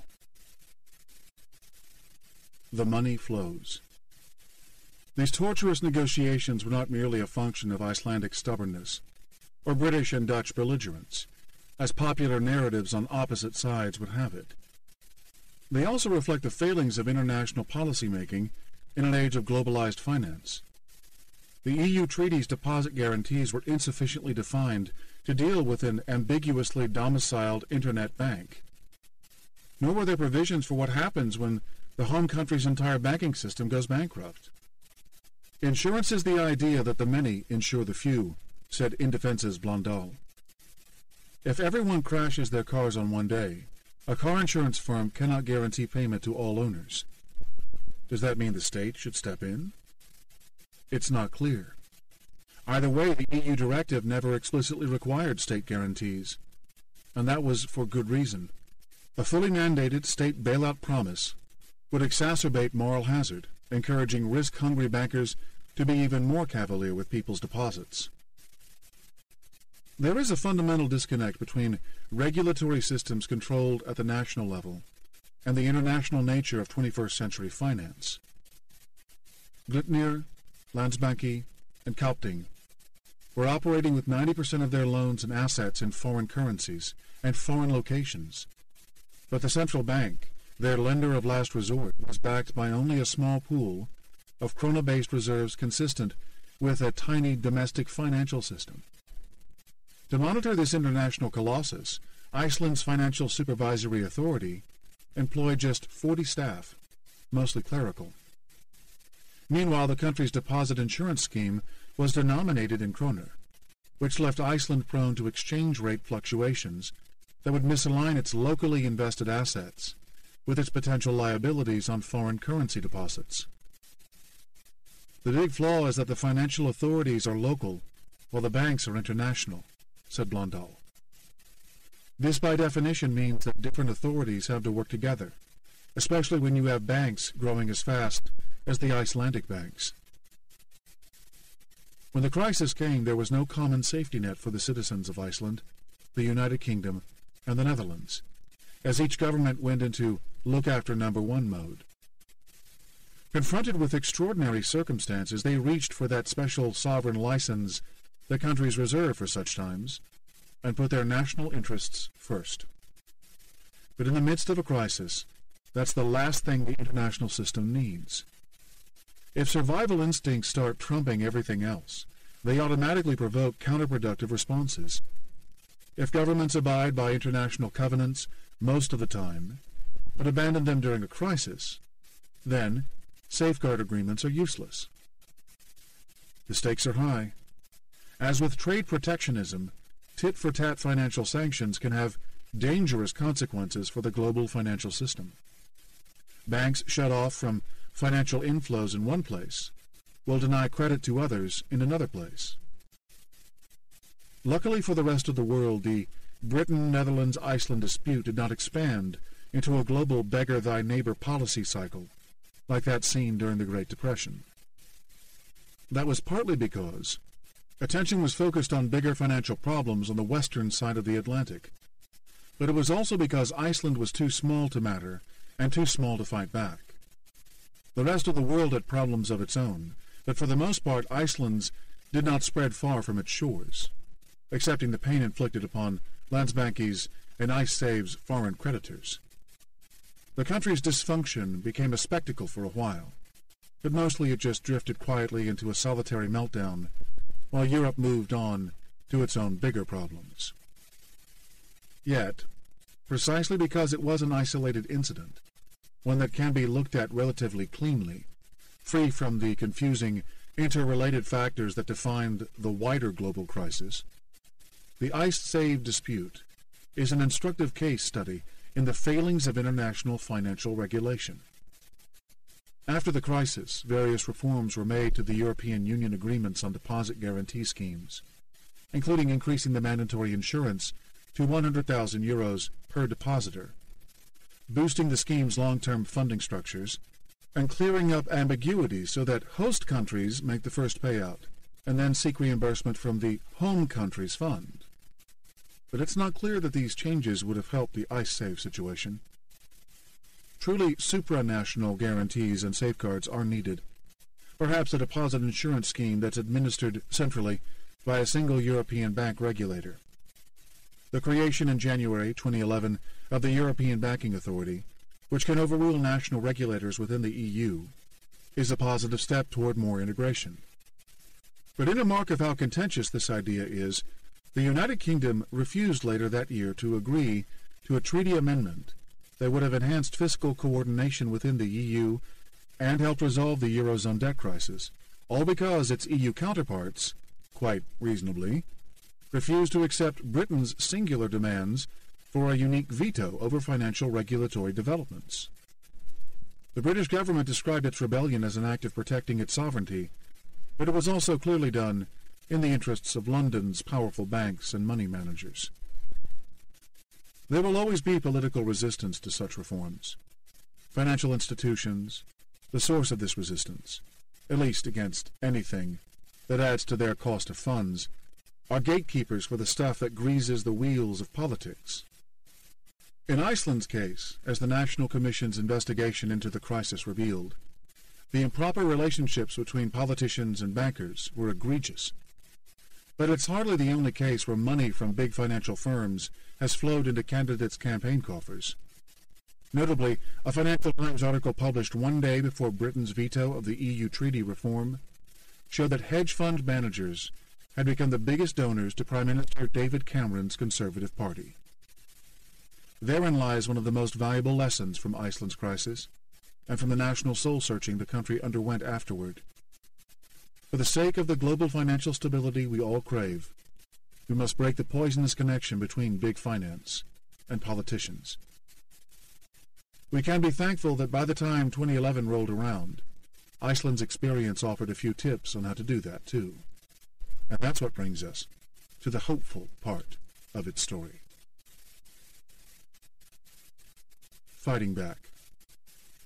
To tell that story, we must compare Iceland to Ireland, the fallen Celtic tiger whose banking crisis took it from its brief ranking as the richest country in Western Europe back to its traditional place among the poorest. Amid the global crisis, both island nations saw a giant banking bubble burst with devastating consequences. Initially, as Iceland plunged into chaos, many observers thought Ireland had gotten it right, as it intervened quickly to guarantee its bank's debts and institute tough austerity measures to pay for the fiscal cost, including steep pension and pay cuts for public servants. But as time went on and the true depth of its bank's problems became known, Ireland needed to come up with more and more money to cover them. In September 2010, it announced that its total bank capitalization costs could run to €50 billion, accounting for a staggering 30% of GDP, or $11,200 for every Irishman. The equivalent for the United States would run to $4.4 trillion. Eventually, the government called for financial assistance via a new fund that the European Union and the International Monetary Fund had set up in the wake of an earlier sovereign crisis in Greece. Under the tough rules applied in that program, Ireland took on ever sharper cost-cutting measures and got embroiled in a dispute with the Eurozone's power brokers, Germany and France, over its low 12.5% corporate tax rate.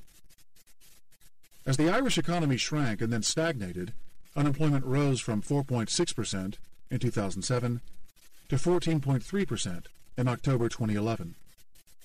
Meanwhile, consumer prices were driven by post-crisis cutbacks into a pernicious spiral of decline, dropping 5.4% from 2008 to the end of 2010. In the first half of 2011, hopes were raised that Ireland's contraction had bottomed out as exports of pharmaceuticals and farm products fueled a recovery. And for that it won the applause of Eurozone leaders, who cited Ireland as an example of a country that had taken the tough steps needed to resolve its debt crisis. Even so, flight from Irish bonds drove their yields up to a worrying peak of 14% in July 2011, and while they plunged back to 8% during the following 3 months, those levels would still have forced the country to default on its debts were it not for a special EU bailout program that expires in 2014. And in any case, hopes for recovery were given another setback when third-quarter data were released showing that Irish economic growth returned to negative territory for the 3-month period to post a 1.9% contraction in GDP. Though its results have been erratic, Iceland's economic performance has been much healthier than Ireland's. It posted quarterly growth rates in excess of 2% in 3 of the 5 quarters leading to September 30th, 2011, with an impressive 4.7% gain in GDP in the last of those. By then, the government was confidently forecasting average growth of 3% until 2016. Icelandic unemployment was still high at 7.1% in November 2011, but it was half that of Ireland and was comfortably down from its own 9.1% post-crisis peak. The government expected the jobless rate to ease to 4.3% by 2016. Unlike Ireland, Iceland experienced no painful deflation, but neither did inflation get totally out of control. Icelandic consumer prices rose by an average annualized rate of 12% in both 2008 and 2009, but after that moved in a range of 1.3 to 5%. Then there were the diverging debt profiles. The IMF projected that Ireland's gross public debt would hit 114% of GDP in 2011, and then break and hold above an unwieldy 120% for the following 5 years. The same IMF forecasts had Iceland's debt ratio peaking at 103% in 2011, before steadily falling to 73.8% by 2016. To put that into context, U.S. public debt, which was at 91.6% in 2010, is expected to keep growing to 111% over the same period. And when adjusted for foreign reserve holdings, which sit as an asset on the central bank's books and are currently inflated by the foreign assets of the IceSave estate and those of the other 2 failed banks, Iceland's debt ratios fall well below half of Ireland's throughout the 5-year period. That lesser debt burden will free up Iceland's growth prospects, while Ireland's, as well as those of the United States and other indebted Eurozone nations, will be constrained. Why the different outlooks? One reason is that Iceland has its own currency. There are 2 ways to revive the competitiveness of an economy whose assets and incomes were previously overvalued. One is to devalue the currency, which reduces the cost in foreign currency terms of the goods produced. The other is to undergo a deflationary internal devaluation via a decline in incomes and wages. One or the other must eventually happen. But the first option is inherently more desirable, as it externalizes some of the costs and is applied uniformly to all sectors of the economy. Deflation, on the other hand, is born internally, and because of the inherent stickiness of wages, is carried out in a discriminatory way, mostly via layoffs and general unemployment. It is unevenly distributed and politically complicated, and it tends to take longer to finish. Devaluation isn't an option for Ireland.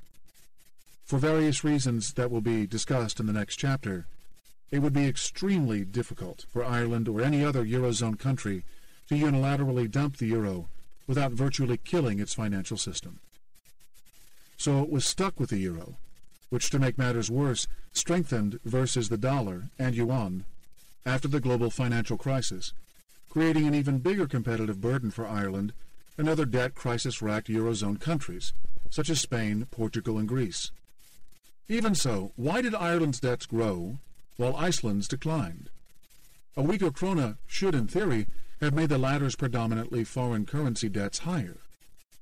The answer is that whereas Ireland was wary of scaring off the foreign investors upon which its open economy depended, and so immediately put up taxpayer money to protect the banks and their creditors, Iceland forced them to take losses.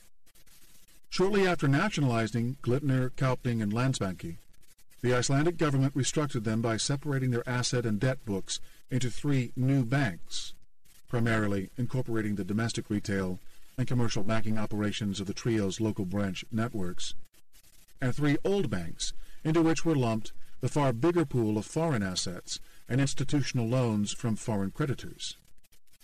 These three old banks would cease to operate and will become recovery vehicles of the bankrupt banks' estates. The bankers and their shareholders were wiped out entirely, and there was no guarantee for their creditors. Instead, the various mutual funds, hedge funds, and foreign banks left in possession of the Icelandic bank's defaulted bonds were offered equity stakes in the much smaller, new, domestically focused banks. In the case of Glitnir and Kaupting, the creditors accepted. Not only did this differ greatly from Ireland's approach, but it also diverged from the bailout approach used in the United States, where both the bank's shareholders and creditors were protected from losses. To be sure, the Icelandic bank's balance sheets were not as systematically risky as Ireland's. As outsized as the Icelandic banks had become, they were coming from a much smaller base. Ireland's economy was 15 times the size of Iceland's. That made regulators in the European Union more nervous about widespread contagion from any default, especially the risk that UK, German, and French banks would respond to losses on their Irish loans by dumping assets in other parts of Europe. That Irish banks' assets were mostly onshore in the politically sensitive housing sector, and not offshore like those of Iceland's three expansionist institutions, also made it harder to fence off the worst parts of their balance sheets in bad bank structures. Still, it's not clear that the Irish economy was doomed to perform any more poorly than it did if the banks and their creditors hadn't gotten bailouts. What is clear is that a pure free market system, where good investments are rewarded and bad investments punished, was not allowed to function in Ireland.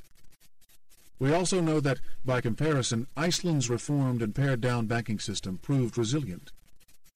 It was able to absorb the losses and reorient itself toward domestic clients. In this way, it became a contributor to domestic economic recovery, not a hindrance to it. Whereas Ireland went out of its way to save banks and their creditors, shifting the burden onto taxpayers, Iceland let the former suffer losses, precisely in order to protect its taxpayers. And whereas Ireland resorted to a deflationary contraction in its real economy so that the banks might live, Iceland shrank its banks so that its real economy might grow again. Columbia University economist and Nobel laureate Joseph Stiglitz says that cutting banks down to size meant they were no longer driving up the costs of credit, labor, and other resources, which in turn created opportunities for firms in the non-financial sector. The biotech firms, the software companies, the geothermal energy producers, the fisheries. Indeed, when I met with the directors of the online gaming company, CCP, creator of the popular futuristic virtual world of Eve, they were thrilled about the access to local talent that bank layoffs afforded them. And with the devaluation in the krona, foreign sales-dependent companies such as Iceland Air and the fisheries company Iceland Group were finding innovative ways to reach new customers. Meanwhile, radical change was occurring within the new domestic banks created out of the shells of Iceland's failed international banks. Under creditor ownership, Glitnir became Íslandsbanki, and Kaupting became Arion. They got new names, new missions, new value systems, new risk profiles. This was about getting back to basics, said Birna Einarsdóttir, the down-to-earth new CEO of Íslandsbanki, whose shock of blonde hair is a feature she shares with many Icelanders. After what had happened, it was a major challenge to get going with this new bank. Imagine, in 2008, we had 1,000 very scared and devastated staff members. We had 100,000 very angry customers, and we didn't have a balance sheet. And a balance sheet for a bank is very important. Winning over the staff was the first hurdle. During the boom, Icelandic bank employees had been encouraged to put their savings in the bank's soon-to-be worthless stock. In fact, the employers offered them loans in foreign currency to buy those shares, setting them up for the double whammy later of a depleted asset and an inflated loan. These lower and middle-ranking bank employees were arguably the Icelanders most hurt by the banking crisis. I have a 40-year-old staff member who had all of her savings in the bank stock because she believed in the company, said Einarsdóttir. She doesn't understand what happened to it. She comes to me from time to time and asks, Will my stock be okay again? And I have to answer, no, I'm afraid not. To create a new bank from scratch, Ina's daughter knew she had to engage her demoralized staff in the rebuilding effort. So one Saturday she called an all-in, all-day brainstorming session, putting groups of 70 or so people into huddles to fulfill different tasks. Design a new logo, craft the bank's mission statement and values, decide upon core strategies.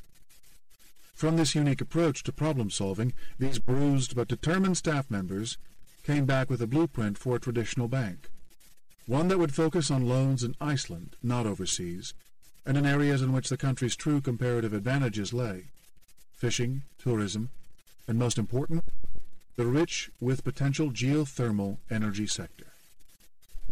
Meanwhile, after 2 years of wrangling between bankers and struggling mortgagees such as Tor Haller, the government produced a law at the end of 2010 that automatically wrote down the value of people's home loans to levels that could not exceed the assessed value of their properties. This drew objections from the foreign creditors that now owned the new banks, but without a local constituency behind them, their protests went nowhere. The move did away with the problem of negative equity, the same one that dogged the U.S. housing market in the years following the subprime crisis that began in 2007, and left homeowners with an incentive to mail in the key. In removing much of this overhanging foreclosure risk, it helps stabilize home prices at a level from which they can recover. Additionally, the government decreed that banks had to charge the lower rates mandated by the central bank for the outstanding foreign currency personal loans on their books. It could afford to force such changes on the banks because by the end of 2010, they were in much better shape. Despite the new costs and the loan write-offs, the trio posted net profits of a combined $165 million in the first quarter of 2011. More important, the loan modifications helped rebuild consumer and voter confidence, which in turn produced a positive political feedback loop, a critical ingredient in long-term economic recovery. There are lessons here for U.S. banks, which began the post-crisis period stiffly resisting any concessions to debtors.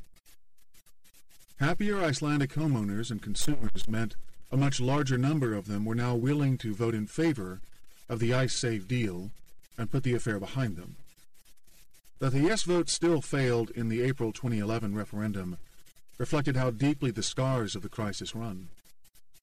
But we can also view the affirmatives' advance from a 7% tally in the first poll to 42% as a measure of improved public confidence in their country's progress. While the unresolved ICE-Save issue will add uncertainty to Iceland's outlook, it's worth noting that the referendum had helped its people regain a sense of ownership of their future, having previously lost it to a small clique of arrogant bankers and politicians. That's gold. It helped as well that there was a sweeping political housecleaning. Iceland wasn't alone in experiencing political fallout from the crisis. Incumbents in different parts of the Western world were also thrown out of office, but very few places saw the same degree of wholesale disruptive change. Elsewhere, political overhaul was merely a changing of the guard. The Tea Party in the United States, for all its attention-grabbing influence on the national discourse, mostly just brings a more aggressive tone to the Republican Party. In Washington, there has been no common post-crisis consensual effort to reform the political process as a whole. If anything, its politics have become more partisan and interest-driven than before the crisis. Iceland's change, by contrast, was the real deal. It's not just that Icelanders voted for a satirist as mayor of their capital and replaced a long-running ruling party of conservative men with a new group of progressives headed by a lesbian. It's that they demanded and received a sweeping inquiry into what had happened. What they got was an eye-popping account of corruption and the abuse of power. The bankers, the people learned, had taken depositors' money and invested it in multi-billion-dollar speculative foreign ventures and in the wasteful activities of their friends and families, a group that accounted for an inordinate amount of their investments. The bank had done so right under the noses of national regulators, who effectively gave them their blessing. With its release, the report triggered a far-reaching international criminal investigation. Just before I arrived in Reykjavik, 2 senior executives from Kaupthing Bank, Frieder Mar Sigurdsson and Magnus Gudmundsson, were placed in police custody while prosecutors prepared a case against them. They were later released, but the investigations against them and others who had fled to different parts of Europe continued. In March 2011, Britain's Serious Fraud Office cooperated with the Icelandic Prosecutor's Office to arrest 9 men in London in connection with the failure of Kaupthing. The arrestees included well-known London property entrepreneurs Robert and Vincent Cengiz. But beyond the prosecutor's actions, the media trials, and the public shaming of extravagant financiers, the inquiry's most powerful effect lay in its disparaging treatment of the pre-crisis political culture. Unlike President Obama's commissioned inquiry into the U.S. financial crisis, which identified all the bits and pieces of a failed regulatory system, but studiously avoided dealing with the elephant in the room, the influence of bankers' money in campaign finance, Iceland's inquiry was focused squarely on the rotten politics at the center. Above all, it was the transparency of the exercise that was striking. At first it fostered even more disdain for politicians, as representatives from all parties, including those of the new Social Democratic Alliance-led coalition, were implicated in various improprieties. But over time, the inquiry's most valuable contribution was to give legitimacy to the difficult policy decisions the new government had to make. The report was, in this sense, an expression of good faith. With so much wrongdoing now exposed, there was less to be suspicious of. In the end, it helped heal Iceland's wounded society. It showed our sincerity that we are determined to investigate, to find out the truth, that we are not going to sweep this under the carpet, and that Iceland is going to deal with this in a fair and honest way, even if the evidence we get from this research is painful, Finance Minister Steingrímur Sigfusson told me. Shouldn't other nations do the same? Isn't there a need for a broad, independent investigation into their experience with the global financial crisis, which is not part of a criminal investigation, but which is more general and takes ethics into account? The finance minister himself embodied some of this sentiment. A committed man of the left and a principled internationalist, Sigfusson did not always leave his countrymen feeling confident in his knack for deal-making, as he yielded to what many saw as the extortion of the UK and Dutch governments.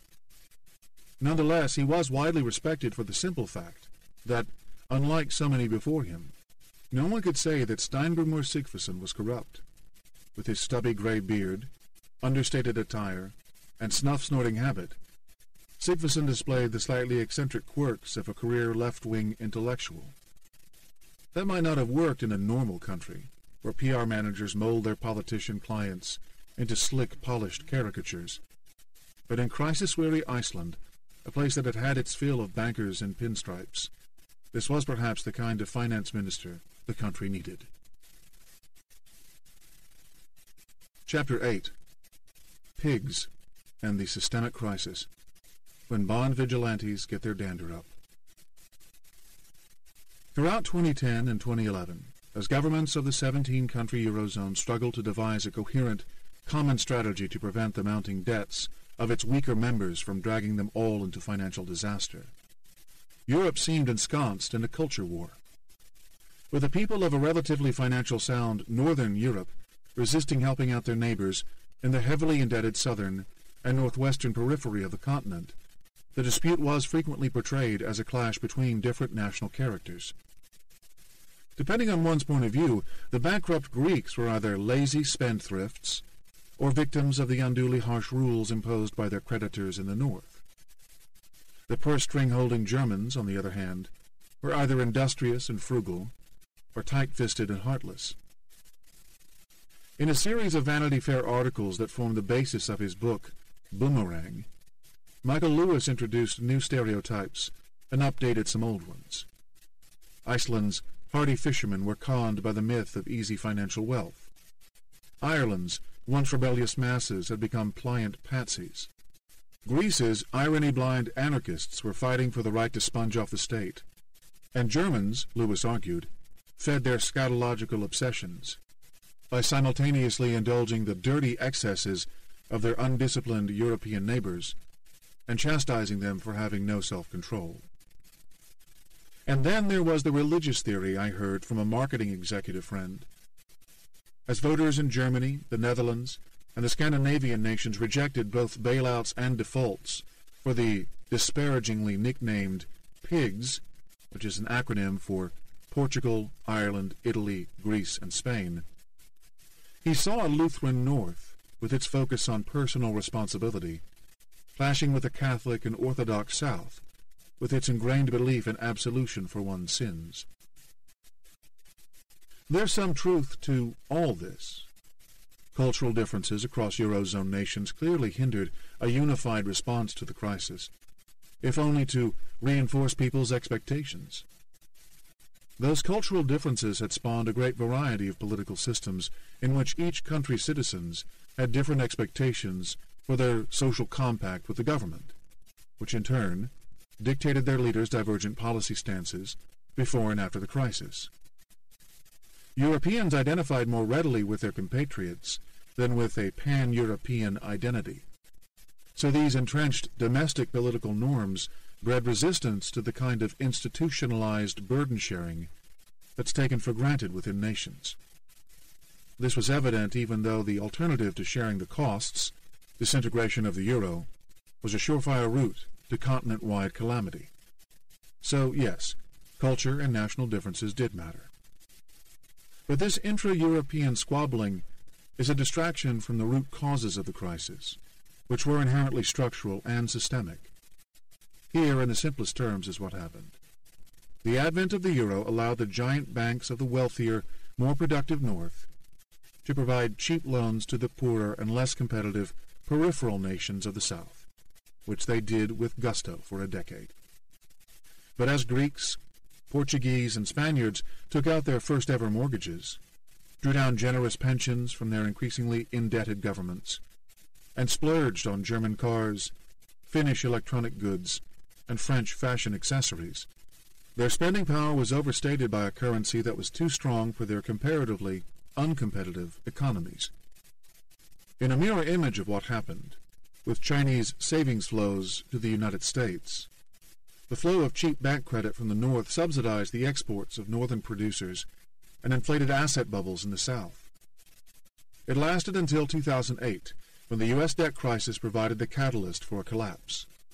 And even then, the northern banks spent the next 3 years minimizing the losses on their, by now, underwater investments, while their country's taxpayers reluctantly funneled new loans to the Southerners to keep them current on their bank debts.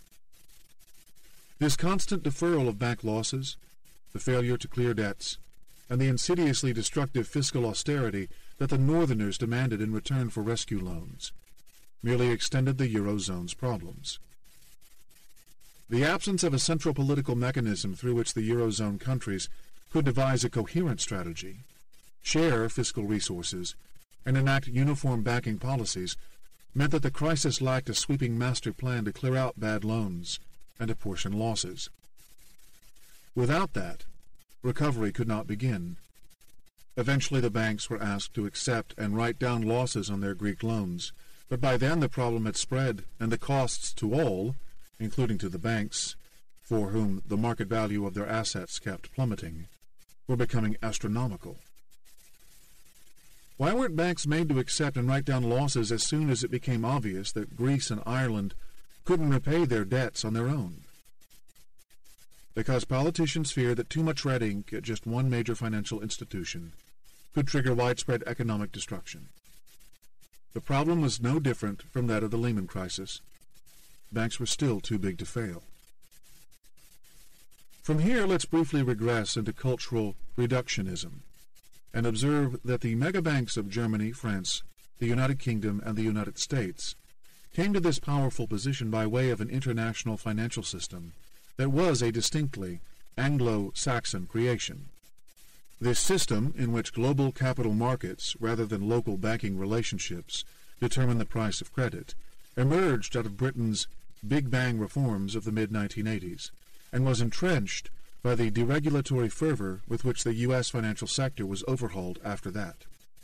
Much to the annoyance of Eurozone leaders, the demands of the market, which constantly set the parameters for policymaking, in Berlin, Paris, Madrid, Rome, and Athens are not conveyed by representatives of the common currency area so much as via the investment banks and hedge funds of London and New York. Their interests are defended by the U.S. and U.K. governments, which consistently advocate a less interventionist approach to financial markets than the social and Christian democratic governments of continental Europe. The conflict between those two models was ratcheted up to dangerous heights in December 2011 when British Prime Minister David Cameron, backed by the Eurosceptics in his Conservative Party, refused to agree to an amendment to the 27-member European Union's treaty that would have helped soften the crisis experienced by the 17 members of the EU that used the euro.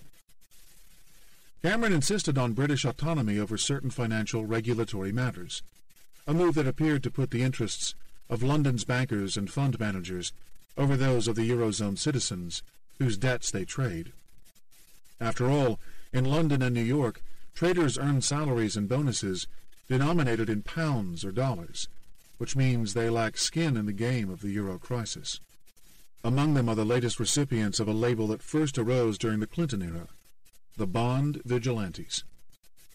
Their decisions to buy or sell debt securities can alter governments' borrowing costs, and so force them to cut spending and forswear default.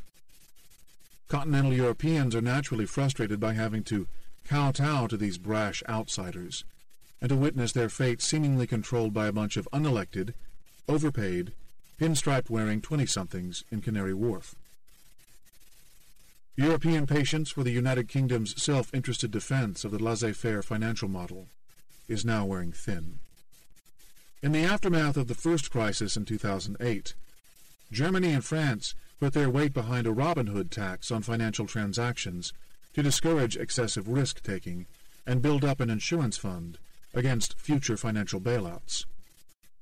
But Britain, whose London-based firms would lose the most from such a tax, refused to go along. On other occasions, continental European governments slapped temporary bans on short-selling of financial stocks, hoping to block a strategy by which speculators profited from falling share prices. But that simply meant that these players took their business to London. Now, after Cameron's dramatic veto of the fiscal pact, there is even speculation that the UK will eventually split from the European Union, and that the 17 members of the common currency area will enact measures to force financial business away from London and into continental banking centers such as Paris and Frankfurt.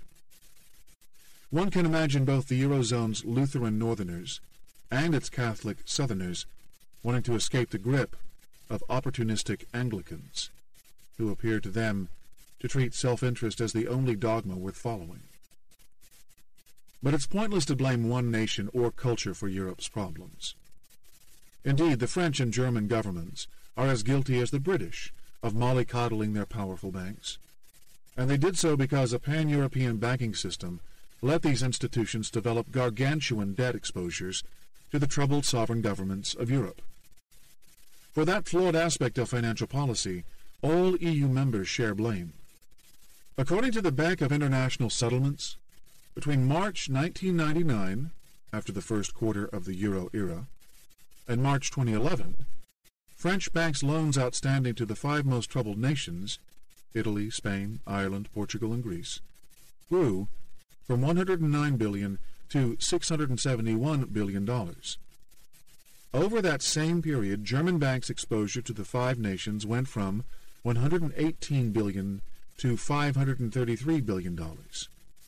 And UK banks grew their positions from just $38 billion in 1999 to $374 billion in early 2011. During the first decade of the euro's existence, this big credit growth was seen as a sign of the single currency's success, proof it had fostered a giant, continent-wide capital market that was efficiently unleashing a flood of investment to the benefit of the poorer regions. It represented welcome convergence between the center and the periphery.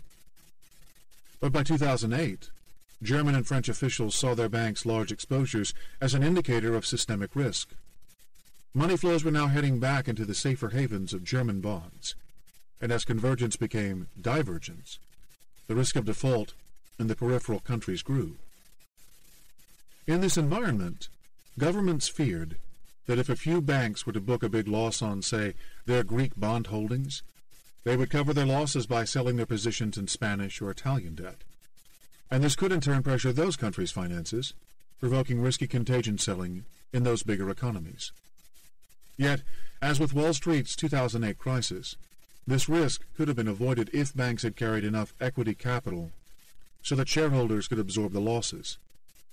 Flawed regulations not only left banks undercapitalized, but also encouraged their binge on sovereign debt.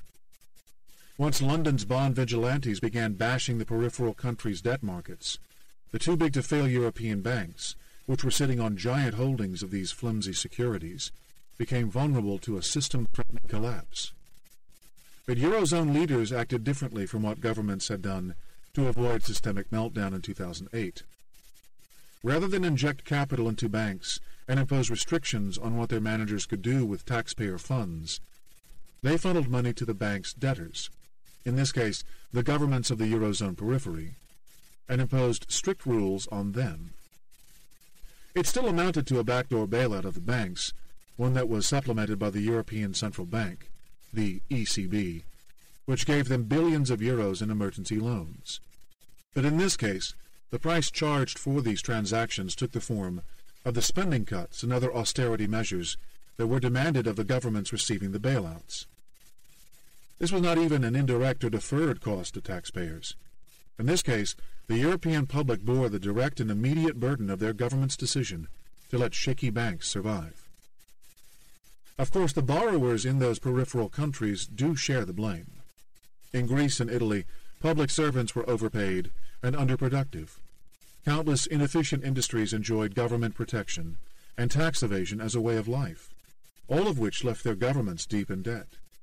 In Spain and Ireland, it was the individual households that borrowed beyond their means, and to such an extent that when the mismatch between income and debt payments was exposed by the 2008 financial crisis, their failed mortgages left local lenders in need of large capital injections from their ill-prepared governments.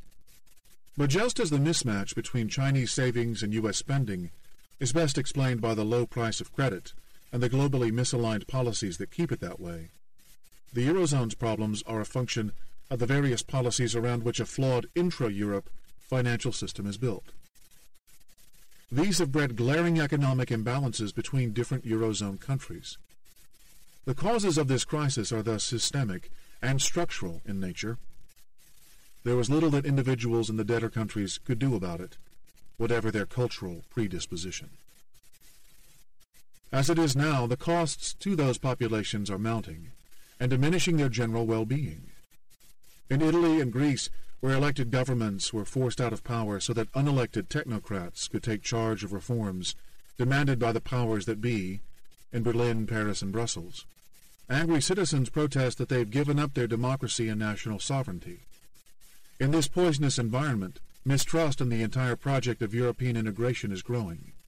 The future of the European Union, whose impressive success in breeding peace and prosperity has made it a global symbol of what's possible in international cooperation, is at stake. To preserve it, governments must avoid foisting all the costs of mending the financial system onto ordinary citizens and instead impose sweeping, internationally coordinated reforms on their financial institutions to make them more accountable for their costs. A spectacular fall from grace. Much of the attention during the first 2 years of the euro crisis was directed toward the basket case of Greece, whose use of false data to measure its deficits triggered the first market panic in late 2009. Later the focus turned to Italy, the third biggest borrower in the world, where scandal-ridden Prime Minister Silvio Berlusconi played and lost a dangerous game of brinkmanship with the ECB, which reluctantly agreed to buy his government's bonds. But Spain is arguably a better place from which to comprehend the complex, far-reaching, and systemic realities of the euro problem.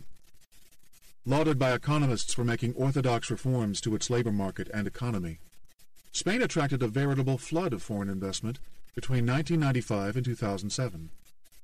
Throughout this period, the advent of the euro had the almost magical, though unsustainable, effect of reducing credit prices and fostering a boom in borrowing. After having been one of Europe's poor backwaters for most of the 20th century, Spain used this opportunity to expand its footprint in the world. As its economy grew to become the 8th largest in the world, Spain's banks, telecommunications, and technology companies gained prominence in Latin America and elsewhere.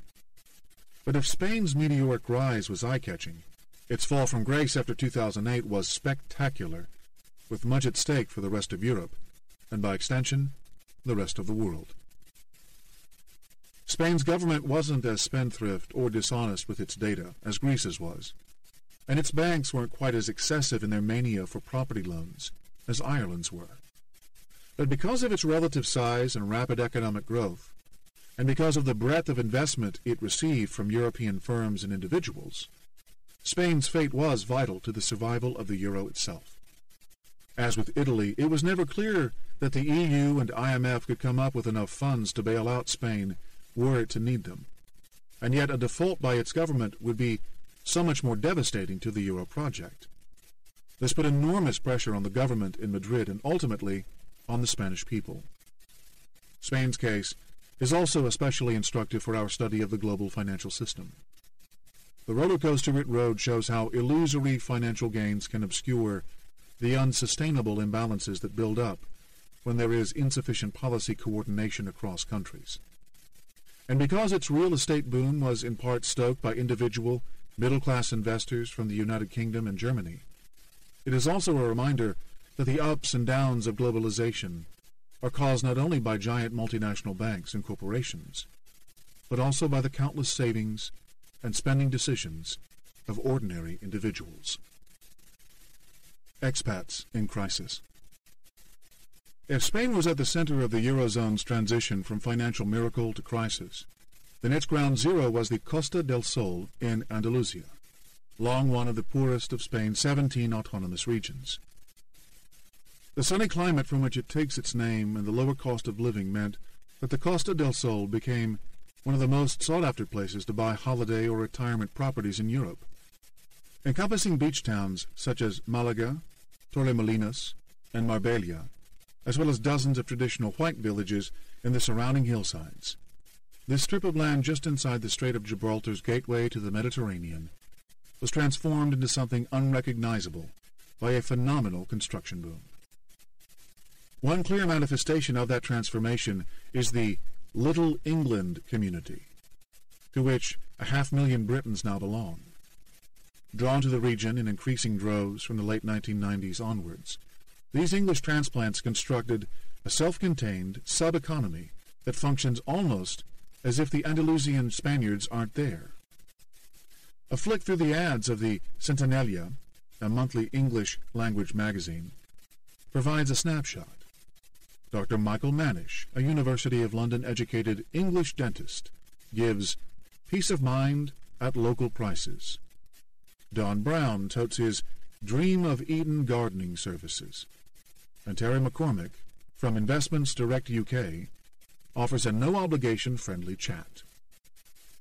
The magazine is full of ads for plumbers, dog minders, beauticians, restaurants, and most prominent, real estate agents. Virtually all citing owners with distinctly English names. Other examples of the sub-economy at work? The Tuesday Farmers Market that a group of Brits run in the town of Vélez Málaga to sell their own produce. The English signs everywhere. The commercial districts of seaside towns such as Torremolinos and Marbella, where it's easy to believe there are more English pubs per square mile than in a typical English village. When I visited in May 2010, this sub-economy was in a state of trauma. A 3-year plunge in the British pound and the sharp losses sustained by the UK financial markets had halved the pensions and UK-based interest and dividend earnings that served as the main source of income for many British expats. These relocated Englishmen were carrying out a decade-long role as agents of a sharp boom-and-bust cycle in southern Spain.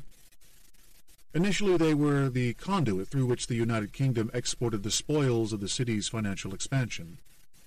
But when the expansion turned into a contraction, they then helped to export Britain's crisis. It's an example of the subtle ways in which the too-big-to-fail banks of London exert their far-reaching influence on the world.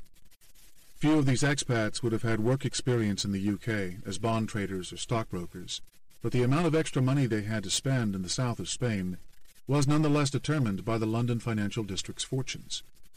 For many years, their retirement and investment incomes consistently rose as their financial and property investments back home steadily climbed on the back of the city's highly leveraged investment bets.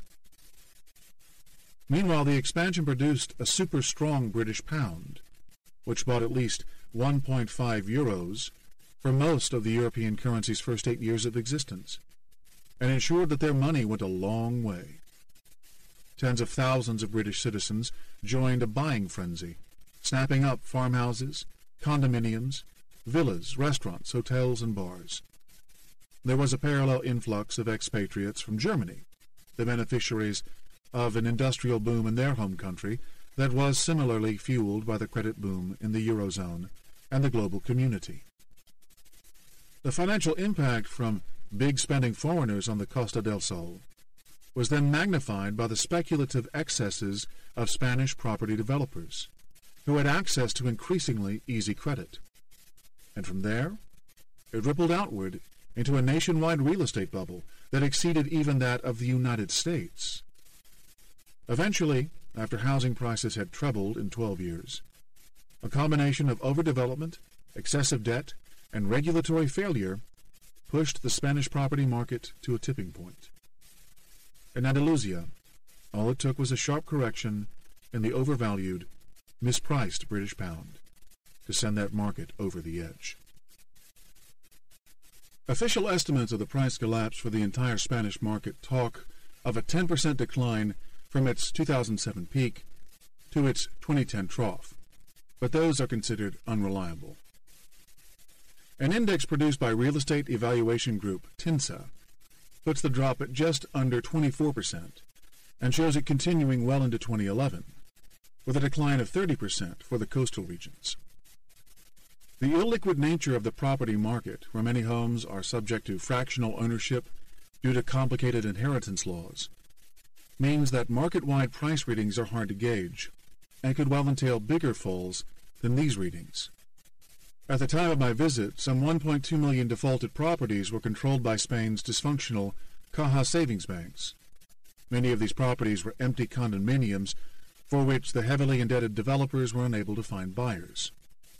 Anecdotal evidence suggests this overhang drove prices sharply lower than official figures suggested, especially in Andalusia.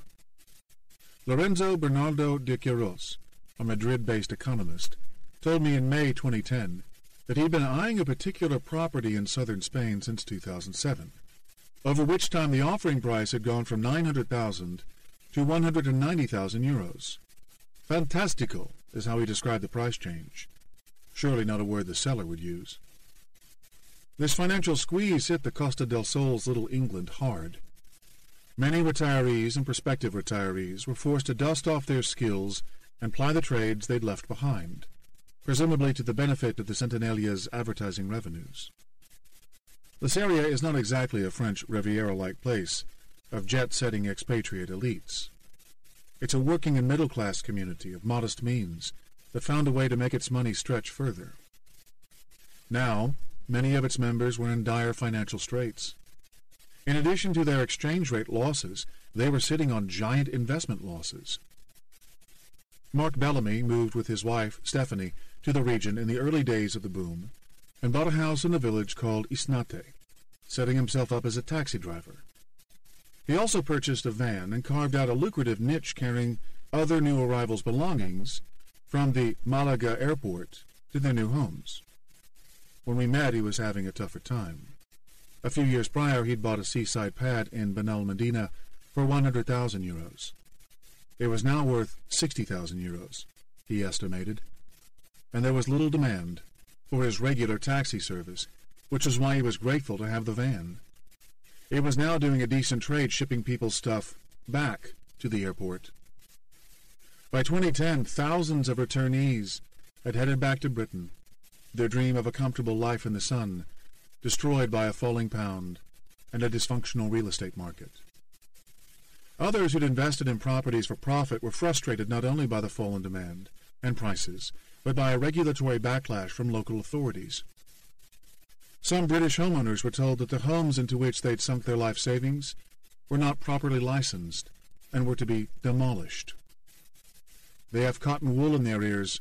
There's no logic," said Tony Waterman, my host at Escuela La Crujía, a bed and breakfast in Vélez, Málaga, who moved to Spain from London in 2002 with her Basque husband and 2 sons to set up a small real estate firm geared toward British investors. "We just don't understand what the Andalusian government has been doing," Waterman went on. "Up until now, there has been a steady supply of Northern Europeans attracted to this beautiful area and wonderful climate, and they were bringing in money, not only to buy properties, but also to do up houses and do them up beautifully. They employ local people. Everybody benefits from it, right down to the guy who sells the gas bottle." There is likely some logic to the local authorities' decision-making, although it would not make English property owners any happier. Overdevelopment left the region with a giant oversupply of unoccupied condos and villas, poxy little flats in multi-unit monstrosities, Waterman called them, many built by people with close connections to local politicians. So one way to deal with the oversupply's negative impact on prices was to restrict development by less politically connected people, and small, powerless foreign investors were the perfect target. It is a familiar story. Construction is dependent on the blessing of local government authorities, but too often the licensing process is unfairly shaped by politics and corruption in ways that contradict sustainability and economic objectives. When the market is hot and the sums get larger, the incentive to bend the rules is even greater. It's a frequently occurring element in the cycle of greed that feeds into every property bubble. The results of this unbalanced policy-making were visible in a drive I took along the Costa del Sol. Row after row of bland, pro forma condo buildings lined the shores of seaside towns, nearly all of them sporting signs that read, "For rent" or "For sale." There were pockets of foreign tourists, but German and British homebuyers were no longer coming. Most hard-hit, the local construction industry, which had ground to a halt. "Before the crisis, we had too much work. I couldn't keep up," said a contractor who provided only his first name, Miguel. He owned a cement mixer that once had been constantly in service laying foundations for new homes. When I met him, he'd hardly had a job for 6 months. "And what there is isn't good work," he said. "You do the job, but it is difficult to collect what the guy owes me." Miguel was especially upset with the way the banks treated him. When he'd sought a home equity loan during the boom years, he'd asked for 6,000 euros, and the loan officer had said, "Why don't you take 10,000? So he did. "But now," he said, "even though I can't get people to pay what I'm owed, the bank is telling me they will take my house if I don't pay them." He grabbed his crotch to indicate how the bank had trapped him. Everyone was corrupted by the boom, Miguel said. The construction workers who took on excessive debt, the bankers who irresponsibly ramped up credit lines, the real estate agents who took advantage of fresh-off-the-boat Englishmen to demand extra commissions, and the local officials who saw construction licenses as a route to power and wealth. And then, all the speculation blew up in their faces. "In this region, what you would normally construct in 30 years, they built in 10, he said. The economic impact of such a rapid rise and fall in work was profound. Adela Diaz-Pardo, who ran the bar at the Alaska 2 restaurant in Torre del Mar, a now dead quiet seaside town, said the biggest blow to business was the absence of construction workers during the breakfast tapas shift. They used to stop by around 6:30 a.m. and have some squid or potatoes or a pastry, she said. These days there's nobody, not a soul. Outside the bar, the cars in an adjacent taxi rank do not move for the entire hour I was there. A driver who also gave only his first name, Federico, said he'd been driving for 15 years and had never seen things as bad. He seemed bewildered. We don't really have an explanation for how this has happened exactly. Some professors might have some ideas, but I don't have any, he said. when everyone loved the euro. Sure enough, plenty of professors of economics do have explanations. Most revolve around the effect that the euro's arrival had on the price of credit. With the disappearance of the legacy currencies from the economies of the first 11 states to adopt the euro on January 1st, 1999, the Deutschmark, the French franc, the Italian lira, the Spanish peseta, and 7 others, people investing in those countries' bonds no longer worried about the risk of depreciation when transferring their earnings back into their home currencies. Without this exchange rate threat, the risk premium that was priced into different bonds' interest rates no longer seemed relevant. So in the second half of the 1990s, as the committed member states got their monetary policies into line in preparation for currency union, bond markets underwent a rapid convergence in rates. They all converged downward toward those of Germany's risk-free benchmark bonds, rather than gathering in the middle. In 1995, 10-year Spanish government bonds commanded a 5% point risk premium over German bonds, but by the time the euro came about, this gap had narrowed to a spread of just 1 percentage point. These declining rates for governments naturally dragged down the rates paid by private creditors due to the benchmarking intrinsic to all bond markets. Then in 2004, new capital adequacy rules under the now much criticized Basel II Accord on bank supervision deemed government bonds to be assets of sufficiently low risk that banks did not need to hold any capital at all against them. This ruling's egregiously flawed logic was exposed 6 years later by Greece's financial collapse. But for a number of years it sharply lowered the cost of holding such bonds, which boosted demand for them, further adding to price gains and declines in yields. Interest rates paid by governments became very low, while banks' exposure to these sovereign borrowers grew rapidly.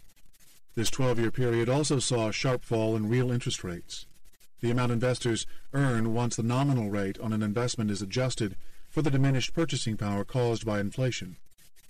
The market put greater trust in the new European Central Bank's inflation-fighting credentials, which it inherited from the famously hawkish German Bundesbank, than in those of the previous national central banks, so it accepted a lower interest rate in compensation. Meanwhile, the euro instantaneously created a continent-wide pool of available investment funds, which made capital markets deeper and more efficient. The investment opportunities in corporate bonds, mortgage-backed securities, and other private debt instruments grew rapidly for banks, insurance companies, and pension funds, which now had markets with the depth and liquidity they needed. In all, these trends meant that the cost of credit plunged. And of course, all this happened while the savings of China and other emerging market surplus countries were flowing into world financial markets. It was a boom time from Shanghai to New York to Dublin, and places such as the Costa del Sol were in the thick of it. In Spain, the cheaper credit came with an easing of mortgage lending standards. Before the boom, virtually all borrowers, regardless of their employment or income status, were limited to mortgages of 10 years, had to put down 30% of the value of the purchase in cash, and still needed a third-party guarantee, typically from a parent. Interest rates then were around 18%, or 6 points above inflation. Come the 2000s, home loans looked much more like the U.S. model. 30-year terms and down payments as low as zero, with rates only 1.5 percentage points over a markedly lower inflation rate. This was a paradigm shift, and it created all sorts of new opportunities for businesses and consumers. As analysts at the political risk consultancy Stratford noted, the reduction in interest rates in Spain and other southern European beneficiaries of this new structure was so big that it equated to a saving on monthly payments of more than 60% for a standard 30-year mortgage. No wonder Spaniards acted as if all their Christmases had come at once. With no frame of reference and a dearth of productive industries in which to invest this cheap capital, they plowed it into real estate, as housing developers tapped a new network of under-regulated Caja savings banks to build vast new residential complexes. For a long time, this credit and property boom worked wonders. Spanish unemployment dropped from 20% in 1995 to below 8% in 2007. And GDP growth averaged around 4%, about 2 points more than the EU average. With the inflow of cheap credit, Spaniards started buying expensive cars and other quality goods produced by their northern neighbors. But the dominance of housing in the economic equation should have raised concern.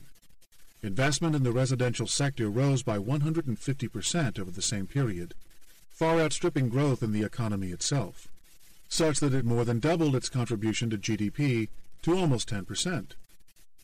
In the Costa del Sol, housing's role in the economic expansion was even greater. Meanwhile, there was some sleight of hand in the improved employment picture. Reforms in the 1990s permitted firms to hire new workers under temporary contracts without adjusting the notoriously steep worker protection costs for existing employees, who were eligible for 45 days severance for every year they had worked. To gain more flexibility, employers created millions of new temporary jobs, many of them in the booming residential construction industry. But when that sector went into its precipitous decline, these workers were summarily laid off. Unemployment spiked back to the early 1990s level of 20%, while youth unemployment surged to 43%, the young primarily being the recent job seekers who'd received temporary contracts without severance penalties. The post-Euro credit boom also produced an elephantine bubble in Ireland's housing sector. Home prices in Dublin increased 5-fold, and rent yields dropped as low as 1% in some parts of the city, meaning that it would cost you $1 million to buy a house that you could rent for just $800 a month. Overzealous lending left that country's 6 biggest banks exposed to massive losses on their mortgage portfolios, blowing out a giant hole that the government would try to plug with guarantees, only to see its finances dragged into the mire with them. In Greece, the flow of cheap money went into short-term government debt, which the financial authorities refinanced on a persistent basis to prop up one of the most generous welfare states in Europe. The typical male Greek worker retired at 55, while women did so at 50, both with a pension that averaged 94% of their pre-retirement income. Germans, by comparison, retired at 65 on a pension worth 40% of their earnings, a key bone of contention when German workers were asked to support rescue funds for Greece. Similarly, Portugal and Italy used this new flow of euro funds to stoke their economies, patching over waning productivity and sagging exports. Ian Begg, an economist at the London School of Economics, points out that the narrower interest rates provided Italy's government with a windfall of reduced public debt payments worth 5.5% of GDP. It's quite easy in such circumstances to defer structural reforms, Begg said.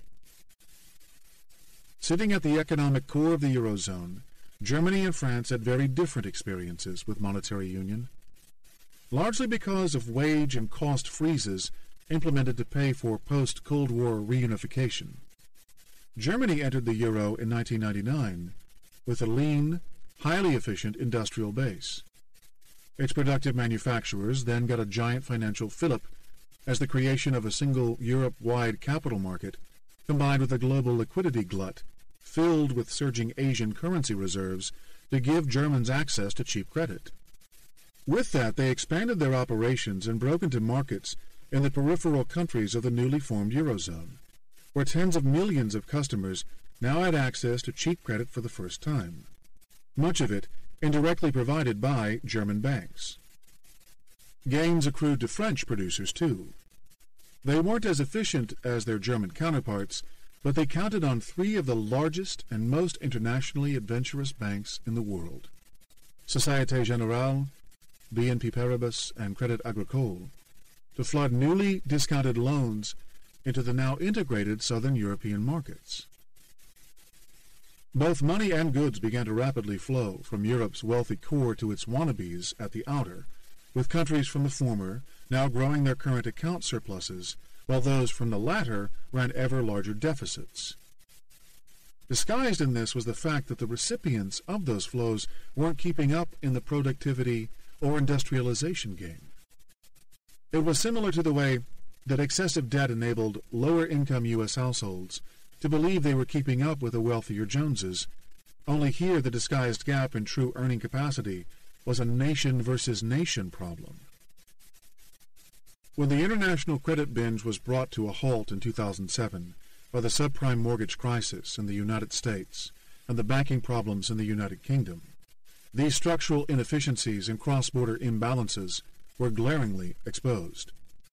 As the global recession took hold, governments embarked on stimulus programs.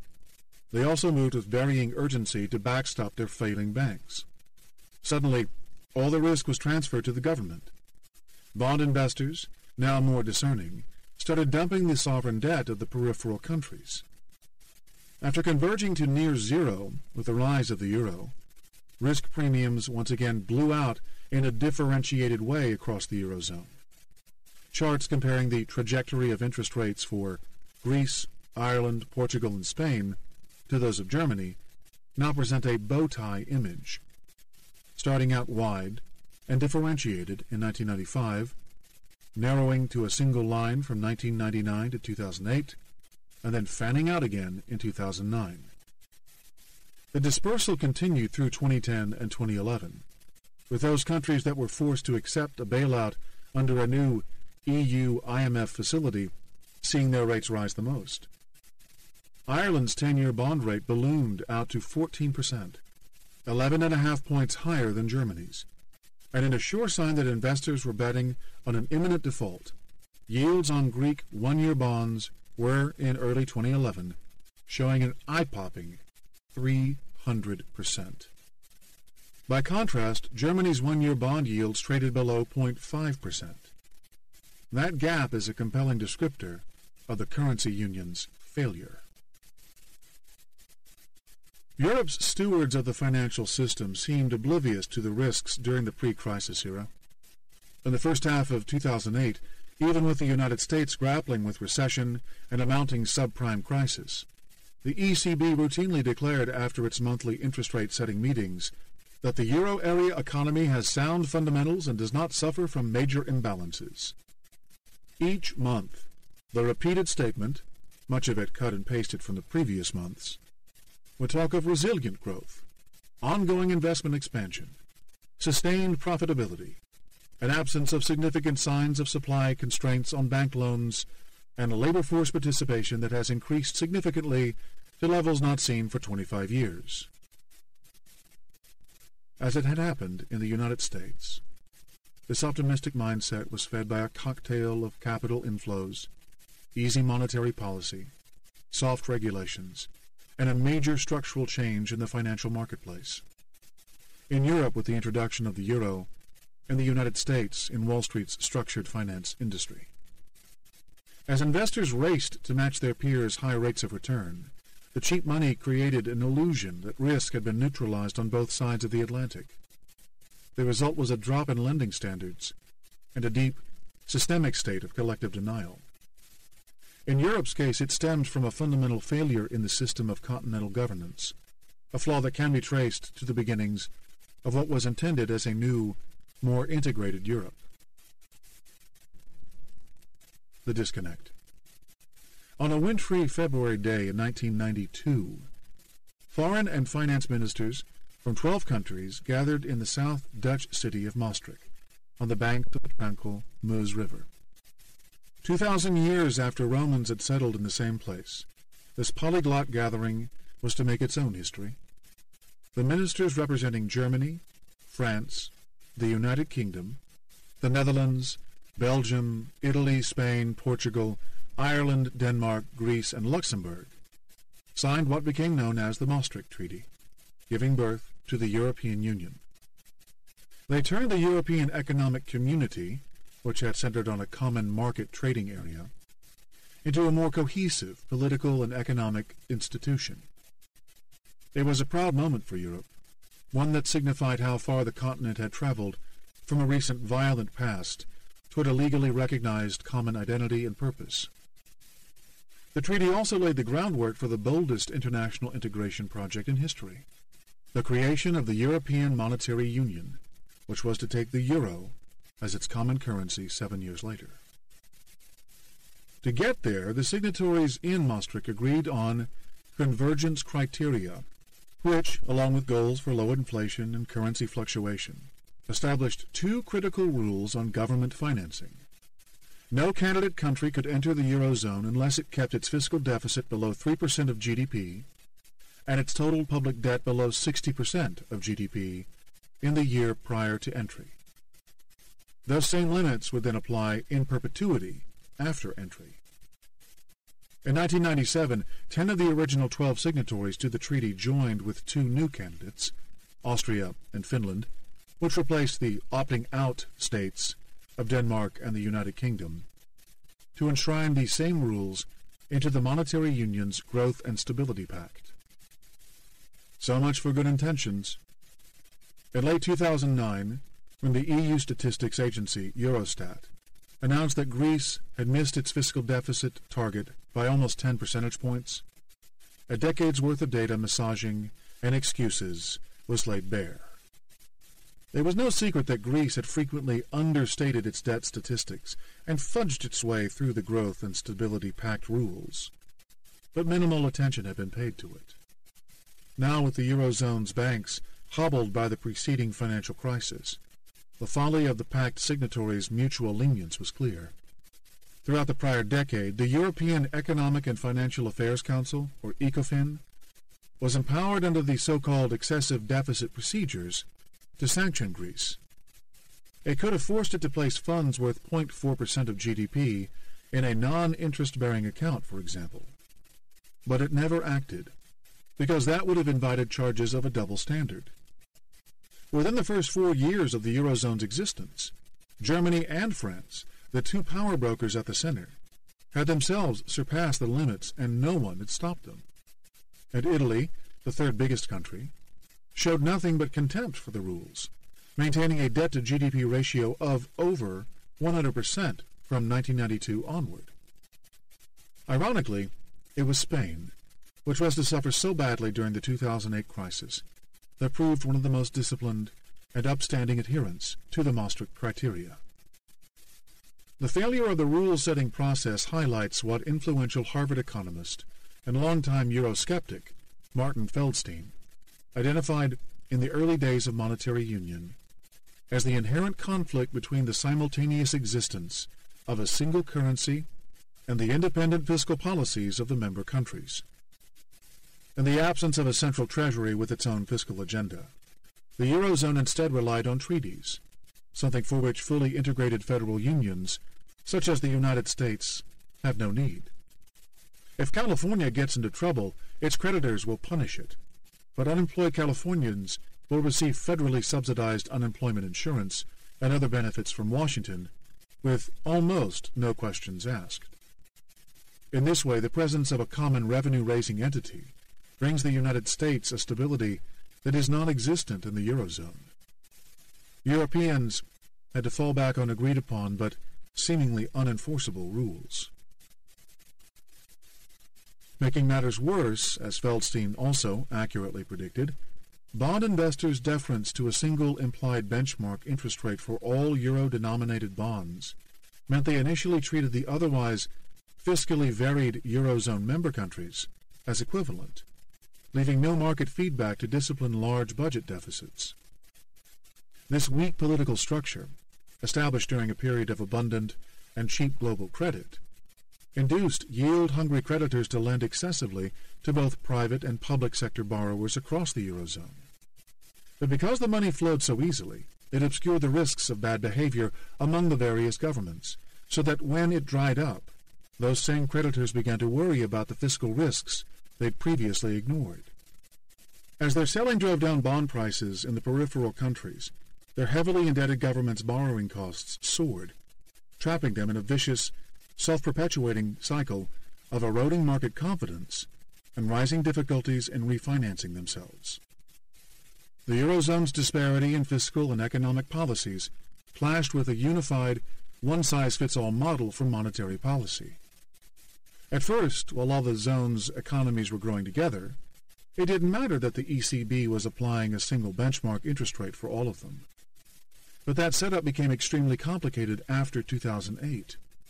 The peripheral countries went into a nosedive, while Germany's giant economy got an additional boost of cheap credit from safe haven-seeking inflows into its bond market, and from growing Chinese demand for German manufacturers' sought-after industrial machines. With commodity prices rising and concerns growing about inflation risks in the booming German economy, the ECB differentiated itself starkly from the Fed in 2011 when it began hiking rates. This was the last thing that embattled countries such as Greece and Spain needed.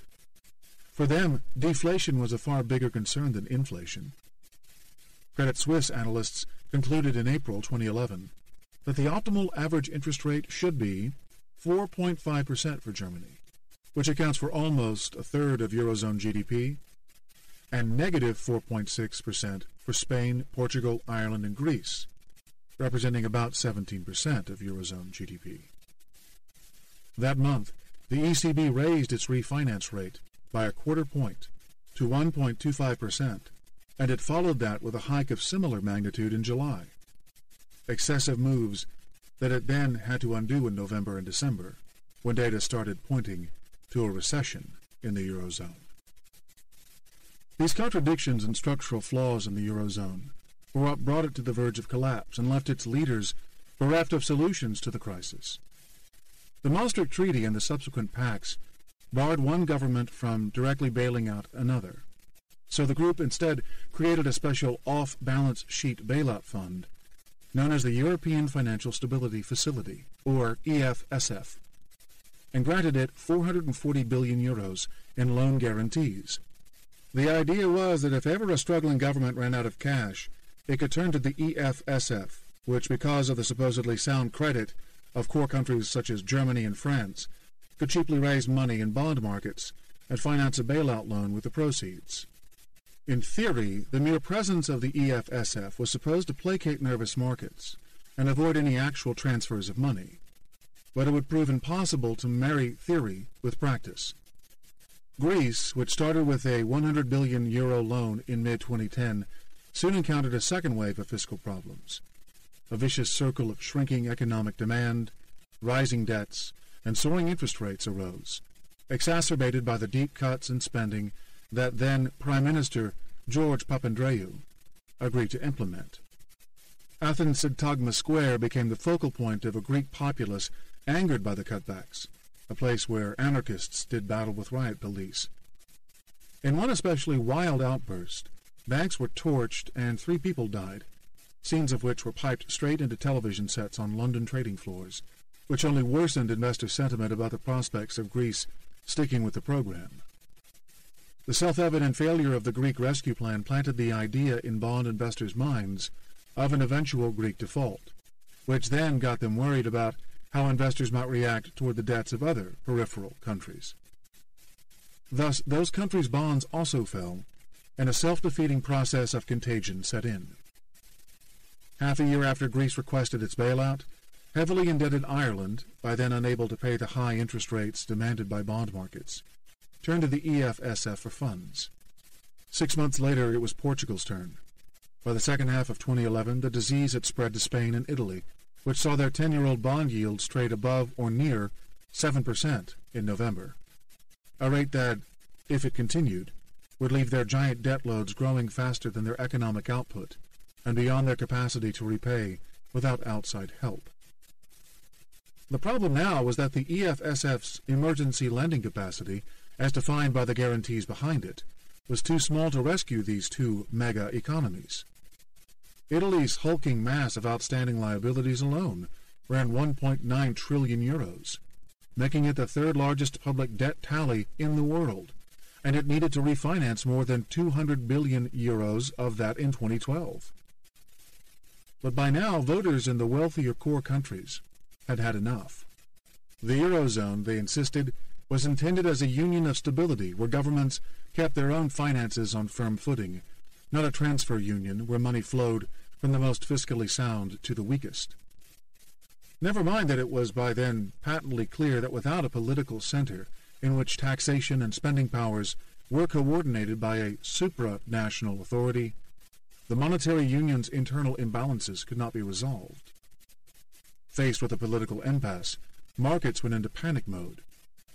The tortured debates involved all 17 Euro members, but in reality, Germany held all the cards. Such was its economic weight in the monetary union.